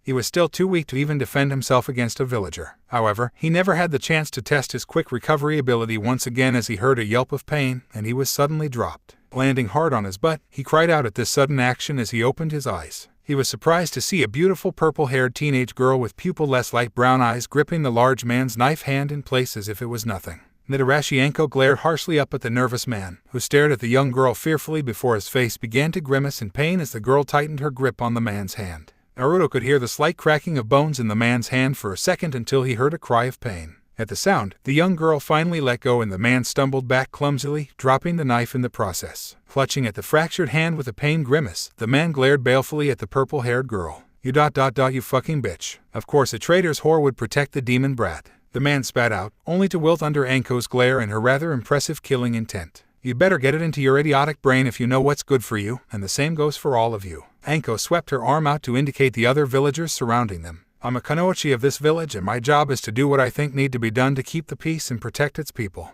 I just saw a cute little boy being harassed and about to be cut up by a pathetic retard that seemed to think he was out to destroy the entire village." The purple-haired girl laughed mirthlessly for a few seconds before pointing at the large man. "You'd have been more of a danger to this village than this boy could ever be if stupidity is actually contagious. In fact, I should probably lock you up anyway for public safety." She spoke with a malicious grin that sent shivers down everyone's spines. After a moment of holding that expression, she then let out a suffering sigh. "I really don't need to deal with this crap, so get the hell out of here before I set my snakes on you. And that goes for all of you too," she raged while sending her killing intent everywhere, terrifying everyone around her. In the next instant, it was just the blonde boy and her alone on the street. "Whoa," Naruto muttered in amazement. The teenage girl turned around and gave a silly victory hand gesture before bending down to offer her hand for the blonde to grab onto. The boy gladly took the proffered hand. "Thanks, One-san. You saved me," he said gratefully upon getting to his feet. Anko could only grin cockily and rub the finger under her nose. "It's no biggie. I don't know why they'd think you're going to destroy the village. You're pretty cute, especially with those whiskers," she teased as she bent over to pinch and stretch one of the boy's cheeks. Naruto could only cry out in indignity as he swatted the hand away. The girl then narrowed her eyes as if she realized something. "Wait a minute. Blonde, whiskers, and gorgeous blue eyes. Are you Uzumaki Naruto?" she suddenly asked. Naruto flinched in surprise. "Why yeah, I am. How did you know that, One-san?" The boy cocked his head in confusion. "I heard it from a little purple cat." "Did you know you embarrassed a young woman this morning, Gaki?" Anko pointed out, and then smirked upon seeing the blonde looking seriously affronted. "No way. I didn't do anything to any woman on purpose." The boy huffed with crossed arms, thinking someone else out there was slandering his good name. "Nah, it's alright. You didn't realize. However, I have a piece of advice for you, and it's very imperative you listen to this, Gaki." Anko leaned in to speak in a low voice. Naruto, putting on a curious fox-like expression, brought one of his ears in close. "Gaki, I hear you have that great sense of smell. And it's pretty useful, I'm sure. However, in the future, if you ever smell any kind of blood on a woman and she doesn't look like she's bleeding from anywhere visible. It's probably very important for your sake that you do not bring it up with her out of nowhere, especially with people around." The teen whispered vaguely, confusing the boy even more. "Something like that happened this morning, but I don't understand, One-san. If I smell blood, that means someone's hurt and bleeding, right?" Naruto tried to press for clarification. The older girl quickly shushed him. "In a way, you might be right about us occasionally hurting. However, it's extremely personal for all women. I'm doing you a huge favor by asking you to just ignore that scent and don't ever mention it. Don't even think about it. You were lucky the woman this morning didn't cut you up out of anger," the girl warned sternly with a serious expression. Naruto cocked his head with squinted fox-like eyes in bewilderment. "Yuvioni's right.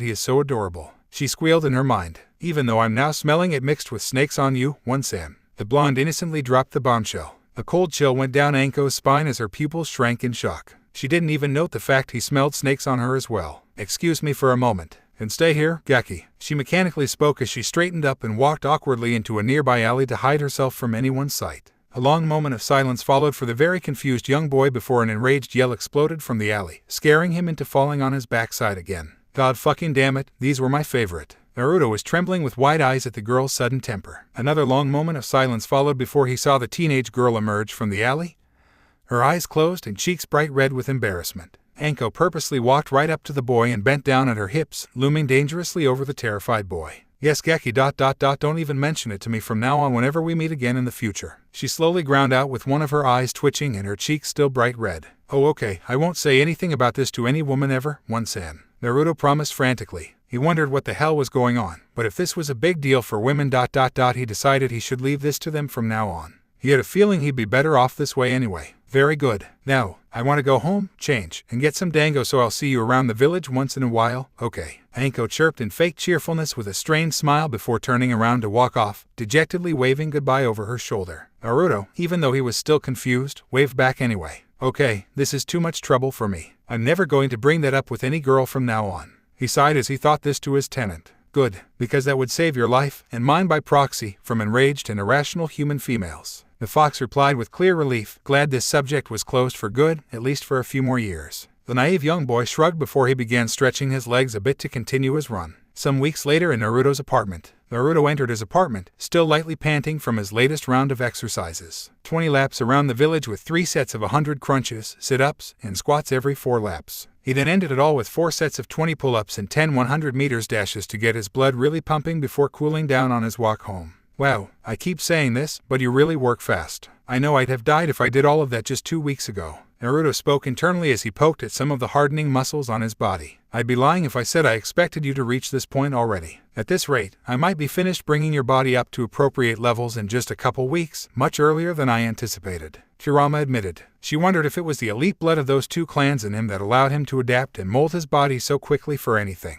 In any case, this amount of exercising is more than enough to get you into shape quickly, so we'll keep the routine the same until we move on to the next level of your training. She suggested. Naruto nodded as he took his sweat-drenched t-shirt off and began preparing some lunch. This time it was a sub-sandwich packed with meat and vegetables to give him plenty of protein and nutrition. While the boy was eating, Kurama was deep in her thoughts about how best to reveal some important information to her container. She knew he wasn't going to be happy, but she felt it needed to be done. Just as the young blonde finished his delicious lunch, he heard a somehow timid-sounding knocking at the front door. Naruto frowned in confusion since he wasn't expecting any guest. He went up to the door to open it slowly and then smiled broadly. Hinata-chan, how are you? What are you doing here? He greeted cheerfully to a cute indigo-haired girl standing stock-still in a purple kimono. She was holding a small and cute pink drawstring purse that had a white floral pattern. Her lavender eyes were wide open in shock because she was seeing her young friend standing in front of her totally shirtless. Her cheeks quickly became inflamed with embarrassment. She had never seen any male, even her father, topless or beyond. For some reason, she thought Naruto looked fantastic with his developing muscles. One would hardly think the young blonde's body looked like a normal 8-year-old boy's. She had to turn away from the confused boy lest she'd have fainted from shock and embarrassment.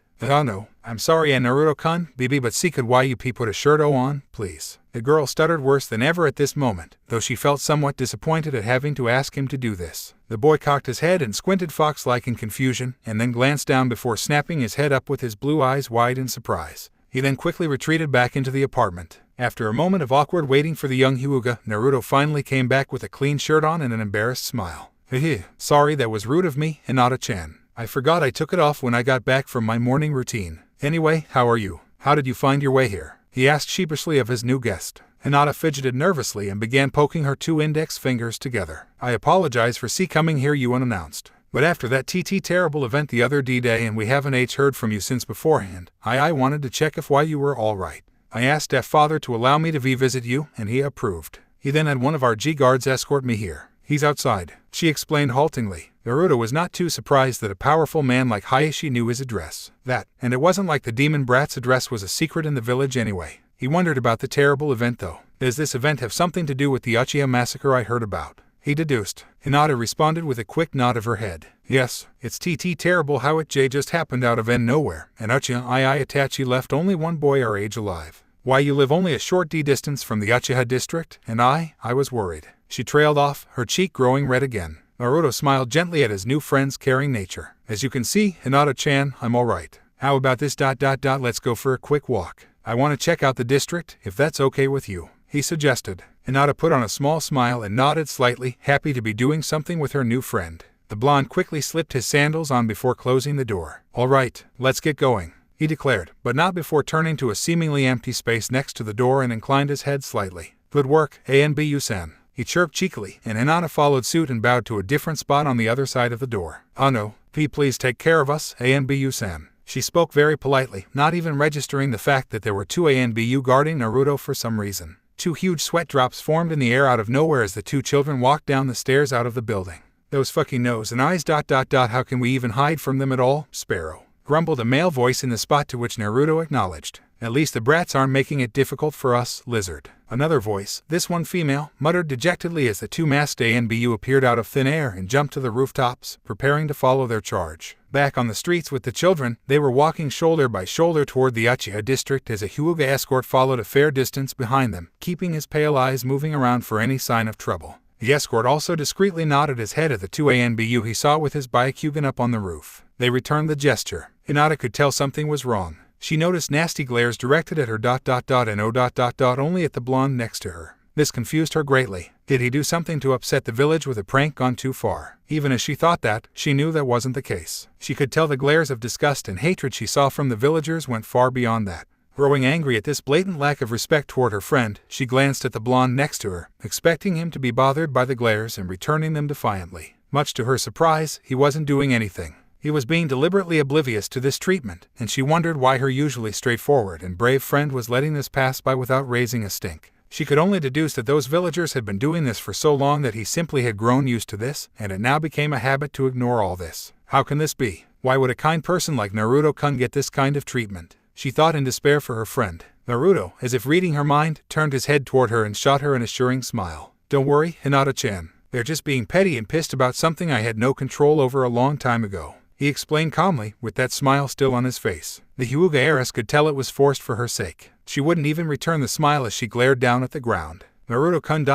Can you tell? Her question was interrupted by her friend's loud voice. Alright, we're here, he quickly declared as he sped off toward an unique-looking gate allowing access to a certain part of Konoha. Hinata sighed in defeat. She knew that he interrupted on purpose just now, and decided she would have to wait on that question for later. She caught up with the blonde who was staring in through a large closed iron gate into the Uchiha district. The entire area in front of the 2 children was eerily quiet, and it definitely didn't feel right. A place large should at least have had loud noises and countless signs of busy activity at this time of the day. Right now, there was absolutely nothing that told these 2 children that an entire clan was even living here before the terrible event. The empty streets and buildings were sparkling clean, as if they had to be scrubbed down for a reason. The 2 children had to swallow at the implication of that notion. I see you 2 have decided to satisfy your curiosity about the tragic event here. A calm voice spoke up smoothly from behind Naruto and Hinata. They twirled around to face Hyuga Hayashi gazing down at them in his usual clan head's robes. Father. Hinata jumped at the sight of her father. Hayashi-sama, what brings you this way on this day? Naruto bowed slightly. Hayashi returned the polite bow.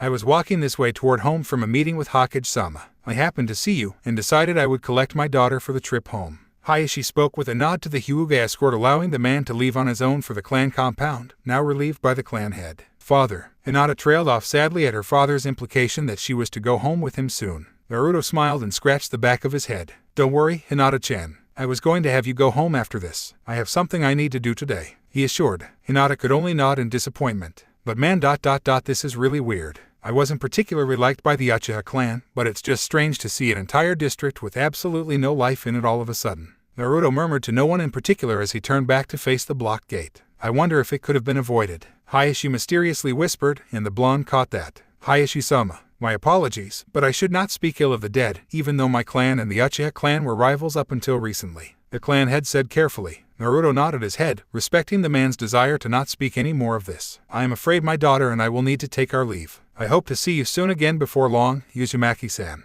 Hayashi and Hinata bowed their goodbyes before heading off toward the compound, leaving behind a waving Naruto. Alright, Kurama, they're gone. Why do you want me to ditch Hinata-chan all of a sudden? Naruto quizzed his tenant. Because there's something we need to discuss and I'd rather that child don't get in the way of that. The demon fox replied bluntly. Sounds pretty serious. Naruto thought offhandedly as he continued to stare into the empty district. Oi, fox ... How do you feel about this? I know you got some strife against people with these Sharingan. He wondered, and Kurama let out a scoff. They had it coming. This clan was cursed, destined to be exterminated one day. It was only just a matter of when since the very first day the clan formed. It was rare to see any Uchiha that is different from the two main types I've observed. The first type are the ones that grew arrogant and complacent with their eyes, and relied on them so much they easily got killed in battle early in their lives. The other type desire power so much they would do anything possible to gain an upper hand. I'd keep an eye on that Uchiha brat who survived this. I'd bet he will look for power anywhere possible for revenge against the one who did this, and he might not hesitate to get rid of those that get in his way. The fox warned, and Naruto nodded his head soberly. Let's go. I'm done looking at this disgusting reminder of that accursed clan.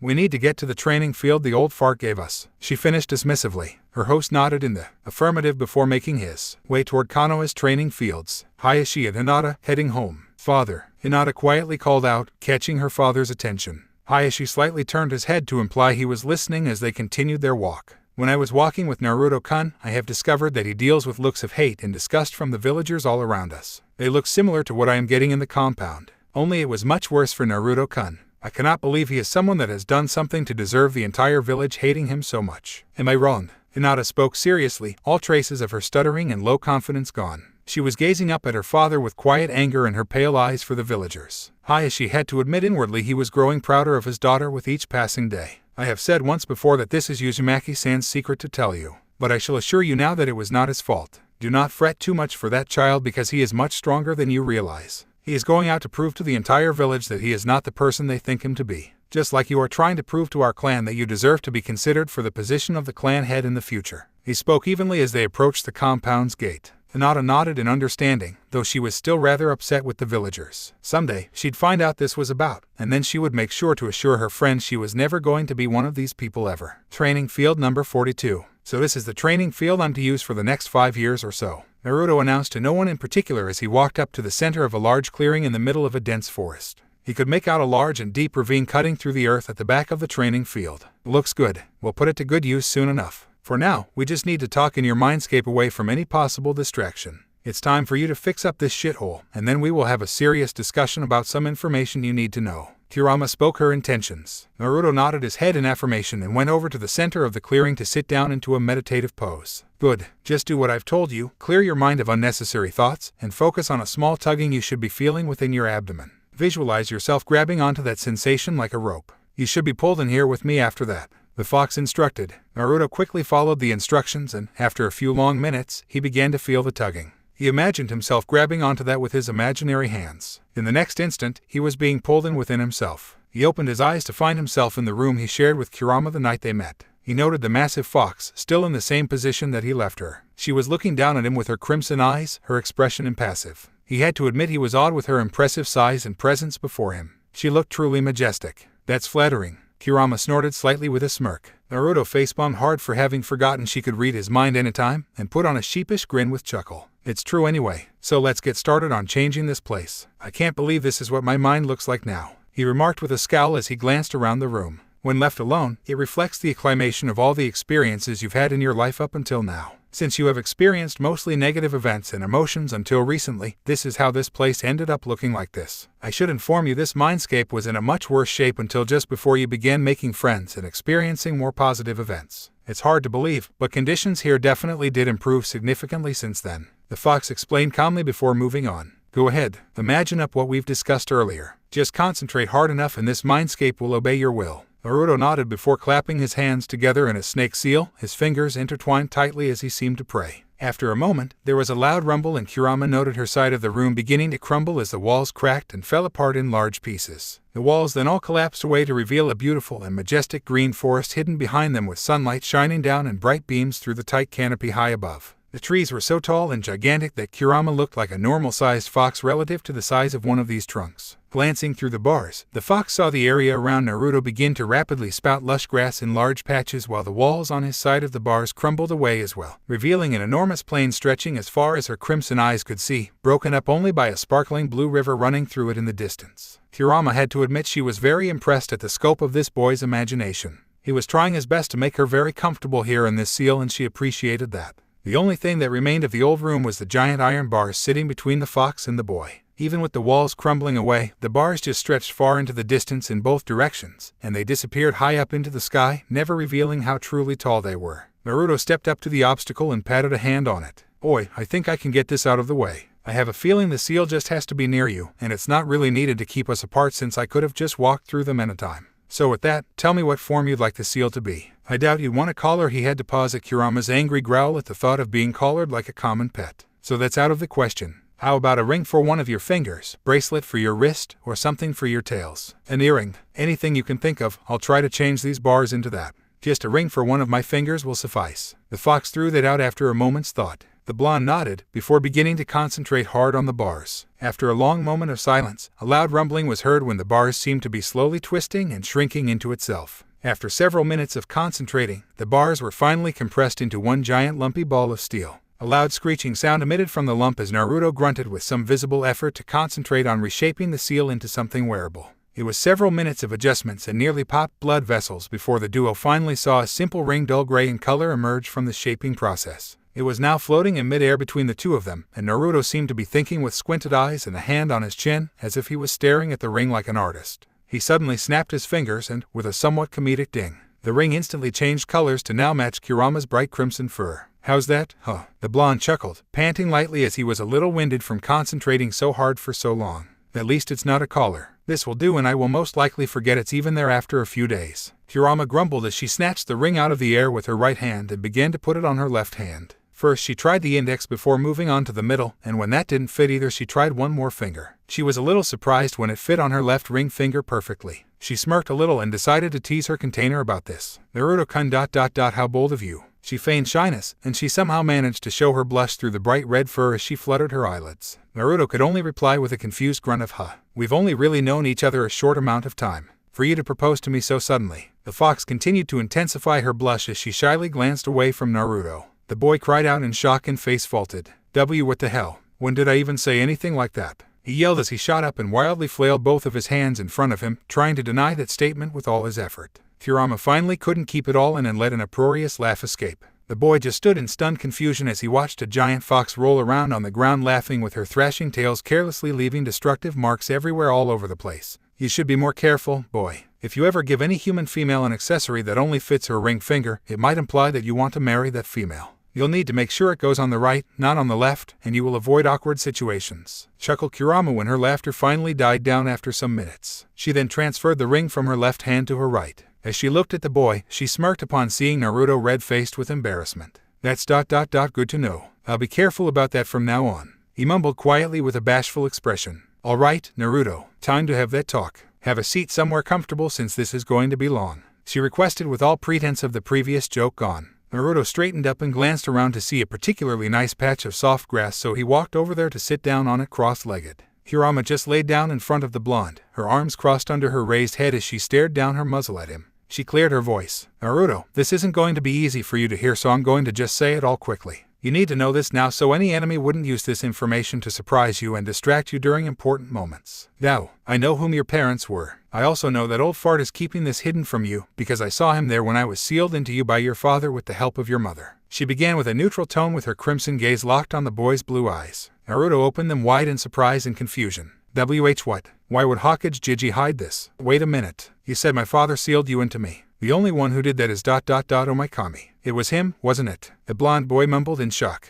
"That's right. The fourth Hokage, Minato Namikaze, was your father," Kurama replied evenly, her expression still blank as she continued to stare down at her suddenly overwhelmed container. It took him a long moment to process this information before he spoke up softly. "So, I finally find out who my father is. I've always been desperate to know who my parents were, and it turns out my own father's the one who sealed you into me. No offense to you, but he just made me the object of an entire village's hatred and left me all alone to deal with it." Kurama just shrugged, expecting some negative reactions at the news. "Sounds like a fantastic father," he muttered disgruntledly. The demon fox's eyes narrowed at her container's disrespect but allowed him to continue. "Kurama ...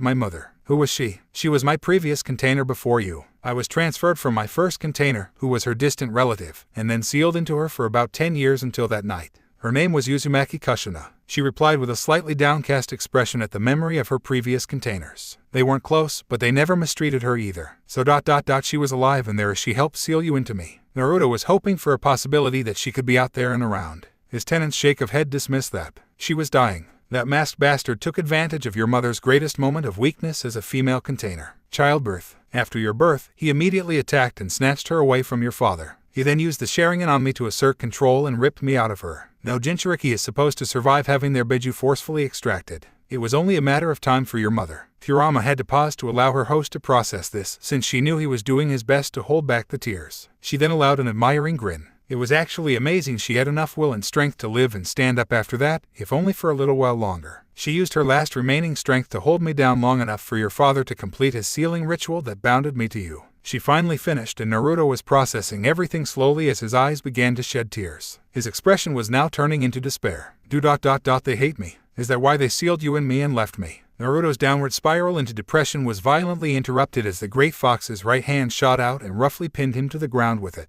He cried out in discomfort as the hand pressed down a little with Kurama leaning over the only uncovered part of the boy, his head. She bared her sharp teeth with a low growl just several meters above. Naruto gulped loudly and kept very still. Listen well, Uzumaki Naruto, for I will only say this once. I have a very poor view of humans in general, so believe me when I say my praise of the few rare individuals I have known personally are not given out lightly. Your father and mother were some of the most honorable people I have come across in my long life. They were well respected, loved by many, and they were looking forward to your birth. Kurama suddenly looked annoyed as a memory came to her. All I ever felt from inside your mother since the day she found out she was pregnant with you was nothing but love and happiness. It was actually pretty sickening after a while. Despite the situation, Naruto had to sweat drop at his tenant's comment. The fox continued anyway. They wanted to be your parents and raise you, before that blasted man fucked everything up. The only reason they decided to seal me into you was because I overheard them stating they believed in you and that they hoped you and I would become partners even friends one day to keep the village and the world safe. I can state with no doubt, and you better believe this, that they truly loved you and only left you alone in this harsh life because they had no choice but to believe in their son.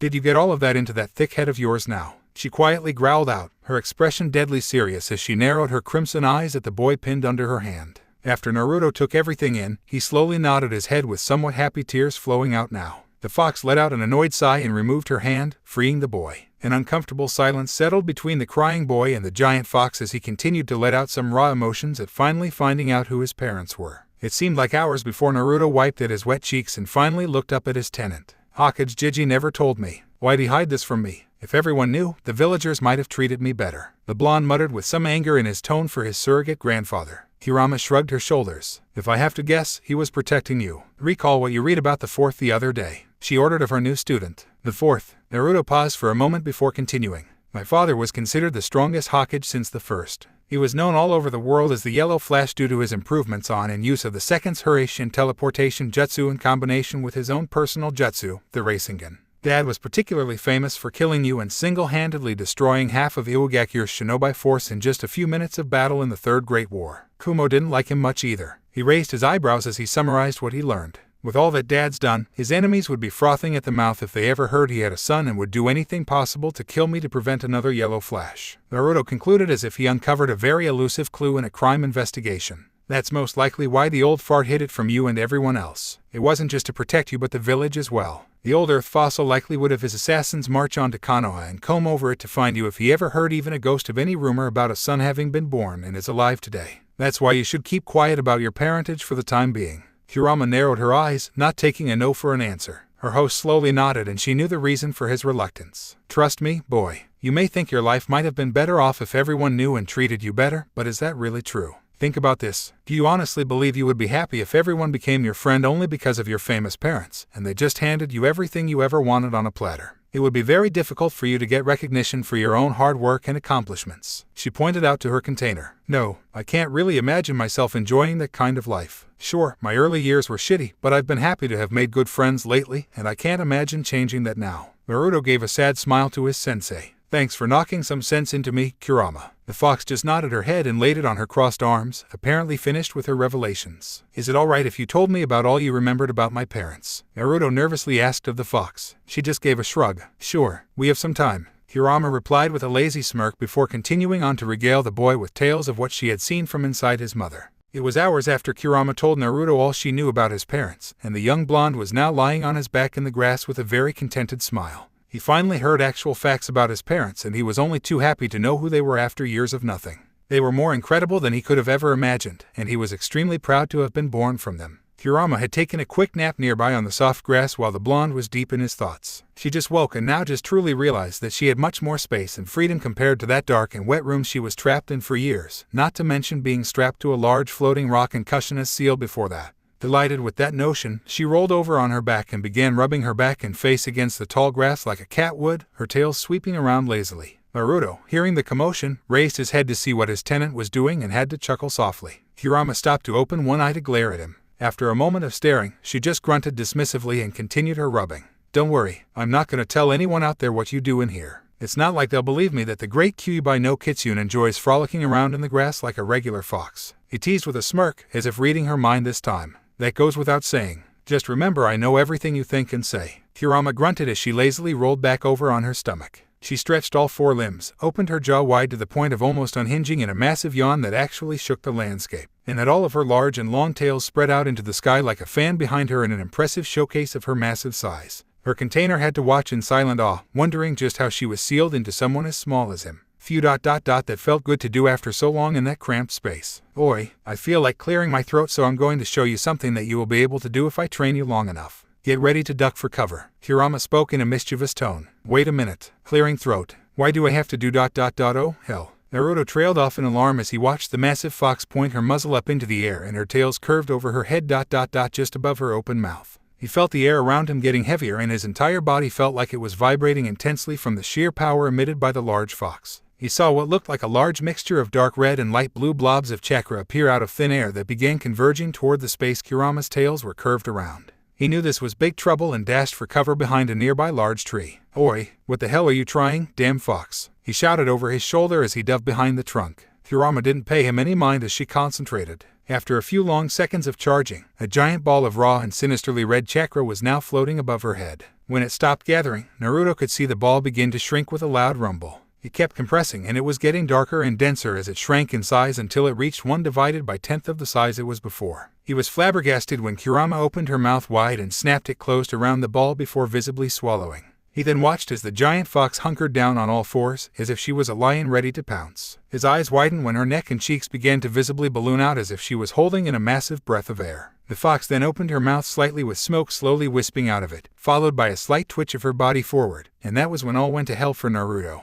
Kurama spat the chakra ball from her mouth with monstrous force, feeling and sounding like a giant cannon shot. The force from the expulsion immediately tore up a large portion of land in front of her. It also rattled every bone in Naruto's body as he tried desperately to watch through the blinding flash of the chakra ball leaving the fox's mouth at incredible speed. It wasn't too hard for him to follow it as the speeding chakra ball mercilessly gorged the ground underneath it due to its incredible power and speed. The boy watched in amazement as the chakra ball continued on its destructive path unimpeded until it finally disappeared into the distant horizon toward the wide and empty expanses of the plain that he created. Whoa ... What the hell was all Naruto got out as he was interrupted when the empty plain lit up in a blinding white flash of light from the chakra ball's explosion that engulfed a good portion of it in a quickly expanding dome of raw energy and raging flame. A massive shockwave followed, crashing through Kurama and Naruto. It nearly blew the small human away despite his cover, but the large fox was unconcerned, as if it was just some gust of wind ruffling her fur. The energy and flame dissipated as quickly as it appeared, and all that was left was sullen silence and the sight of a huge mushroom cloud of smoke billowing high into the sky in the distance. "Oh my kami, I can't believe this. How is this possible?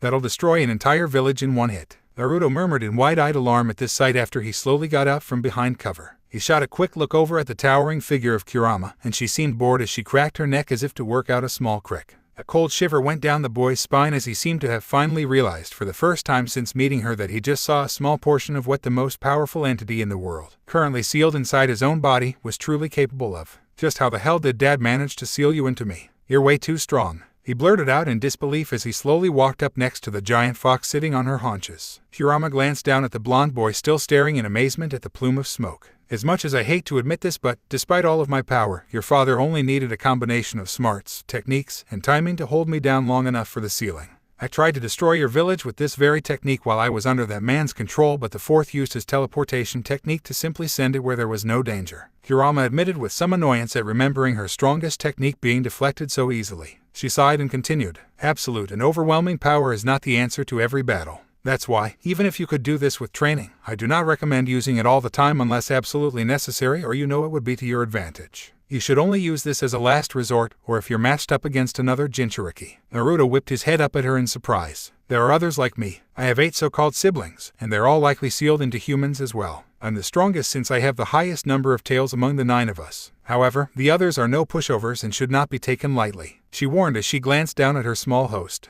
"I remember that your father had a conversation with my previous container about a Kumo nin he encountered in battle during the Third Great War. He spoke of that nin as having the ability to transform any part of his body into a giant octopus-like tentacle. I'm willing to bet that human is the Jinchuriki for the 8-tailed beast, or Hachibai. If he's able to transform like that, he likely attained a full merger with his Biju like we are trying to achieve. If you encounter that Kumo nin in battle in the future, I'll likely suggest immediate retreat. Unless you have full control of my power, you will not beat him. Is that understood?" Naruto gulped loudly and nodded. For the all-powerful Kyuubi to stress about retreating, this Jinchuriki definitely was serious business. "How long do you think it's going to take for me to be able to use your power, Kurama?" he inquired. The fox thought deeply for a moment. "To be honest, I do not know. Your chakra coils need to grow and expand to be able to handle the influx of my chakra with yours. The more your coils develop, the more of my power you're able to handle without exploding.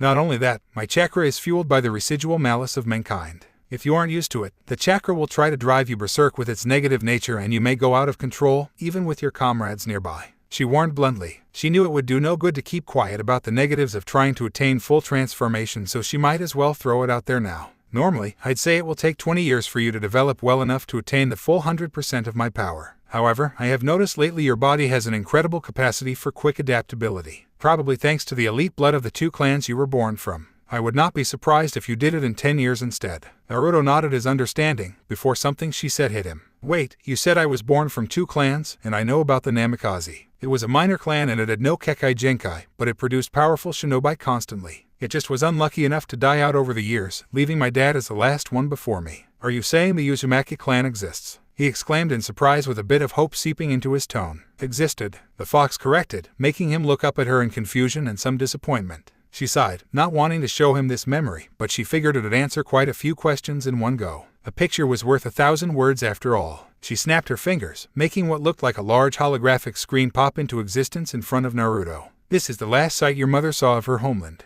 A picture flickered into sight on the screen, displaying a gorgeous and mountainous island as seen from a beach across the sea surrounding it. However, it was marred by plumes of smoke peppering what was apparently a beautiful and prosperous village sitting in the center of it, now empty and destroyed with most of its buildings demolished. He gasped and stared, transfixed by what he saw. He knew and felt it with every fiber of his being that this was his ancestral home, and seeing it so devastated made his heart clench painfully. The Uzumaki clan was so powerful and large that it formed its own village, Uzushiagakure, in the center of the land of whirlpools off the sea coast to the east of here. It was located between what you humans call land of water and land of waves. The village was a close ally to Konohagakure because of Uzumaki Mito, who was practically a royalty of Uzushio, marrying Senju Hashirama, the first Hokage. "What happened to us?" Naruto whispered as he continued to stare at the image, feeling his eyes become watery at this sight. He could only imagine the grief his mother was feeling seeing this in person. Your clan was so formidable, with its own brand of special abilities, that people spoke of the Uzumaki in the same breath as the Senju and Uchiha back then.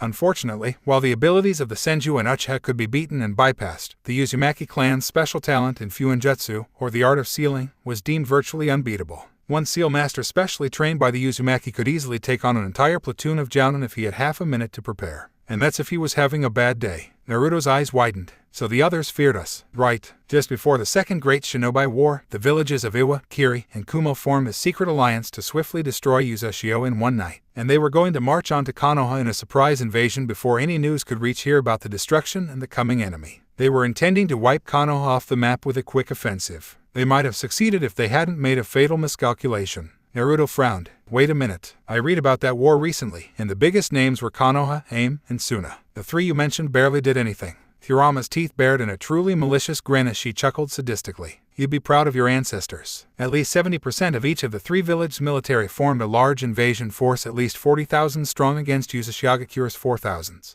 They believed there was enough to overwhelm Konoha afterward. The blonde growled at such a lopsided number. After all was said and done, Uzashigakure was destroyed and its few remaining members were scattered into the wind. The invasion force. The fox had to stop here because she was laughing uproariously, as if enjoying such a sweet memory. Naruto sweat dropped, not surprised his new partner apparently found large-scale destruction amusing. It took a moment for Kurama to calm down. They were cut down to only 5,000. Naruto's jaw dropped. While he was pissed that his clan was destroyed over such a stupid reason, he had to admit that was damn awesome. To make it worse for the invading villages, they never gained anything of value from Uzashigakure. While your kin were dying or about to be captured, they activated trap seals that destroyed their enemies in their deaths. Whatever were valuable to the clan were sealed away in impassable vaults that only those of Uzumaki descent could open. Even housewives and children about to be captured for breeding sacrificed themselves in kamikaze attacks using seals, taking their potential captors with them. The invaders greatly underestimated just how far the Uzumaki clan would go to make them pay for stepping even a single centimeter into their home.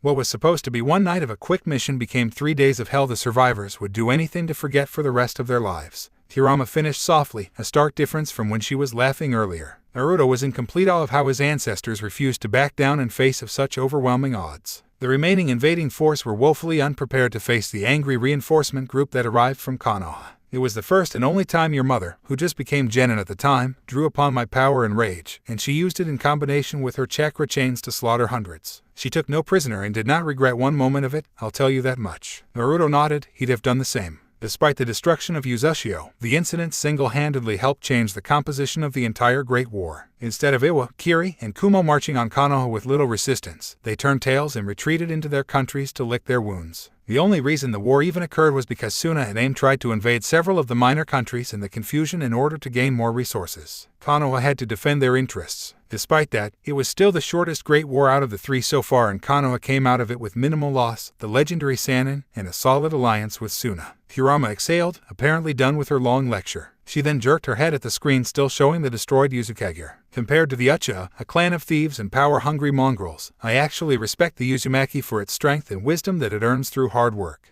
Its focus on family and comradeship was second to none as well. Because of their ultimate sacrifice, Konoha still stands today, and its shinobi force proudly display the Uzumaki spiral on their outfits to honor Uzashigakure. Naruto smiled softly while he walked up to the floating screen and reached a hand out, as if he was hoping to touch his ancestral home for real. Did Mom ever go in there after? No.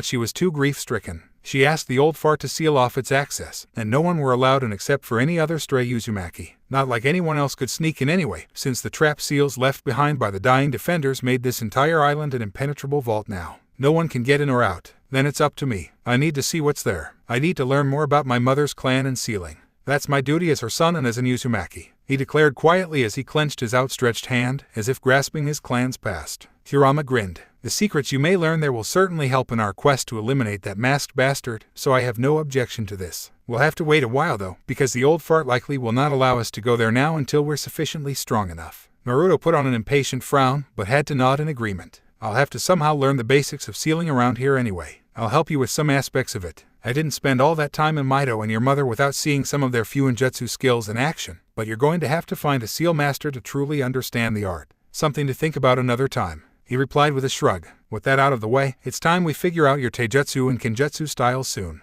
The sooner you get started on learning these styles, the faster you will rise in power when you complement these styles with jutsu and other techniques you will learn later down the road. The fox suggested as Naruto sat down into an attentive sitting position, ready to absorb all his teacher would suggest. I believe I know the perfect taijutsu style for you, and I actually developed it. It's called the Raging Fox. You will be using my power in the future, and this style is the best way to augment it in order to quickly destroy enemies in front of you. Even without the power, you will most likely overwhelm most opponents with its unpredictable nature and agility. It's also not a very rigid style, so it's easy to flow from a strike into another, which would keep your opponents from being able to easily guess your pattern. Its only major drawback is that it lacks decent defense. You'll use your reflexes to avoid most strikes, but you may take some damage if you get too aggressive and the opponent's good. Fortunately for us, my chakra will be useful in keeping you from being injured too badly, Kurama explained. Naruto's eyes began to get wider and wider as the fox explained the style's benefits and drawbacks. Sounds like a great style, and the nice thing is that no one else would know anything about this and it'll throw everyone off. Please teach me, sensei. You'll spend time here learning the stances from me, and you will need to practice them outside the mindscape since muscle memory is very important for learning martial arts and you can't develop it in your own mind. Same goes for any Kenjutsu style as well, Kurama pointed out.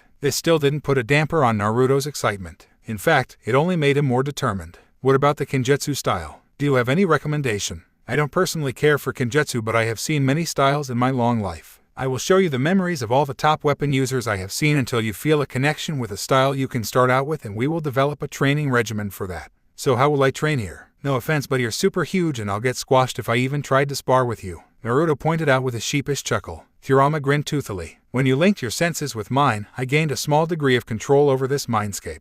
Just enough to form something like this, she stated as she seemed to concentrate a little. Wisps of smoke formed out of thin air and converged on a spot next to Naruto. He was quite surprised to see a human form out of the whirling smoke. This somewhat muscular human turned out to be a very plain and unassuming brown-haired man in dull gray clothing, someone one would easily lose in a crowd. The man had on a blank expression and he did not seem to pay any notice to a giant fox behind him or the surprised little boy sitting in front of him. He had the feeling of a puppet being controlled by an invisible force. I can infuse it with my knowledge of any particular style and set this apparition upon you to train you in that style, Kurama explained as her creation suddenly moved into an odd stance of getting on all fours. Before Naruto could react, the man pounced toward the boy, hands out like claws, even the fingernails looked sharpened. He yelped in surprise and fell back onto the grass just as the apparition disappeared when it was about to land a deadly strike. Kurama chuckled lightly before wagging her index finger in the air. You're not ready yet for either style. First, we have to finish your conditioning, then we will start work on developing your body specifically to use Raging Fox effectively in battle.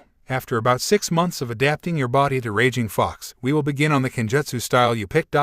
Just remember it has to augment your Taijutsu. Raging Fox will be aggressive, wild, and unpredictable, just like how your personality is. Keep that in mind while we search my memories for the style that fits you, okay? Before we forget, you also will need to learn to mold chakra during all of this. You will be doing chakra control exercises to improve your chakra efficiency and be able to use more jutsu in one sitting. Naruto nodded, his eyes looking serious, but he was totally excited on the inside. He just knew he was going to get so strong with his partner's help. Alright, it's time for you to get out of here. You have been sitting out there in the middle of the clearing for around 3 hours now, the fox suggested. Naruto quickly nodded and gave a wave as he faded out. Kurama smirked before glancing over at the ruined landscape she caused with her attack. A sweat drop formed over her head. Maybe I should have asked that boy to restore this before he left. Oh well. 2 weeks later, back at the 42nd training ground. Boy, please tell me you're kidding me, Kurama, Naruto pleaded of his tenant as he stood at the edge of a large and deep ravine next to the training ground. It looked truly menacing and he seriously believed was going to die if he slipped and fell from here. I'm not. Now that you're done with your conditioning, we are now training to use all the muscles you would need for Raging Fox. A major part of that style is the ability to feint and move in unpredictable patterns around an opponent. You need strong limbs able to latch onto most surfaces and bounce off in the same instant. So, in addition to your usual workouts, you will be climbing down to the bottom of this ravine and back up several times, not just facing up, but also facing left, right, and down at random intervals. You will need to get used to the effect gravity will have on your body from any direction.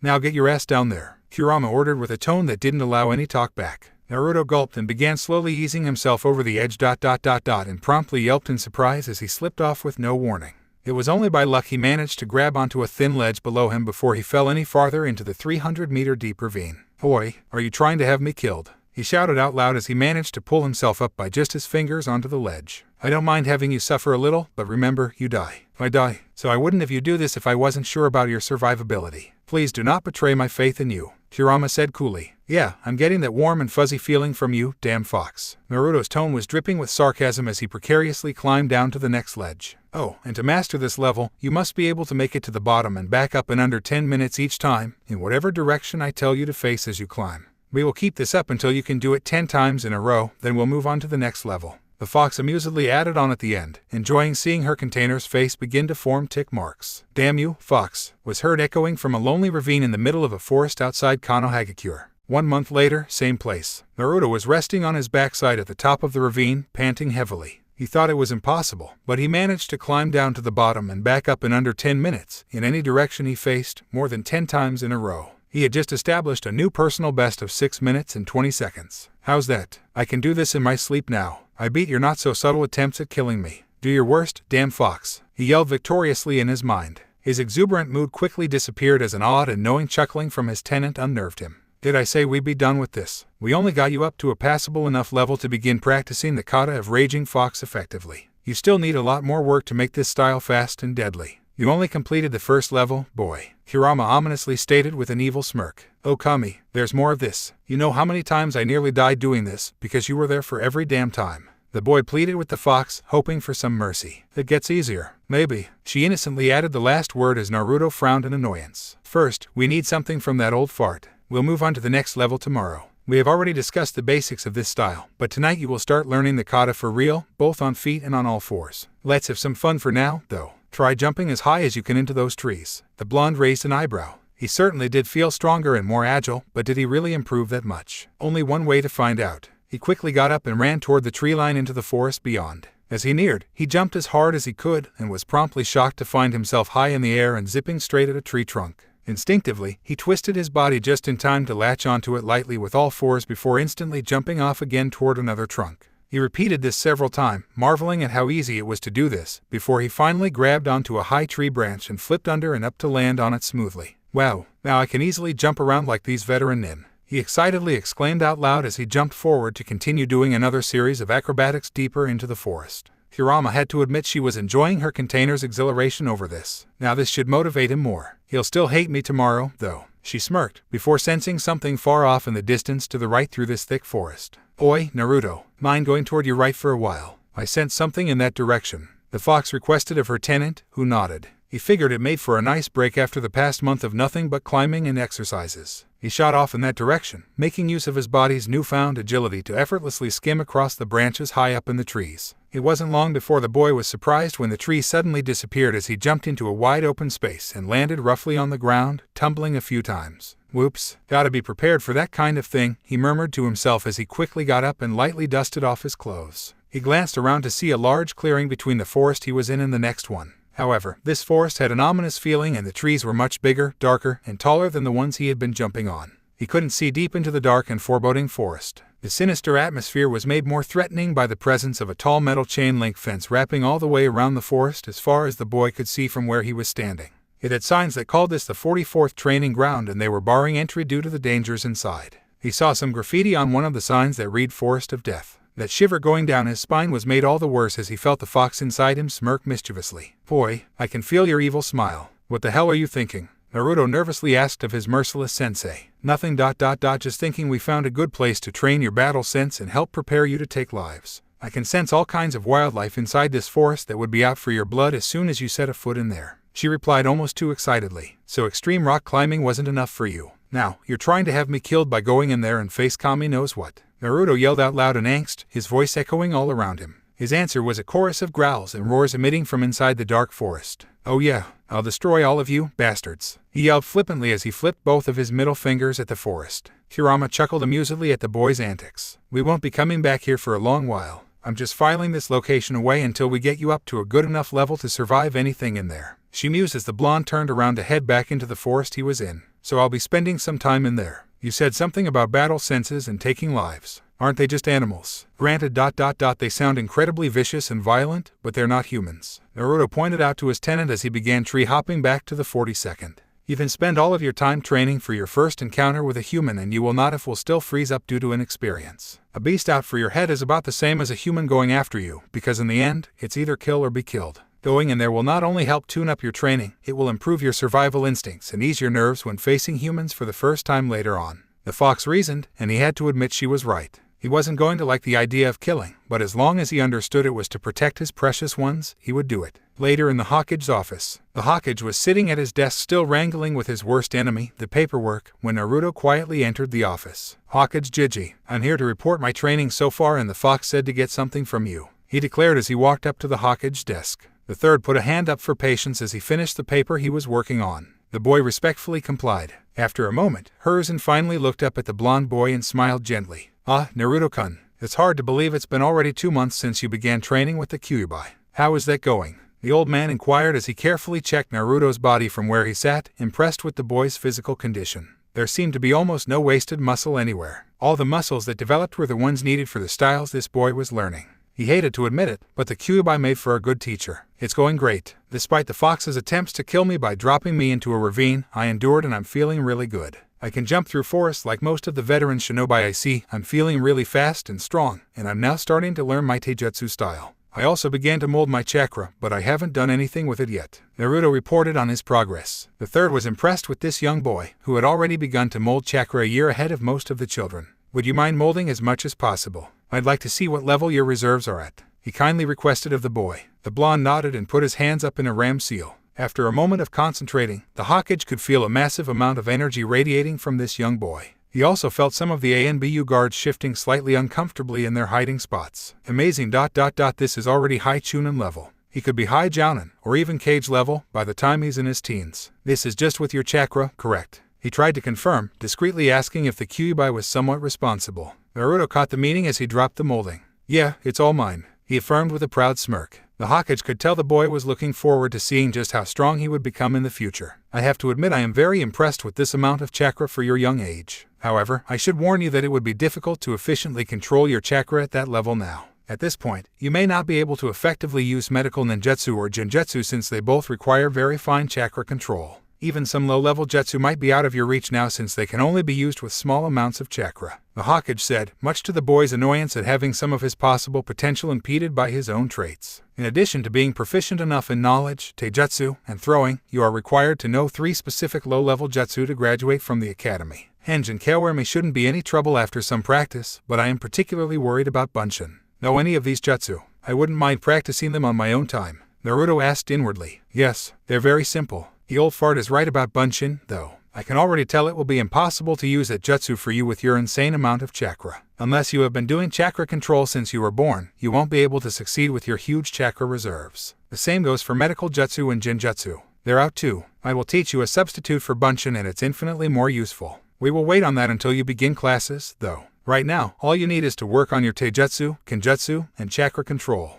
It's so we can build very solid foundations right now before we move on. Kurama lectured. I assume the Kyuubi knows these jutsu and you were discussing them with her. The third inquired curiously as he noticed the boy's expression change slightly while remaining silent. Yep, she just told me she knows Bunshin is impossible for me. I'll have to take her word on that. Her being linked to me ever since I was born and all that. Naruto replied with a shrug. That's unfortunate. There are other variations to the Bunshin technique, however. You should be able to pass with any of these. It's just a matter of figuring out which one suits you. Yeah, she said she knows a substitute and will teach me that when the academy starts. She won't tell me any more than that, though. The old man nodded, satisfied the boy would have a solution. That's all I got to say about what I've been doing. The fox also told me to come by here and pick up something to continue my training in the ravine. The blonde added. The third raised an eyebrow. This boy already reached that level in just 1 month. He thought as he stood up from the desk and moved over to a cabinet. He opened it up and took out several odd-looking straps and a vest. This is for you, Naruto-kun. I have to say the Kyuubi knows what she's doing with you.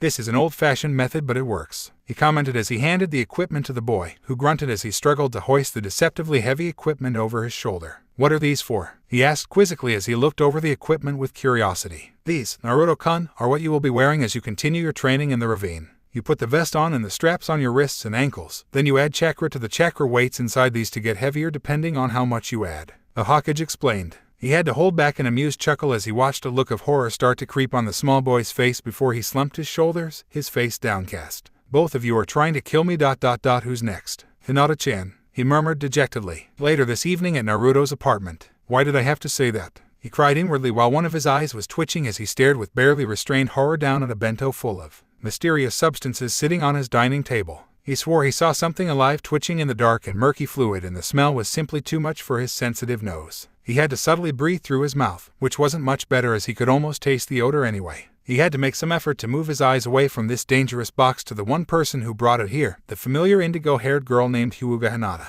She was sitting by his side, poking her 2 index fingers together nervously. If it's okay with you, please try it. It's my first time cooking anything, she said softly with a blush. Naruto gulped and wondered where he went wrong in becoming friends with the young Hyuga. Since they met, they have been spending at least a few hours a week playing together and hanging out, mostly with Hanabi tagging along as well too. They even sparred lightly once in a while. It was a good relationship and he just recently introduced her to Ino, Shikamaru, and Chaoji. She got along well with all of them, especially Ino. Lately she was allowed to come over to his apartment to play and talk once in a while, giving her a chance to get away from the scrutiny of her clan. Now he wondered what he did wrong to have 3 people try to kill him this day, even if only one of them was doing it willingly. Kurama snorted in mock offense at that thought. Hinata-chan, not that I don't appreciate this, but I'm wondering why your dad didn't get to be your first taster. Naruto carefully asked if his would-be murderer as he kept an alert eye on the gurgling bento box for any possible attack. Hinata allowed a surprised expression before looking thoughtful. I did actually ask F father to try this first, but he said that he had eaten and felt you would appreciate it. He then suggested that I bring it over here. She explained with an expectant smile, her lavender-tinted eyes shining with innocence. Naruto inwardly sighed in annoyance at the fact that Hayashi just blatantly passed the buck on to him. Hayashi, I'm going to reiterate that you are a vicious, evil, and sadistic bastard, and I'm going to find a way to get you back for this someday, he vowed. Kurama just chuckled amusedly. You might as well tell her no. Better to hurt her feelings a little and offer suggestions of improvement than to actually die of poisoning from this, she suggested. Naruto tried to look into Hinata's innocent eyes and promptly lost his resolve to refuse this meal. I can't do it. I learned it's important for a guy to appreciate a girl's cooking, no matter how bad it is, he promised in his head before picking up a pair of chopsticks and dunked them into the foreign substance. He shivered in revulsion when the chopsticks encountered resistance going in, as if it was actually more of a slimy substance than liquid. He pulled a piece of something out of the bento with a horrible slurping sound as it had to be literally tugged out of the brown slime's rather strong grip. Hoi ... You're seriously not going to do this, are you? Don't believe the crappy mangas you read in the library about having to eat a female's cooking no matter what. There's no guarantee I could keep you alive with this one. Kurama raised her voice in alarm, actually afraid for her container's well-being. She didn't get a chance to say any more when Naruto chomped down on whatever it was on the chopsticks. The effects were immediate. With a loud gurgle, his eyes rolled up into his head as he fell backward in his chair, crashing onto the floor like a rag doll. He went into a brief seizure before becoming very still, his eyes still completely white with froth coming out of his open mouth. Hinata, having watched all of this up close, sat in silence for a moment before she finally realized what just happened. Naruto-kun. Divided by Naruto. Both females cried at the same time as Hinata rushed to his side. Elsewhere in a certain Hyuga residence, Hayashi's stomach growled as he read some reports at his desk. He had elected to skip dinner for the sake of his own safety. As soon as he saw the result of his daughter's cooking, he immediately went into full retreat and, with his best possible Hyuga composure, lied through his damn teeth that he wasn't hungry and suggested a poor victim in Naruto. He felt his nose twitching a little. Uzumaki-sen must be thinking about how to get back at me. He mused inwardly and smirked a little. 5 months later at the 42nd. After spending a week in the hospital thanks to Hinata's unique cooking, Naruto had to waste another week getting his body back into peak condition before he could wear the training weights. At first, he began with 40 pounds. It took him 2 months to get used to the extra weight. He finally was able to complete 10 round trips in a row to the bottom of the ravine and back up, under the usual 10 minutes limit each time. After that, Kurama ordered him to put 20 more pounds on until he got used to the weight and then repeat. The last 3 months were spent getting him up to the total weight of 100 pounds. Meanwhile, he worked on the Raging Fox kata extensively. He quickly became proficient with the style, which truly impressed Kurama, who kept piling on harsher training with even more apparitions in Naruto's mindscape. The boy did not falter or complain once. It was also discovered over the months of training that he could learn jutsu and train his chakra control in his mindscape as well as on the outside. Muscles didn't limit chakra and its control, so any knowledge Naruto gained in his mind added up to the real-world applications. Kurama and Naruto quickly made use of that fortunate development, with him already learning the leaf-holding exercise, tree walking, and was now mastering water walking in his spare time. He also began working on kawarami and henge. At this rate, he would be able to use them without seals before his academy years ended. Kurama and Naruto were also pleasantly surprised to discover that, thanks to the fox's unique chakra, the boy was able to form a solid henge compared to the usual illusion usually cast instead. Only anyone with the Byakugan or Sharingan could see through it due to the blonde's chakra signature, and only the most experienced shinobi would be able to find the few missing details on the henged form, if there were anything off in the first place. Naruto was excited about the notion of being a super spy able to go behind the enemy line at will. The fox was more pleased about the possible pranks and bloodbaths her container could induce in the future. However, she made an unusual request of Naruto. Back to that conversation. What? You want me to keep this quiet from Hokage Jiji? The blonde boy blurted out loud as he almost tripped on a tree branch. He had to recover quickly before continuing jumping through the trees toward their usual training ground. They had just finished a successful test run with the solid henge. Naruto used it to transform himself as a plain 20-something man and walked everywhere in the village, especially in full view of as many shinobi as he could find. He even lost his 2 ANBU guards following him at the very beginning. Only 2 Hyugas seemed to notice him when they happened to have their Byakugan activated both times. Naruto was frustrated to discover that, with a simple henge, everyone greeted and acknowledged him warmly wherever he went. The difference in treatment toward the blonde pariah and a regular everyday man was extremely jarring. Pushing that out of his mind, he was planning on telling the Hokage of this discovery when Kurama redirected him toward the training ground and made the request. I know what you're going to say and I understand the great potential this has as a spying tool. However, just think about this for a minute and you will see that this is detrimental to your own personal goals. And mine as well. The fox alluded to something that she knew Naruto wouldn't agree with. Okay. So let's focus on the obvious benefits. I can go pretty much anywhere I want without enemies noticing if I'm careful. The higher-ups would love the potential for this in spying. It has limited uses in fights and on the battlefield, though. Naruto had to admit he couldn't think much use for the henge in a fight. If he could spy like this all the time, even his surrogate grandfather would have no choice but to send him out on long-term spying missions to make full use of this once-in-a-lifetime potential. Realization hit him quickly. I see you caught on, boy. I believe when the old fart reports your modified henge to the council as part of his job, they will most likely debate having you sent out on long missions. I wouldn't be surprised if they train you now and ship you out within the year. You will only be here in the village a handful of times for the rest of your shinobi career and would be unable to protect your friends if there were trouble. Plus, you will not be able to train as much under henge, and reaching your full potential will be much harder, maybe even impossible. Kurama broke down the cons for her container, who frowned. On one hand, he wanted to help his village as much as he could, but, on the other, his personal goals of being a powerful frontline shinobi conflicted with that. In the end, it was an easy decision for him as he reached the ground.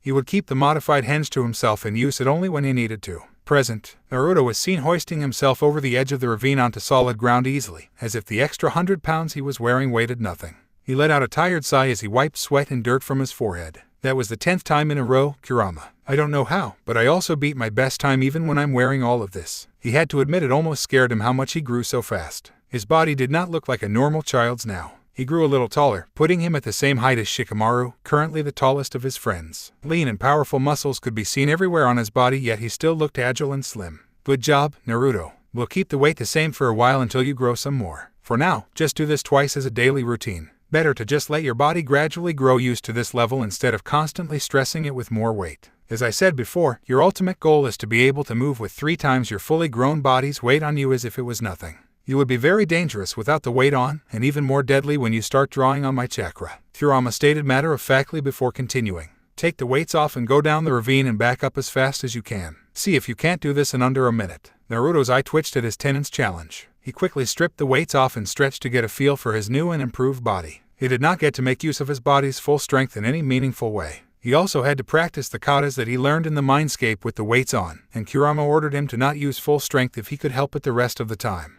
For one Uzumaki Naruto, this would be the first time he got to truly use his body in months. In the forest leading to the 42nd training ground, the small indigo-haired girl with pale eyes could be seen pushing through some bushes in the dense forest. Hyuga Hinata was slowly making her way toward the clearing where her friend Naruto was training, and she was carrying an oversized bento. She knew her friend was out there training again and that he wouldn't have any lunch with him as usual. After that unfortunate incident with her first bento 5 months ago, she felt so responsible and guilty even with Naruto's reassurances. She then strove to improve her cooking as quickly as possible and, soon afterward, she was able to make decent meals. Hanabi now made requests for their lunches together and she enjoyed anything her older sister cooked so far. Even their stoic father seemed to be visibly looking forward to whatever meal Hinata made these days now. When she found out from Naruto that he was training out here, she decided to make a bento lunch for him once or twice every week. The first time she showed up in front of Naruto with the lunch, she was stunned when he immediately took the box and dug in. Even though she knew she improved, she thought Naruto would be wary of her cooking after the last time, but he just ate it all without any hesitation.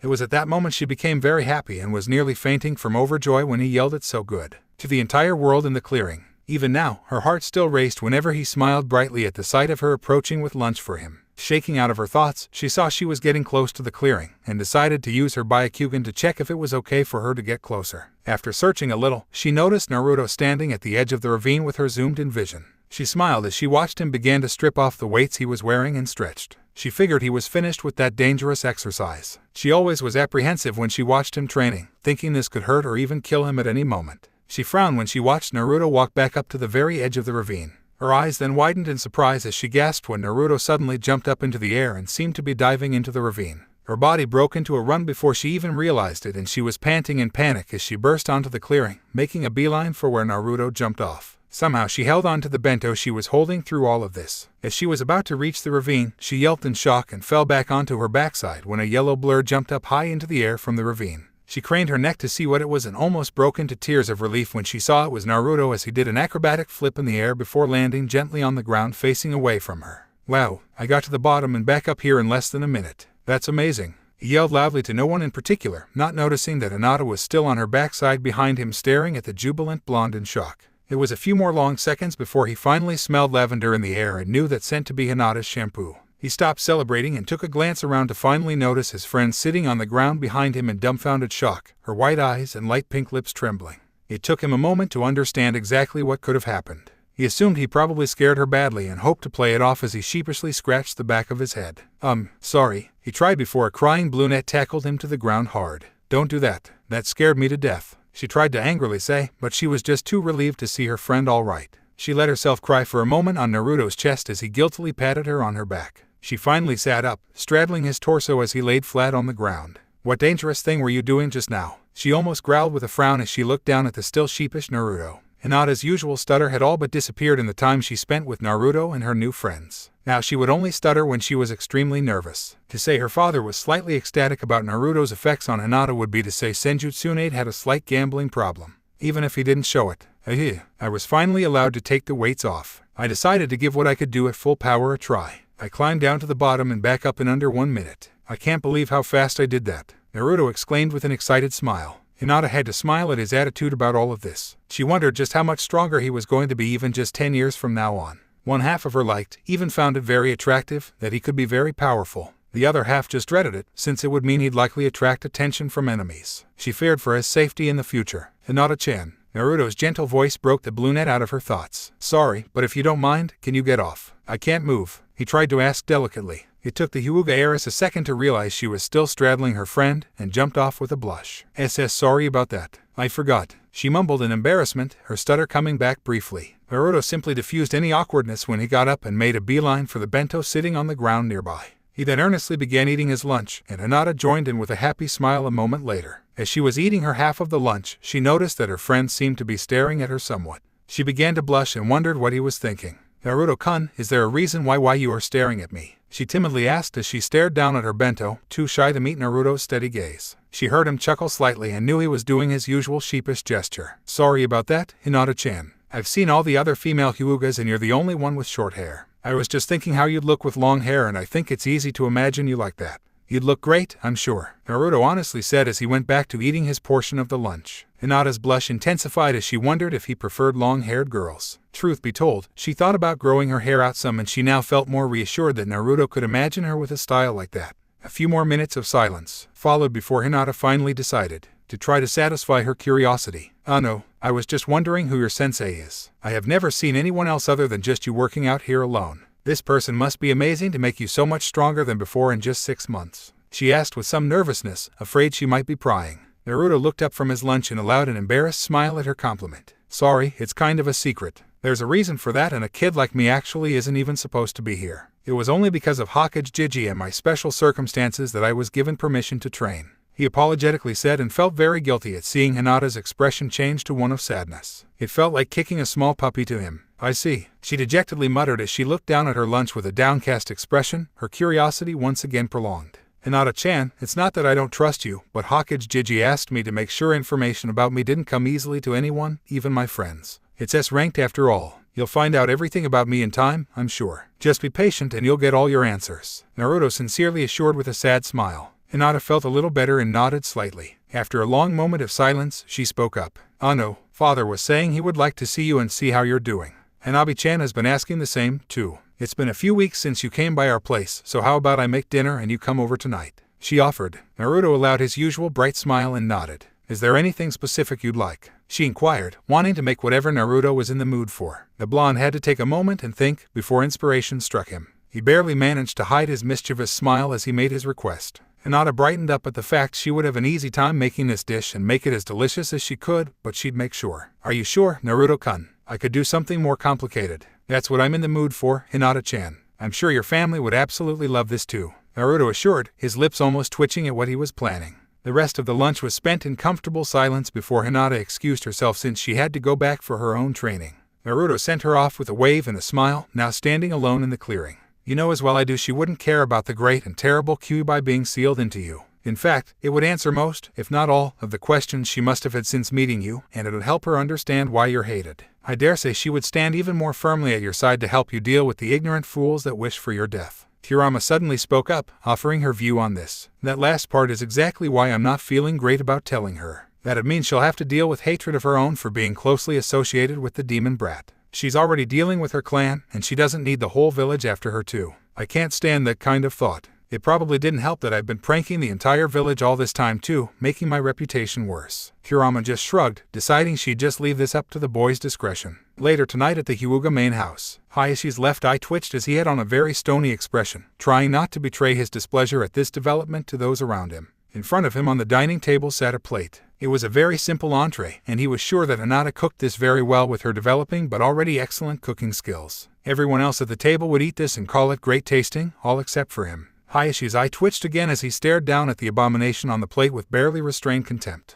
The entree combined two things he disliked the most, cheese and eggs, into one to make a large and cheesy omelet with rice on the side. Naruto's eyes caught Hayashi's slight contempt for his dinner and had to hold back a smile, victorious that the information he painstakingly sweet-talked out of Tama were correct. He'd enjoy watching this. Hinata had just finished setting the plates down for Naruto and Hanabi sitting to Hayashi's left at the large table before she sat down between her father and Naruto. The blonde was chatting quietly with Hanabi about what she had begun to learn in her recent lessons with the gentle fist. Hayashi hated having to do this, but he would pretend that he forgot he ate earlier and was still feeling full. He hoped to get out of eating this abomination. Unfortunately for the Hyuga clan head, Naruto seemed to have excellent timing. "Oh, Hinata-chan, this looks so good. I can tell your dad's going to love this, and I bet he's really hungry too. I haven't seen him eat anything since I got here long ago," Naruto exclaimed innocently to Hinata's reddening face, though Hayashi swore he saw a ghost of a mischievous smirk on the boy's lips. His eye twitched again at the boy's rather convenient statement. He wondered if the boy planned this. It shouldn't have been possible though, since very few knew of his immense dislike for eggs and cheese. Any thought of getting out of this disappeared when Hinata's expression slowly lit up with innocent expectation as she stared at her father. He almost sighed in defeat as he gently clapped his hands together and Anakin did Dekamasu to officially begin the dinner. The sisters and Naruto immediately dug in, and Hayashi was stalling for time as he slowly picked the chopsticks up.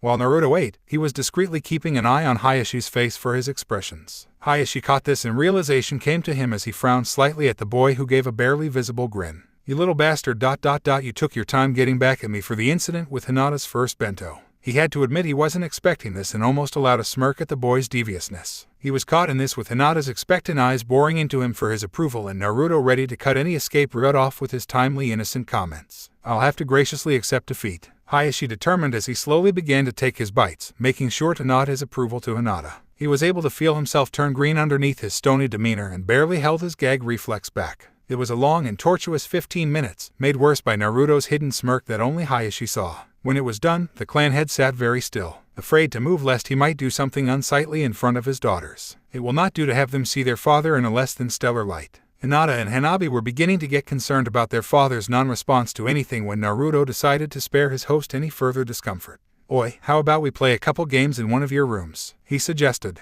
Hayashi was relieved at the prankster's surprising kindness as the girls nodded. The kids then all got up to head into another room. As soon as they left, Hayashi quickly stood and briskly walked to the nearest bathroom, almost knocking over a hallway table on the way. Later outside the compound, that was hilarious watching Hayashi as he sat through the entire dinner trying to keep his composure. "I almost lost it when his skin took on a slightly green hue." Naruto giggled as he walked down the usual path toward his apartment. "I like pranks as much as you do and that was good planning, but please do be careful not to piss the clan head off too much," Kurama said with a slightly exasperated smirk. "I know ... and no worries there. Putting that aside ... come into the mindscape tonight. After we finish practicing the kata, it's time we discuss the kenjutsu style you want to learn. You'll practice that along with your taijutsu. Eventually we'll have to ask the old fart for some practice weapons, depending on what you want to learn." Naruto grinned wide in excitement as he continued walking into the darkness of night as he imagined himself with different random weapons, wondering which would be the best fit for him. Naruto was sprinting through a large and dense forest, doing something akin to parkour, as Kurama called it from her lifetime of memories across massive roots and fallen trunks in his path. To an uninformed bystander, it might seem like he was running from danger. Instead, he was training.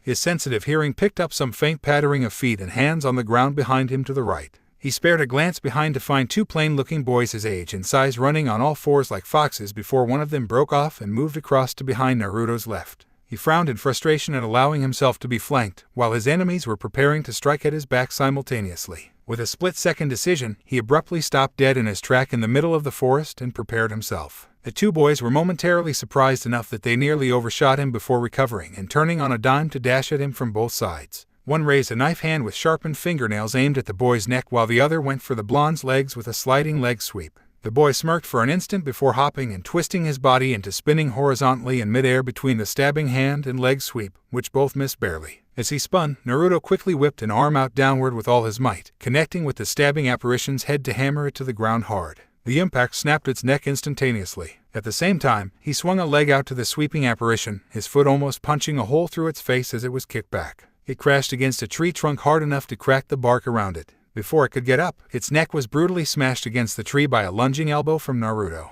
Blood and spittle spewed from its mouth as it slumped down again and stayed still. The blonde let out a small sigh of relief. "Give me a break, Kurama. I've been at this for 4 hours with those two." He grumbled out loud to no one in particular. "This will be the last round. Do well, Naruto." The demon fox's disembodied voice rolled through the forest like thunder. The two apparitions that Kurama set upon him remained still for a moment before they twitched and began to rise from their positions like zombies, their previous wounds gone. Naruto cursed before regaining his bearing and ran on all fours as fast as he could toward where he knew the forest would end. After a few minutes of running and hearing the two apparitions behind him, he suddenly broke out from the trees onto a large plain, which was covered as far as eyes could see with tall grass swaying under a gentle breeze. He caught a glimpse of the giant crimson fox Kurama in the distance, lying lazily on her side with her head propped up by an arm. Her red eyes were slowly following her host's movement. Naruto then heard rustling of the tall grass behind him, and knew the two apparitions were gaining on him. He abruptly tumbled forward into a series of cartwheels and backward somersaults before finishing by landing on all fours facing the opposite direction he was running.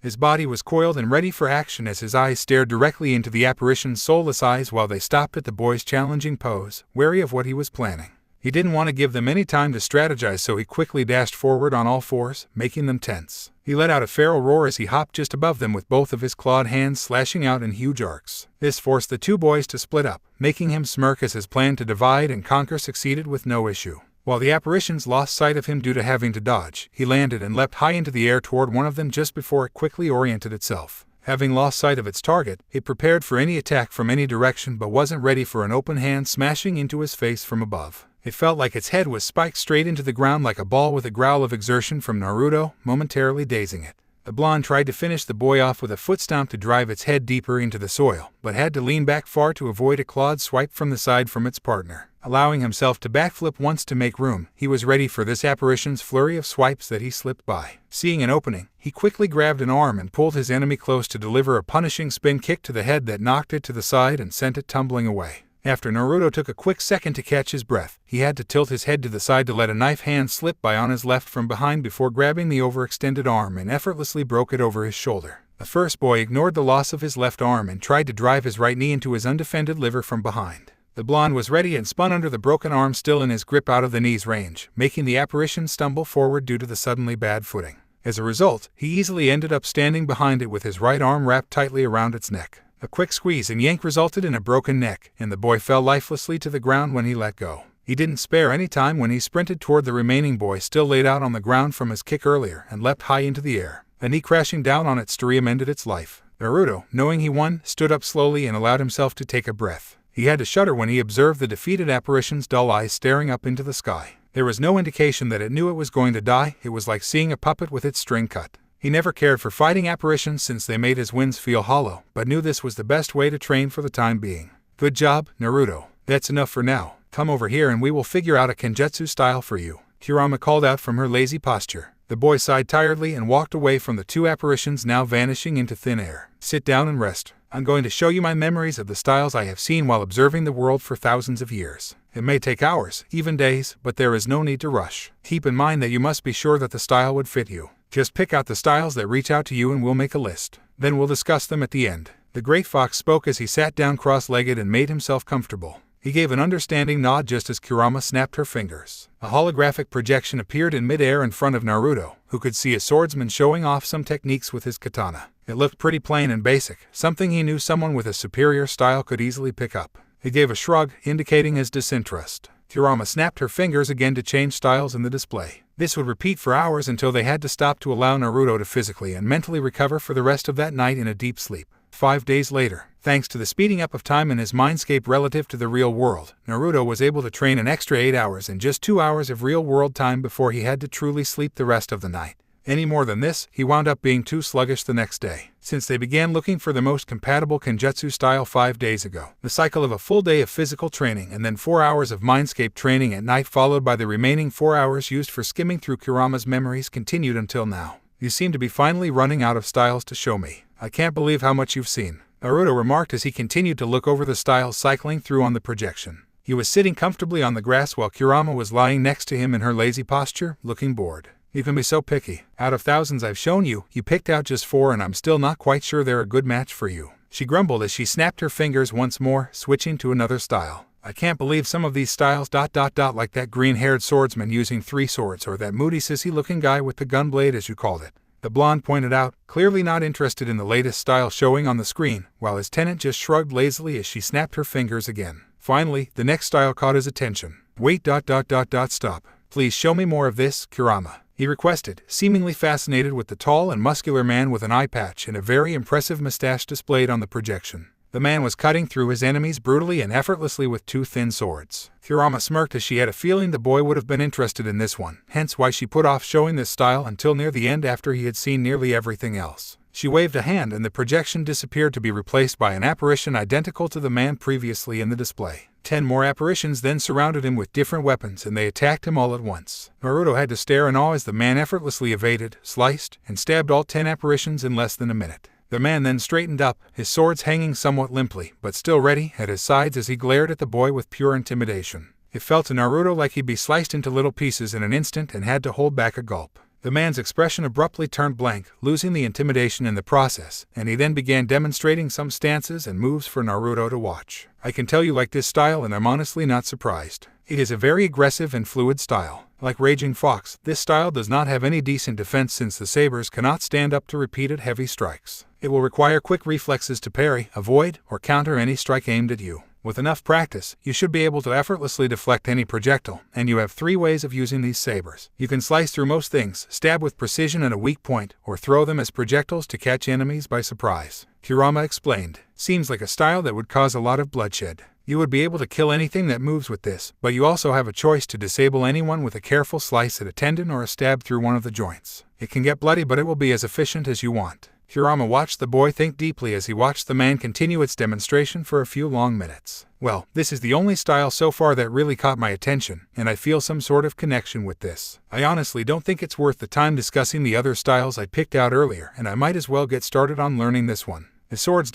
you called them sabers. They are rather unique in the elemental nations. Unlike the basic ninjato or katana, a saber is straight, usually longer, thinner, and somewhat fragile. However, the blade can either be single or double-edged depending on how it's made. It is light, which makes it easy to slice through most things if you use enough strength. It has an effective handguard on the hilt for protecting your fingers, and you can also use it as an improvised brass knuckle for enemies up close. Due to the weapon's rarity on this continent, you may have to get them made or hope the old fart knew where they could be found. Make sure they are battle-ready when you do find some, as there may be ceremonial ones and they're utter crap." Naruto let out a weary sigh. "I wonder why I ended up liking a weapon in which its rarity may be a disadvantage on this continent. Because it'd be boring otherwise, I guess. Don't worry, there will be a place or 2 that at least carry some decent sabers. You just have to find them," Kurama replied with a shrug. "All right, I just hope these long swords won't come back to bite me in the ass if I get stuck fighting in any narrow corridor. You'll still have your kunai for that. Even with that, while this style will focus primarily on these swords, it will also allow you to quickly disarm your enemies and make use of their weapons to suit any environment that may prove to be disadvantageous for the sabers. Seems like the pros will outweigh the cons on this one. I'm done looking.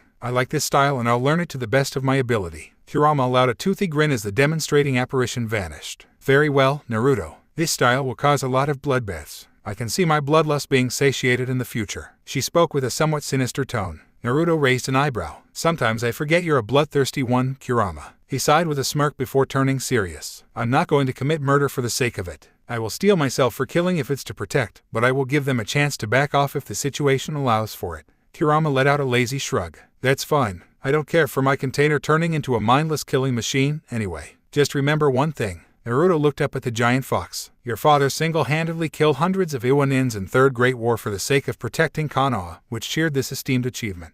On the other hand, people in Iwa bitterly revile your father to this day for being a monster, murdering their friends, parents, and spouses. It is all about perspectives. Keep that in mind when you face your enemies." Naruto's eyes widened. He hadn't thought much about the view from Iwa's side. Even though Iwagakure ignited the Third Great War, it was hard to justify that massacre. He knew from Kurama's stories that his father did not even show mercy to fleeing men. Every enemy within his sight died, no matter what they did. Naruto allowed a small shudder as he wondered if he was going to have to do something similar in the future for the sake of protecting his precious people. Now that we're done with the search, we'll get started on learning how to properly maintain swords and some basic exercises to strengthen your arms and hand grips while holding the swords. That's before we move on to the beginning kata for this style. Meanwhile, we'll see if we can't at least get some practice Bakkens from the old fart or elsewhere. By the time you graduate you need to buy your own set of sabers that you're comfortable with. That's a long way off, but they will be expensive because of their rarity. Better to see if you can put aside some money each month from your monthly allowances for that starting now. Naruto let out a groan. Even with the stores forced to sell anything to him at regular prices, he wouldn't have much left over for savings. Would he even be able to buy anything decent?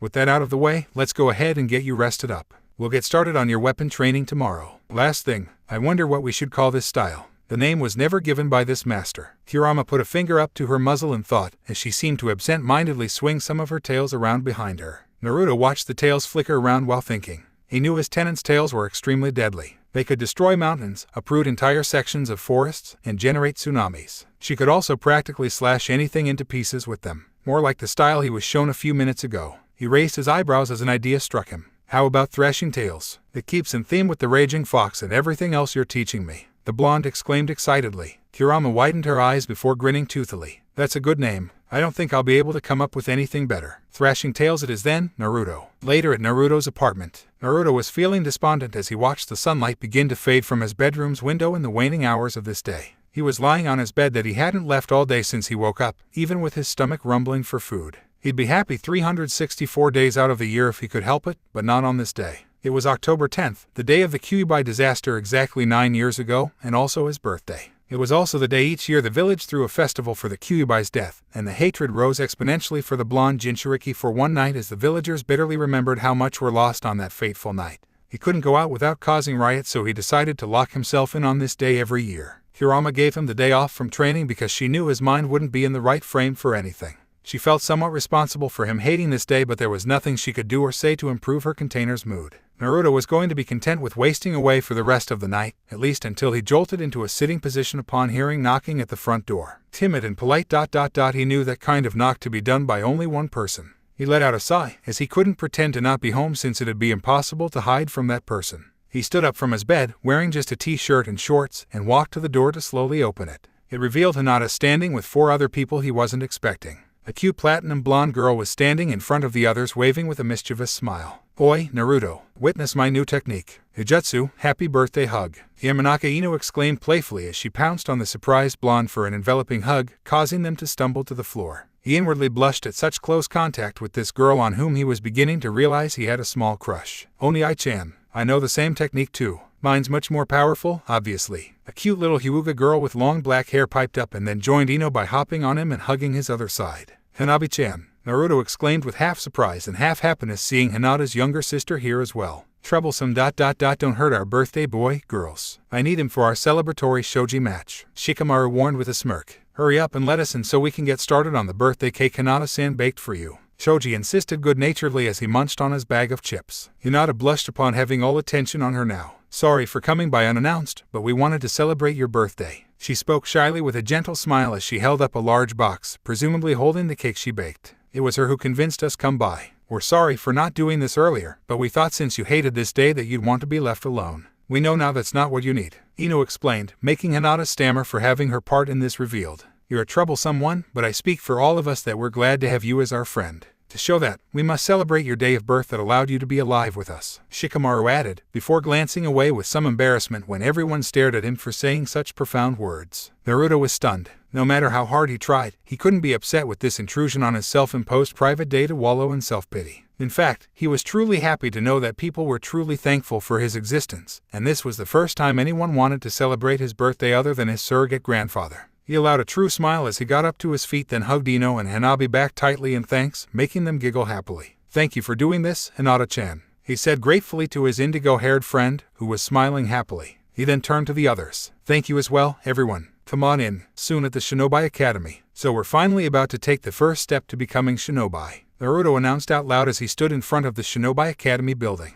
Hinata was standing next to him in her dark blue baggy pants, a black sleeveless spandex top covered by her fur-lined pink overcoat that went down to her thighs and was zipped up. Her indigo hair was showing signs of growing beyond her familiar short hairstyle, with it barely covering the back of her neck now. Yes, she asserted with a cute, determined expression while adorably clenching her fists. She was happy to be around Naruto nearly every day in the class. But there was an issue already, at least in her opinion. Oh no, Naruto-kun, is there a reason you're wearing that? She pointed out to Naruto's odd outfit. It looked like a full workman's jumpsuit 2 sizes too large for him, with very durable fabric and lots of useful pockets. She didn't have a problem with that. She was more perturbed by the color. Blindingly bright kill me now neon orange accented with blue from top to bottom threatened to burn out her precious Byakugan if she was too close. Naruto smiled sheepishly.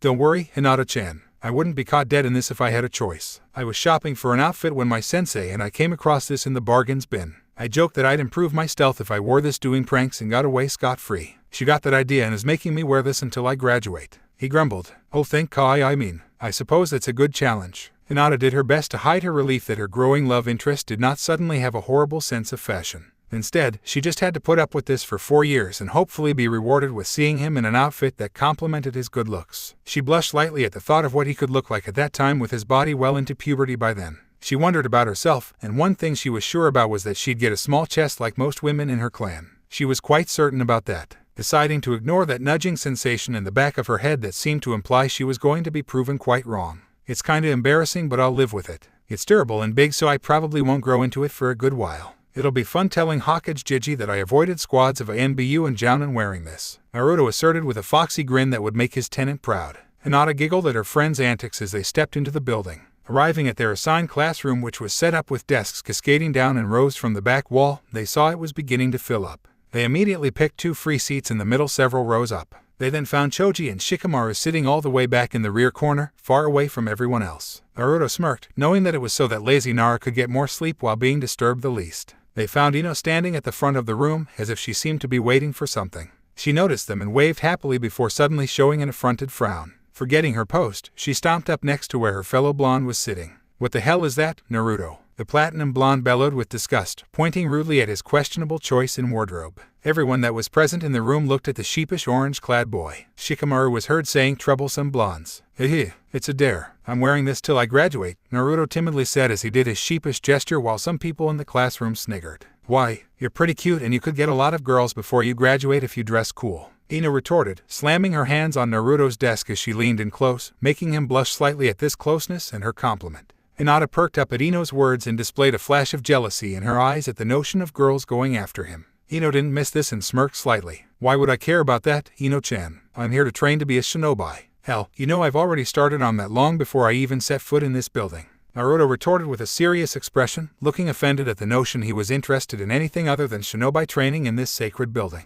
Hinata had to hide her victorious smile. Not only was that horrid outfit going to scare away image-conscious girls, he also wasn't going to be easily swayed into looking for any girl's affection. If everything went right, he'd be left all to her when the time for romance came. Well, the way you said that is pretty cool. Maybe that crappy outfit won't repel girls so much if you're still going to be cool about anything else, Ino retorted with a smirk, feeling a little warm inwardly upon seeing Naruto's serious gaze. She was also enjoying the slightly panicked look in Hinata's eyes as both girls noted several other girls in the classroom blushing at Naruto's serious but very handsome expression, despite his awful orange outfit. Before Naruto could reply, the entire room went silent. Ino perked up and turned away from her fellow blonde to see what was going on. All 3 friends found the source at the classroom's door. A raven-haired boy with onyx-black eyes stood there, his eyes carefully surveying the entire room. He displayed a disinterested and arrogant expression, as if he couldn't be bothered with anything that wasn't relevant to him. He was wearing a short-sleeved and high-collared black zip-up shirt with white shorts. His hair was styled to look like a duck's butt.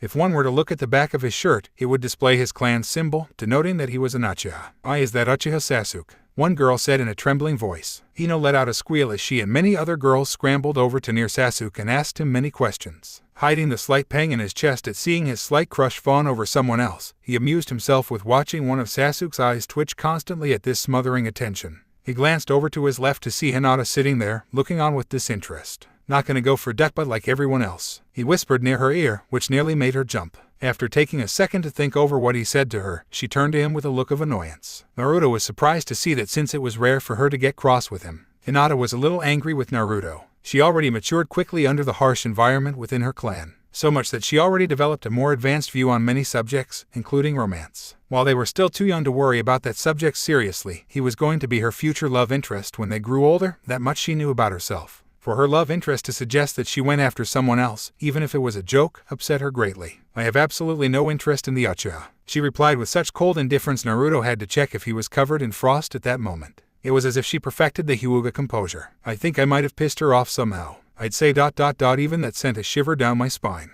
Sorry, Hinata-chan. I was just teasing. Hinata sighed and glanced away outside the window as the rest of the girls in the classroom continued to crowd around Sasuke while he tried to push his way through to his seat. Naruto silently cursed his stupidity and thought about what to say to his friend before a loud and high-pitched screech filled the classroom. "I no pig. Get away from Sasuke-kun. You're bothering him. ARGH. A loud pain yell snapped the entire classroom from whatever they were doing to look toward the source. Naruto was tightly pressing his hands over his ears while Hinata was fussing over him, concerned for his pain. What the hell that all about? A pink-haired girl near Sasuke, who was also covering his ears, yelled at the interruption, not dropping her volume at all. "For fuck's sake, be quiet." Naruto cried as he slammed his forehead onto the desk, followed by a jolt and a yelp from Hinata as she was a little distressed over his discomfort.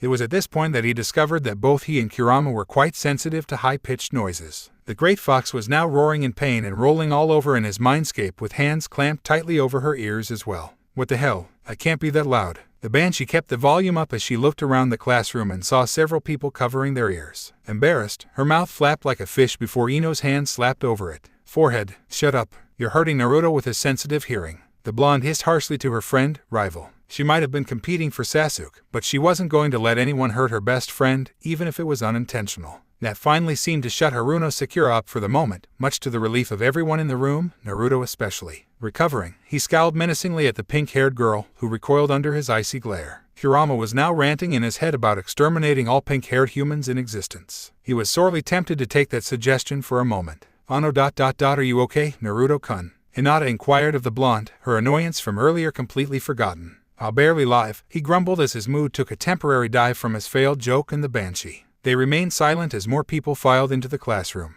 A young female chunin stepped into the room and the entire room went silent. The instructor greeted and welcomed everyone with a long speech on this being the first step to becoming a shinobi of Konohagakure. As this was going on, Naruto gazed silently at Sasuke sitting in the next row down by the windows. He seems a little arrogant. Like I said in the past, he looks like he's focused on only one goal, which I assume to be avenging the loss of his clan. You see all those people throwing themselves at his feet with hope of becoming his friend, yet he doesn't care about that.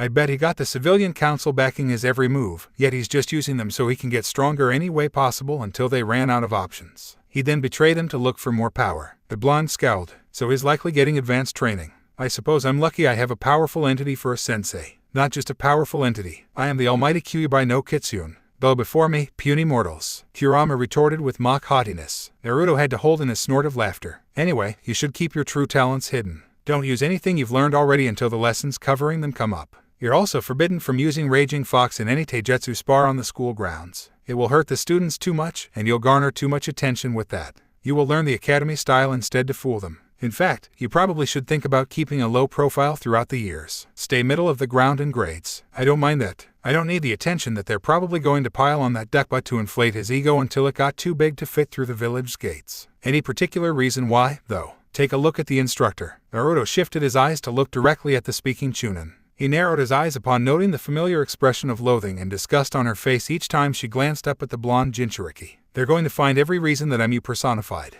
I suppose being too smart or too advanced in skills will set them off and they'll try to sabotage me at every turn. Right, I honestly don't care if my container do not come out top in this pathetic academy. If it was 50 years ago when the standards for graduating were much higher, I probably would have cared a tiny bit. Naruto smirked. It's nice having a doting parent in my head. I doubt a parent would have you risk falling down a deep ravine on a regular basis, plan to have you go into a forest full of vicious monsters for training, teach you techniques that has the power to change the landscape for miles around, or especially have you dress up in that orange abomination for the next 4 years. Love you too, Foxy. He nearly chuckled aloud upon hearing a snort from his friend. 1 month later at the academy. Okay, it's time for our first exam. Don't turn your test over until I've finished passing them out, okay? The female instructor ordered as she moved around the classroom handing out papers. She shot a particularly nasty glare at Naruto as she handed him his copy. He gave an uncaring shrug, stapling 5 pairs of her rather racy panties, which he snatched from her home, to the classroom ceiling in full view of everyone a couple weeks ago likely didn't endear him to her. Hinata seemed rather put out for a few days as well. You should only touch my... I mean, you shouldn't touch any woman's underwear without permission, were her words as she blushed a brilliant shade of red that day. When the instructor gave the word to begin, he flipped the paper over. He narrowed his eyes immediately. He might have found the lectures boring, but he paid enough attention to know that his dear sensei didn't cover anything related to this exam's questions. In addition, they were much harder than what a first-year student was supposed to be studying.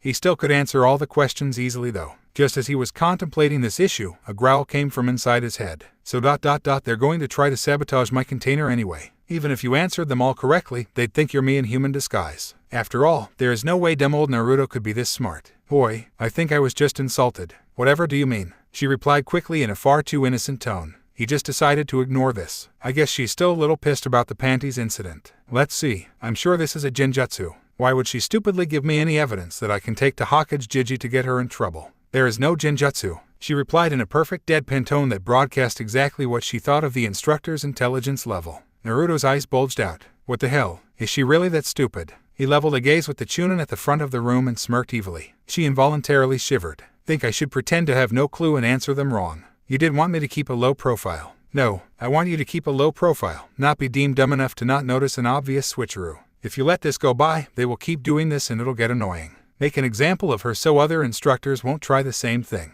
Excuse me, sensei. I believe you gave me the wrong copy. These questions have never been covered in your lectures, Naruto innocently said, and everyone in the class perked their heads up, interested in the development.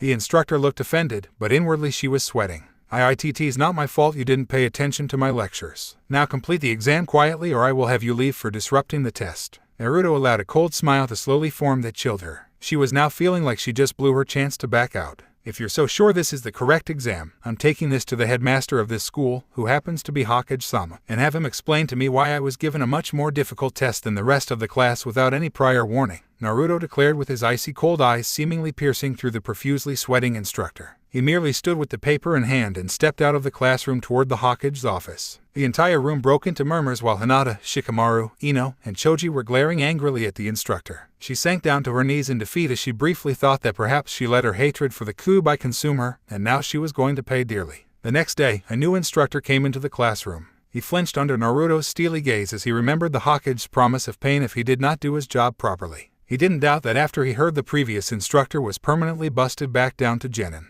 2 months later at the academy. It was a beautiful spring day in May as all the first-year students mingled outside on the sparring grounds next to the academy building. They were enjoying their lunch break between learning the academy style and sparring with it after the meal. It was going to be the students' first time sparring with their partners. So what are you going to do, Naruto? Shikamaru mumbled as he made a move on the improvised shogi board drawn in the dirt between him and Naruto. They were playing a quick shogi match before the instructor would come out to end the break. Hinata was sitting next to Naruto as she watched the match in fascination while Ino and Choji were making small talks behind the pineapple-haired boy. I'm fortifying my Mino Castle defense against your offensive, was the other player's reply as he moved one of his pieces to block his opponent's advance. Naruto had improved tremendously in his shogi playing. He actually won his first match against Shikamaru a few months ago, much to the Nara's dismay. Now he usually won 3 out of 10 times at this point while consistently challenging Shikamaru's planning capacity each match. Troublesome. I meant the spars. We know you're working on that style of yours. We've never actually seen it in action. Are you going to use it? The lazy genius drawled with feigned disinterest as he made another sneaky move on the board, much to his opponent's chagrin. To be honest, Shikamaru really wanted to see how strong Naruto truly was. He knew the blonde was well beyond everyone, even Sasuke. In this class, with the way he carried himself lately, he might be a lazy ass and he'd find it troublesome to tell anyone otherwise. But he rather disliked not having all the data on anything that interested him. Sorry, Shika, I'd rather not, Naruto replied apologetically as he made a sneaky move of his own. Shikamaru's eye twitched before he went into his now too common thinking pose. Why not? I have seen you practice with it and you are very far along with it. I am confident you can beat anyone here. Hinata interjected sly. Including you, Naruto retorted cheekily. The Hyuga blushed, but gave him a mock glare with puffed cheeks. Chuckling at his friend's cute reaction, he waved it off. Nah, I don't need the attention and it'll seriously hurt anyone here if I go too far. Also, Sasuke team will be on my ass 24/7 to fight him if I show off too much. I'll just stick with the academy style and see how far I can get with that. Hinata nodded, a little dejected that she won't get to see her friend kick some ass. She was brought out of her thoughts upon hearing Shikamaru's sharp exhalation as he came out of his thinking pose. Damn it, troublesome. You win. I can't think of any move from this point that will get me out of trouble. Naruto punched his arm into the air in victory. Yada, my record's 23 wins and 126 losses now. Everyone but Shikamaru's sweat dropped at their friend's delight over such a lopsided win-loss record. I doubt anyone will find that impressive, Ino said dully from behind Shikamaru, happy to be done waiting for the boys to finish that boring game. Well, imagine this. If it was against someone like that in Inuzuka, it'd really suck so badly. I'd think something's wrong with my head for losing to him so much. Naruto teased, getting a light swat on the back of his head from Hinata. Be nice, Naruto-kun. But if it was against a genius like Shika here, it's impressive. Tell me, did any of you win even once against him? Naruto finished, barely noticing the swat. Choji, Ino, and Hinata flinched and slumped to their fours with rain clouds hanging over their heads. Troublesome. Do you have to be so brutal? Shikamaru grumbled as he let out a yawn. Naruto just shot him a foxy smirk. Oi, lunch break's over. Time for the sparring matches. The instructor yelled as he stepped out of the building toward a large circle of bricks buried into the ground. Everyone gathered around the sparring ring at this point, and the instructor started things off with picking 2 random students to go up against each other for one 3-minute round each pair. It went on for a while with Hinata, Choji, Sasuke, Ino, and Shikamaru winning their matches rather easily. Finally, it was Naruto's turn up against the same Inuzuka he spoke of earlier. This brown-haired boy was wearing a simple shirt and shorts with the red Inuzuka clan fangs tattooed on his cheeks. He was just introduced to his companion dog, Akamaru, and they haven't trained together enough to be able to fight alongside each other effectively yet. Due to that, the tiny Akamaru stayed on the sideline. Yeah, looks like I got an easy one. Inuzuka Kiba exclaimed loudly as he stepped up across from the waiting Naruto. Still as smelly as ever, dog breath. The blonde retorted as he pinched his nose. He really did smell strongly of wet dogs. Kiba immediately growled at the insult. The instructor shouted start. Just as Kiba leaped toward Naruto, his sharp canines bared in a snarl. Naruto simply sidestepped the lunge and countered with a basic palm strike at the Inuzuka's exposed side. Kiba let a pained gasp escape from his lips as he blindly swung his hand back around, its sharpened fingernails aimed at Naruto's head. The blonde effortlessly grabbed the hand and pulled the Inuzuka backward across to flip him over and onto the ground with a loud thud. Kiba grunted painfully as he landed hard on his back. Damn you, he cursed as he recovered and shot to his feet, only to have a foot already meeting his chest as soon as he stood up. He was sent flying back from the unexpected thrust kick out of the ring and then tumbled to a stop. Naruto was already moving toward the dazed Inuzuka when he was stopped. Akamaru had moved in between him and his partner, barking and growling protectively. The surprised instructor decided to stop the spar at that point and unenthusiastically awarded Naruto the win.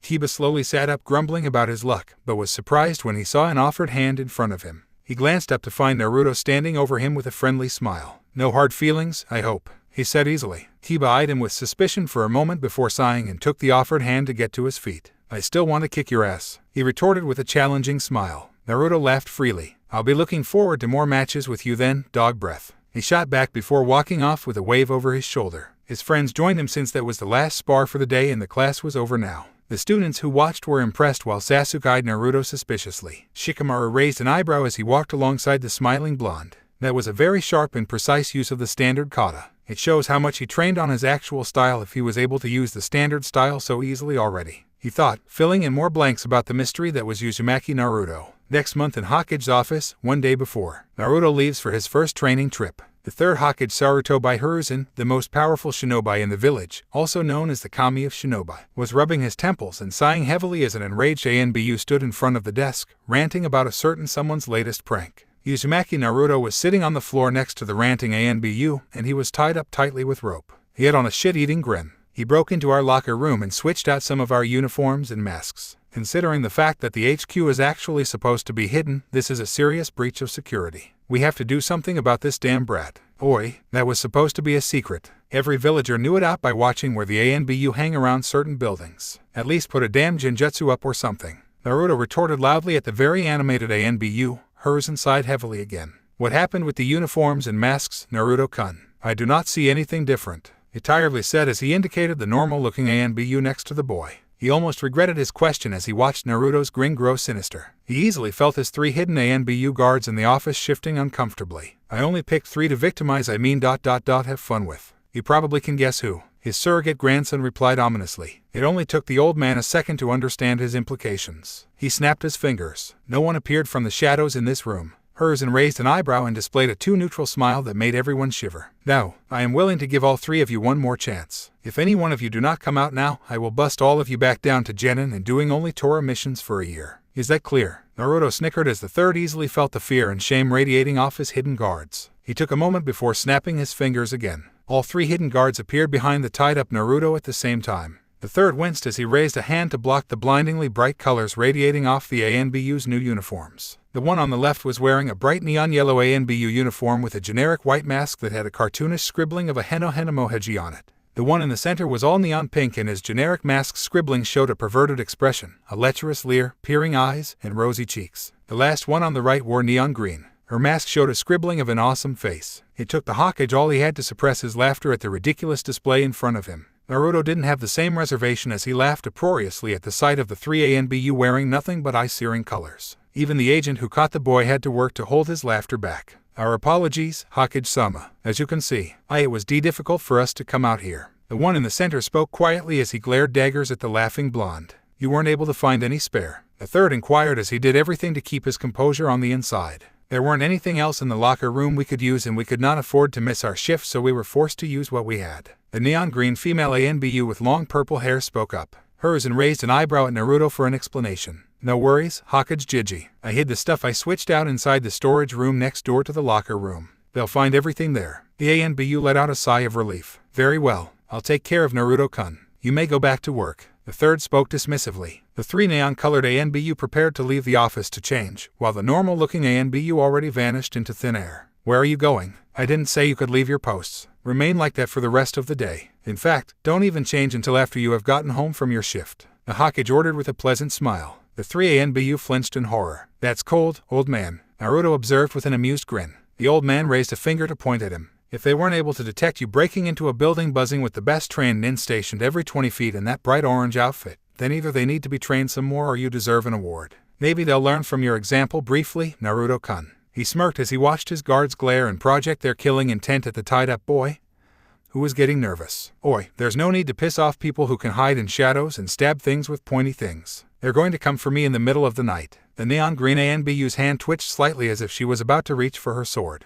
I am sure they won't, especially after they hear what I have thought up for your punishment. I was thinking about having one of my former students join you on this training trip alongside Tenzo-san, who I have explained as having the unique ability to subdue any Biju's chakra if it gets out of control. However, I honestly do not think he will be needed until the next break, and I could not find him in time anyway. So I will be replacing him with a certain someone. He's a Taijutsu specialist who would be able to help you improve your Taijutsu when you're taking breaks from bringing out the Kyubai's chakra. The Hokage spoke neutrally, working to keep a full-blown dastardly smirk from forming on his face. The three ANBU's demeanor changed completely at the mention of the Taijutsu specialist, and they were grinning evilly behind their masks. Naruto seemed to think nothing was wrong though. A Taijutsu specialist? I don't see how that'd be punishment. He cocked his head. You will find out, young boy, when you meet your two guardians tomorrow at the main gate. The third replied with a pleasant smile. Later that night, one Mitarashi almost had to be admitted into the hospital after she hurt her stomach and facial muscles laughing so hard at her roommate's bright neon green uniform and mask. Next morning at the Hokage's office, Saruto by hers and yawned loudly as he shook the tiredness out of his old body walking into the office to start his work for the day. Before sitting at the desk, he opened the window facing the village main gate in the distance and sat down. He only had to wait a few minutes before a man's ear-splitting voice shook the quiet morning air. YOSH, your flame of youth is burning so brightly if you are training at such a young age. We shall train together as hard as we can for the next 3 months and make your youthfulness burn white hot. Followed by a child's horrified yell. Hey RGH, don't let the caterpillars on your eyes near me. Damn you, old man. Hers and leaned back into his chair and let a smile grow slowly on his face.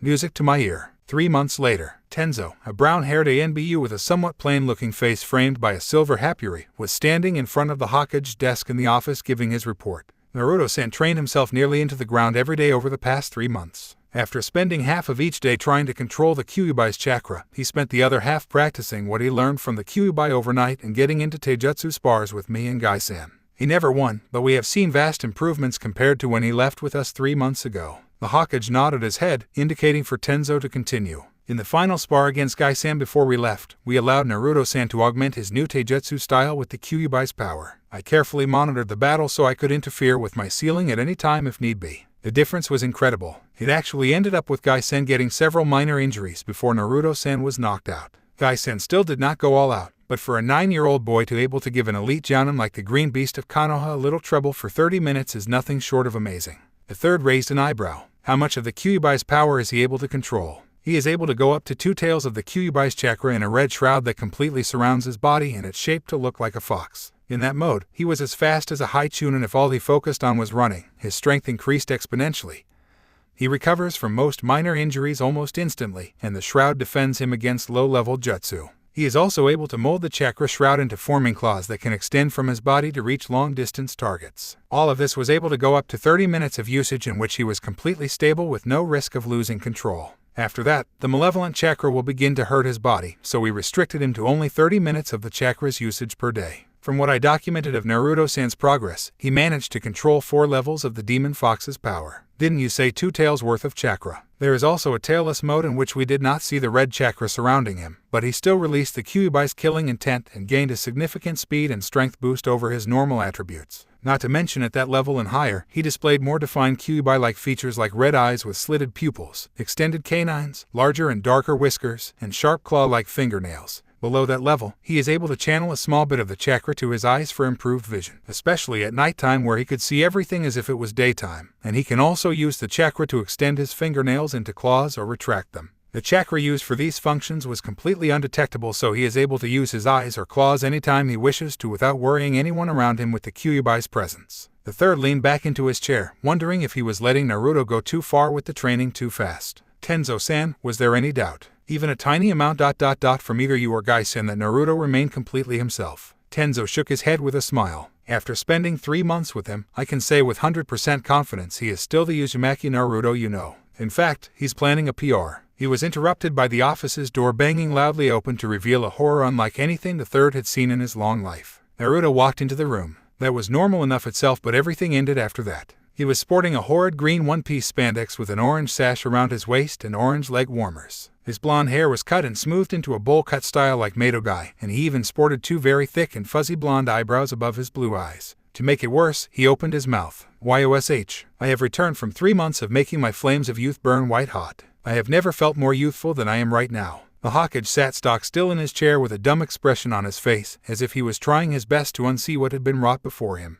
He did not see Tenzo slap his forehead. Your youthfulness burns brightly compared to mine. I shall train myself as hard as I can until my youthfulness can match your white-hot youth. Madogai's voice boomed throughout the office as a tall black-haired man in the same green spandex with a jounin vest worn over it and light green leg warmers ran into the room to stand next to Naruto. He also sported the same horrid bowl cut and thick black eyebrows. Naruto turned to Gai. Gai-SENSEI. I shall make my youthfulness burn even more brightly if you do that. If I cannot do it, I'll run 10 laps around the land of fire. Naruto-san. Your youth will burn even more with that. If I cannot succeed in matching your youthfulness, I shall run 10 laps around the entire elemental nations. The entire office went deathly silent for a moment until a thump was heard. Everyone looked toward the desk to see the third laying his forehead on it, whispering something no one could make out. It's my fault. I was too harsh on Naruto-kun before he left ... and now he's turned into a mini guy. What horrors have I wrought? I'm so sorry, Minato-kun. I shall redeem myself by ending their lives, then commit seppuku. An uproarious laughter erupted throughout the office, causing him to raise his head. He saw Gai and Naruto on their backs laughing.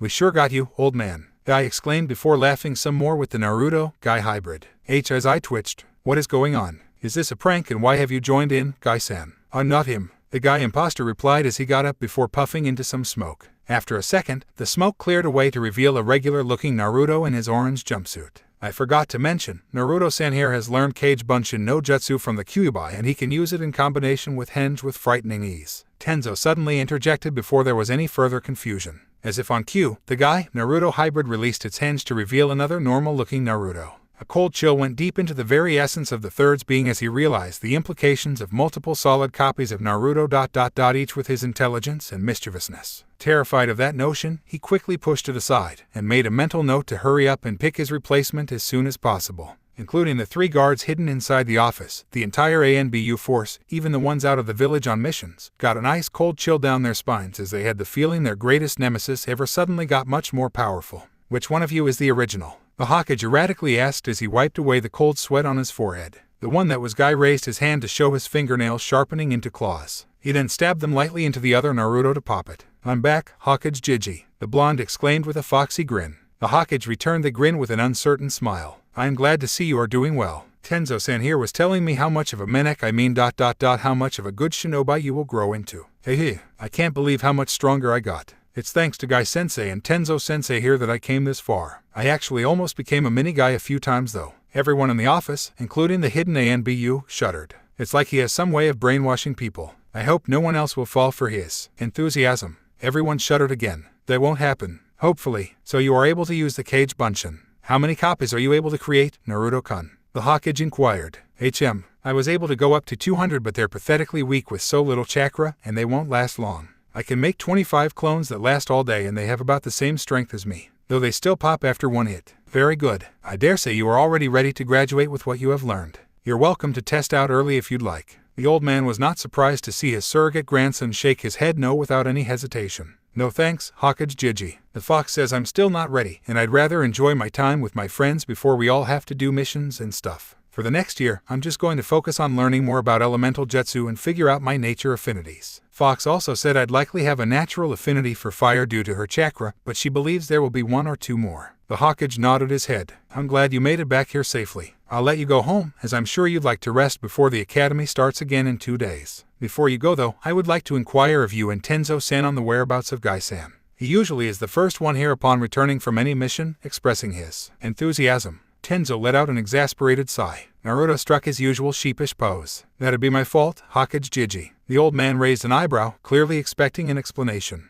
"I got tired of his youthfulness on the return trip, so I challenged him to keep quiet the rest of the way or he'd run 5 laps around the land of fire. Needless to say, he failed miserably. Before we could tell him it was a joke, he took off with inhuman speed and we never found him. He's probably scaring the Kumo patrol shitless running along the lightning border at this moment." The god of shinobi thumped his forehead on the desk while the hidden ANBU could not help but chuckle at the comedy they were watching. On the streets heading toward the Hyuga compound, "Man, I really miss the glares of hatred from these lovely villagers," Naruto thought sarcastically as he walked through the village surrounded by glaring people. He heard whispers of the demons back from wherever he disappeared to. "I was hoping he'd stay away," and more. Kurama spoke up. "Oh well, nothing we can do about that. Listen, Naruto. I never had a chance to say this, but I want you to know I am proud and astonished at how quickly you have learned to control my chakra. I never would have expected you to get up to 2 tails in just 3 months. Not to mention you are doing well with your taijutsu and kenjutsu training." "Thanks, Kurama. It means a lot to me to hear you say that. Unfortunately, I'm afraid we will hit a brick wall next break. You will obtain 3 tails with no problem, but 4th and beyond is when it's going to be tough. At the 4th tail and above you will gain more of the powerful abilities I use, like the Baijudama. However, the chakra shroud will become so malevolent and dense that it'll hurt your body right away and you will find it almost impossible to keep control of your senses. If you go on a rampage, almost no one will be able to stop you. Not even that wood ghoul."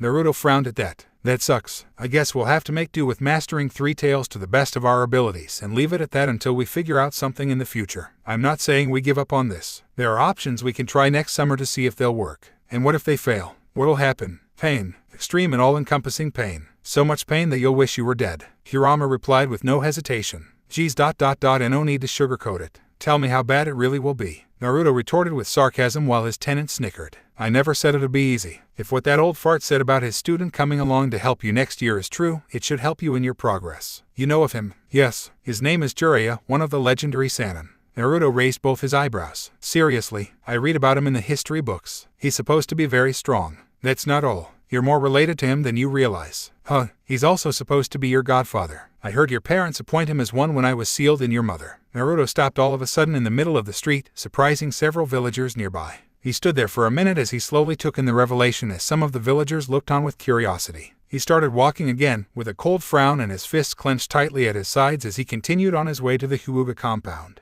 "When I meet him, I'm going to kick that son of a bitch in the balls first thing." Kurama snickered at that possibility. A few minutes later, his anger dissipated. He decided it wasn't worth fuming over the latest revelation if Jiraiya wasn't going to be around to take his well-deserved punishment. He arrived at the gate of the Hyuga compound. The guards quickly allowed him inside, used to his frequent presence by now. Naruto made his way toward the main family's house. He wondered how Hinata, Hanabi, and Hayashi were doing after 3 months. He remembered that Hinata became distressed when he told her that he would be out of the village. Hanabi's reaction was more extreme as she refused to let him go for nearly all day on the day before his departure. They all but ordered him to stop by the compound as soon as he returned. He smiled at the memory of Hanabi threatening him with bodily harm if he upset Hinata by not making a beeline for the compound from the Hokage's office as soon as possible. He knew the younger Hyuga would be just as upset herself, if more. He frowned as he felt someone's cold fury directed at him. He shifted his eyes to the right to find the source. Hyuga Neji stepped out of the shadow under a tree near the main house's entrance. The blonde stopped in his track, his hands still at his sides as he glared directly at a pair of cold white eyes. They saw each other several times in passing, but they haven't directly faced each other since Neji's brutal attack 1.5 years ago. "Is there something you need, Neji-san?" Naruto said coolly as he kept his icy gaze leveled with Neji's. "You look much stronger compared to the weakling I faced last time, Uzumaki-sama." "How is that possible?" Neji's tone was just as cold and calculating as his eyes. "Training and hard work, that's all. I feel like I could kick your ass right now. Too bad Hayashi-sama banned us from dueling." Naruto retorted with a nonchalant shrug. Neji smirked. "I am not concerned about you catching up to me. Fate has decided I am the stronger of us and I will defeat you when we do have our battle." Yeah. I don't believe in all that fake crap, and I'll prove it by taking in all your anger and returning it tenfold. Be ready because I'm constantly getting stronger. Can you afford to rely on your fate bailing you out when you find out you never really worked hard enough to back up your talk? Neji narrowed his eyes with a silent snarl while Naruto smirked darkly as he broke off the conversation and continued his walk toward Hayashi's house. The Hyuga prodigy clenched his fists as he stormed off toward his residence. I will do everything I can to prove him otherwise. I will make myself stronger and faster, for I am fated to win. A moment later, his confrontation with Neji forgotten, Naruto stood at the front door to Hayashi's house. He knocked once before he heard some thumping and rumbling, and it was getting louder. He sweat dropped for an instant before the front door flew open to launch a tiny Hyuga girl into the blonde's stomach. He could only expel air from his lungs involuntarily as he caught the black-haired cannonball. Oni-chan, you're back. Did you come here straight from Hokage-sama's office like I told you to? Hanabi excitedly yapped as she wrapped her arms around his waist for a tight hug. Naruto chuckled and patted her back. I did, little firecracker. Looks like you're very happy I followed your orders. He teased after catching his breath. That was for Ni-chan's sake. I could wait until tomorrow, but she would be heartbroken if she heard you waited. Hanabi defended with a blush as she let go of his waist. I would have been fine, Hanabi-chan. He might have needed his rest upon returning from the trip, you know. Hinata admonished her little sister softly as she appeared at the doorway, but it was clear she was happy to see her friend as soon as possible too. Her attire hadn't changed much, but her hair had grown longer as it now reached her shoulders. Naruto had to admit she was looking cuter the longer her hair grew. Uzumaki-san, it is good to see you again after so long. Please come in. Hayashi appeared behind Hinata and gave a bow. Naruto returned the bow as he and Hanabi went inside with the rest. A few minutes later, they were seated at the dining table enjoying some tempura and stir-fried vegetables cooked by Hinata. The children were chatting about what they did over the past 3 months.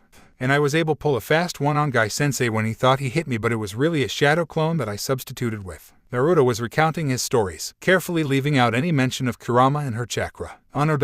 What is a shadow clone? Hinata spoke up softly and Hanabi looked just as curious. Hayashi raised an eyebrow at the notion of a child learning a Jounin-level Kenjutsu. Naruto looked toward the clan head as if to silently ask permission. He got a nod. It's a jutsu I learned from my sensei. Not many can use this because of the high chakra requirement, but I have plenty to spare. Naruto explained as he formed a cross shape with his hands and 2 fingers each. A puff of smoke appeared next to him, surprising both Hinata and Hanabi. The smoke cleared to reveal a perfect clone of Naruto waving at the girls. The girls looked shocked and could only dumbly wave back. Hayashi smirked a little. Is that a solid copy? Hinata squeaked as her Byakugan activated to check. That's right, Hinata-chan. I can do the same attacks as boss if I was given enough chakra, and I can also think independently from him if I don't have an order to carry out. The clone spoke up. I also can learn whatever it learns when it dispels. Perfect for training, spying, reading, etc. The only thing that can't be transferred back to me is muscle training. I will have to do that myself. A major disadvantage is that the clone pops after 1 hit. The original explained as he demonstrated by lightly tapping the clone on its head to make it disappear in a puff of smoke.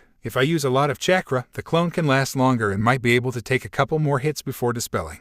Hinata sat still as the implications of multiple Narutos running around went through her mind. Unlike the perturbed reactions from the Hokage and ANBU, it made her happy. So happy she promptly fainted and fell backward onto the floor from her kneeling position at the table with a silly grin plastered on her face. Hinata-chan, Ni-chan. Naruto and Hanabi cried alarmingly as they moved around to hover over Hinata's form. Hayashi almost face-bombed as he seemed to have understood exactly what went through his daughter's mind. She's starting out so young, like my beloved Hitomi. Uzumaki-san, it seems I will fear for your innocence sooner rather than later. An hour later, our blonde hero was found sitting on the living room sofa next to Hayashi reading a scroll in his chair. His right eye was twitching with annoyance. 2 reasons for this were found in an indigo-haired girl sleeping with her head on his lap, her arms tightly wrapped round his right thigh, and her younger black-haired sister resting her head against his left shoulder with both of her arms wrapped tightly around his left arm. Both of them cuddled up tightly against him as if refusing to let him have a chance to slip out. What's with Hyuga girls using me as their personal teddy bear? Naruto grumbled. Hayashi glanced up from the scroll with a small smirk. Perhaps it is part of your charm, Uzumaki-san.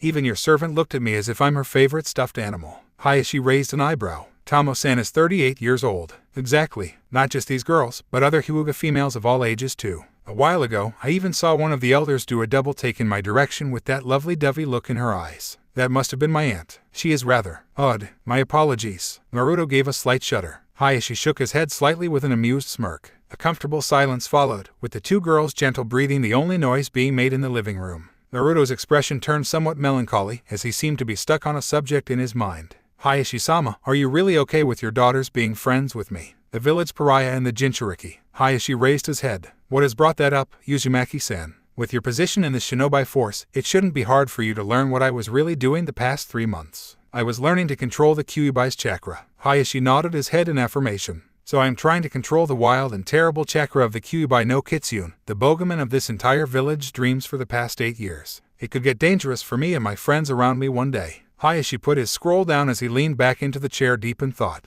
After a long moment, he spoke up. I will admit I did think about possible situations between you and my daughters that would not end favorably for everyone involved. However, these are just mere speculations. I feel if one of these situations ever came to pass, we all would deal with whatever may happen at that time. Until then, I know for certain that my daughters implicitly trust you and are perfectly happy having you around. You are also doing wonders for Hinata's confidence issues. I don't see any reason why I have to be premature and try to change anything between the three of you. You're even directing my nephew's anger into improving himself constantly after what I just saw before dinner. Naruto flinched before doing his sheepish gesture with his free hand. You saw. My eyes are not all seeing for nothing, Hayashi retorted with a smirk before continuing. Uzumaki-san, my feeling is that you are doing a great service to this village by keeping the Kyuubi contained within you. That should have been good enough for you, but you're going above and beyond the call of duty by learning to be in control of the chakra so may be able to grow stronger to protect people you consider important, even with a risk of anything going wrong in that quest. Naruto sat there with a blank face as he looked into Hayashi's sincere eyes. After a moment, he allowed a gentle smile to grow on his face. Thanks, Hayashi-sama. It's the first time anyone in this village ever described my situation like that. I feel much better. I'll be careful about how I progress in my training, though. For everyone's sake. Hayashi allowed a small smile as he nodded. Another long silence followed as he returned to reading more of the scroll. Naruto grew bored with the two girls still clutching onto him. Let's see how I should escape this booby trap of dangerous Juken strikes, he mumbled as Hayashi raised an eyebrow, his eyes never leaving the scroll. I would think you would understand by now, Uzumaki-san. It is not possible to escape my daughters without suffering a strike or two in painful places, he dryly said. He could feel Naruto's foxy grin out of view. I never give up. Besides, I have something new to try, Hayashi-sama. Hayashi heard a slight popping sound. Intrigued, he looked over to see a confused-looking clone of Naruto standing behind the sofa that the original and his daughters were on. Naruto then did a simple series of hand seals and there was another puff of smoke. It was not hard for Hayashi to see that the original did a kawarami with the clone, leaving the poor clone to precariously hold his daughter's dangerous sleeping habits at bay. The original displayed a triumphant grin while the clone shifted nervously under the girl's tightening grips. That takes care of that. Hold down the fort for me, would ya, buddy? The original patted his clone's head, which glowered at the boss's cruelty. Hayashi smirked as he saw an idea clearly form in the clone's head and it showed an evil smirk. It then did the same series of seals and another puff of smoke followed. Huh, was Naruto's intelligent reply as he found himself back under the two girls' clutches and the clone was standing behind the sofa with a shit-eating grin. It's you who should be holding down the fort, boss. Yanni, the clone said cheerfully before dispelling itself. It took a moment for Naruto to realize that his clone pulled a fast one on its own creator. An annoyed frown formed on the blonde's face. Just why can't I get away from here? He moaned in dejection. Another pleasant evening for me to remember, Hayashi amusedly thought as he watched Naruto get flustered under his daughter's clutches. 5 days later at the main gate into Konoha, newly promoted Chunins Izumo and Kotsu, who would soon be known as the Eternal Chunins in the future, were spending their day at the main gate's guardhouse. Man, this is bullshit. We finally get promoted after 5 years of being genin. We even came close to being called the Eternal Genins and they stick us in this damn guardhouse. Kotsu complained. Shut up. You should see this as a great honor to serve the village by protecting it from hostiles trying to sneak past us. Izumo retorted harshly. Before they were able to argue further, they noticed a large party of foreign nins with a man in a large official-looking Haori and a prepubescent dirty blonde-haired girl walking alongside him at the front of the party. The guards remained silent but on guard for any possible attack as the foreign nins stopped at a short distance before the gate, allowing the leader and the young girl to walk up to the guardhouse alone, an apparent attempt to calm any tension. I am the fourth Kasuke and this is my daughter Sabaku no Temari. A veiled man in a robe and hat similar to the Hokage, only with dark blue accents instead of red, introduced himself and the blonde girl. The young but pretty girl with her hair tied into 4 pigtails shot a hard look at the guards before nodding stiffly. The Kasuke continued. We come from Sunagekure and I was invited here by Hokage Dono to discuss several items about our alliance. Here is the message from Hokage Dono. Izumo nervously took the scroll to open it slowly. He easily confirmed the Hokage's handwriting and his official seal on the letter. He rolled it back up and handed it back to the Kasuke respectfully. Welcome to Konohagakure, Kasuke-sama and Sabaku-sama. I will escort you and your party to meet up with the Hokage. He is expecting you, he stiffly said with a respectful bow. The Kasuke simply nodded for the guard to continue. Izumo turned around and led the Suna party into the village, leaving Kotsu alone at the guardhouse. He let out a sigh. Well, that was interesting. That blonde girls would have been very cute if she'd been closer to our age, though she looked like she'd rather be anywhere but here next to her father. Wonder why that is, he mused while he was moving to get back to his seat. As he was about to sit down, he noticed something far down the road from the gate. A green speck on the horizon. Curious, the guard decided to walk down the road to get a closer look at the odd sight. Realization slowly crept on him as he got closer and broke into an easy run. Upon arriving at the green speck, he finally confirmed this to be the beaten and battered body of Mato Guy. What the hell happened here, Guy-san? Kotsu inquired with worry as he bent down to the body to check for any wound. There were none, but the body stunk as if it acclimated a week's worth of sweat without cleaning up. Ugh. My youthfulness is rather drained. Water, please. Guy managed to get out. Kotsu sighed and shrugged as he reached for his canteen to pour some water through Guy's parched lips. My advice to you, young one. Don't ever challenge Uzumaki Naruto to any contest of youthfulness. He will beat you. Guy painfully warned as if he was drawing his last breath and trying to identify whoever murdered him. Kotsu shook his head and laughed. That blonde brat. The entire village could have warned you about that before you did whatever you tried with him. Don't mess with the prankster king of Konoha. After a few minutes, Guy finally regained enough strength to stand up and be helped into the village by Kotsu, mumbling about depleted youth the whole way. Okay, sadly the chapter is over. And if you enjoyed, just leave a like and subscribe with post notification, so when the next chapter is ready, you will be notified. Okay, see you in the next video. Bye.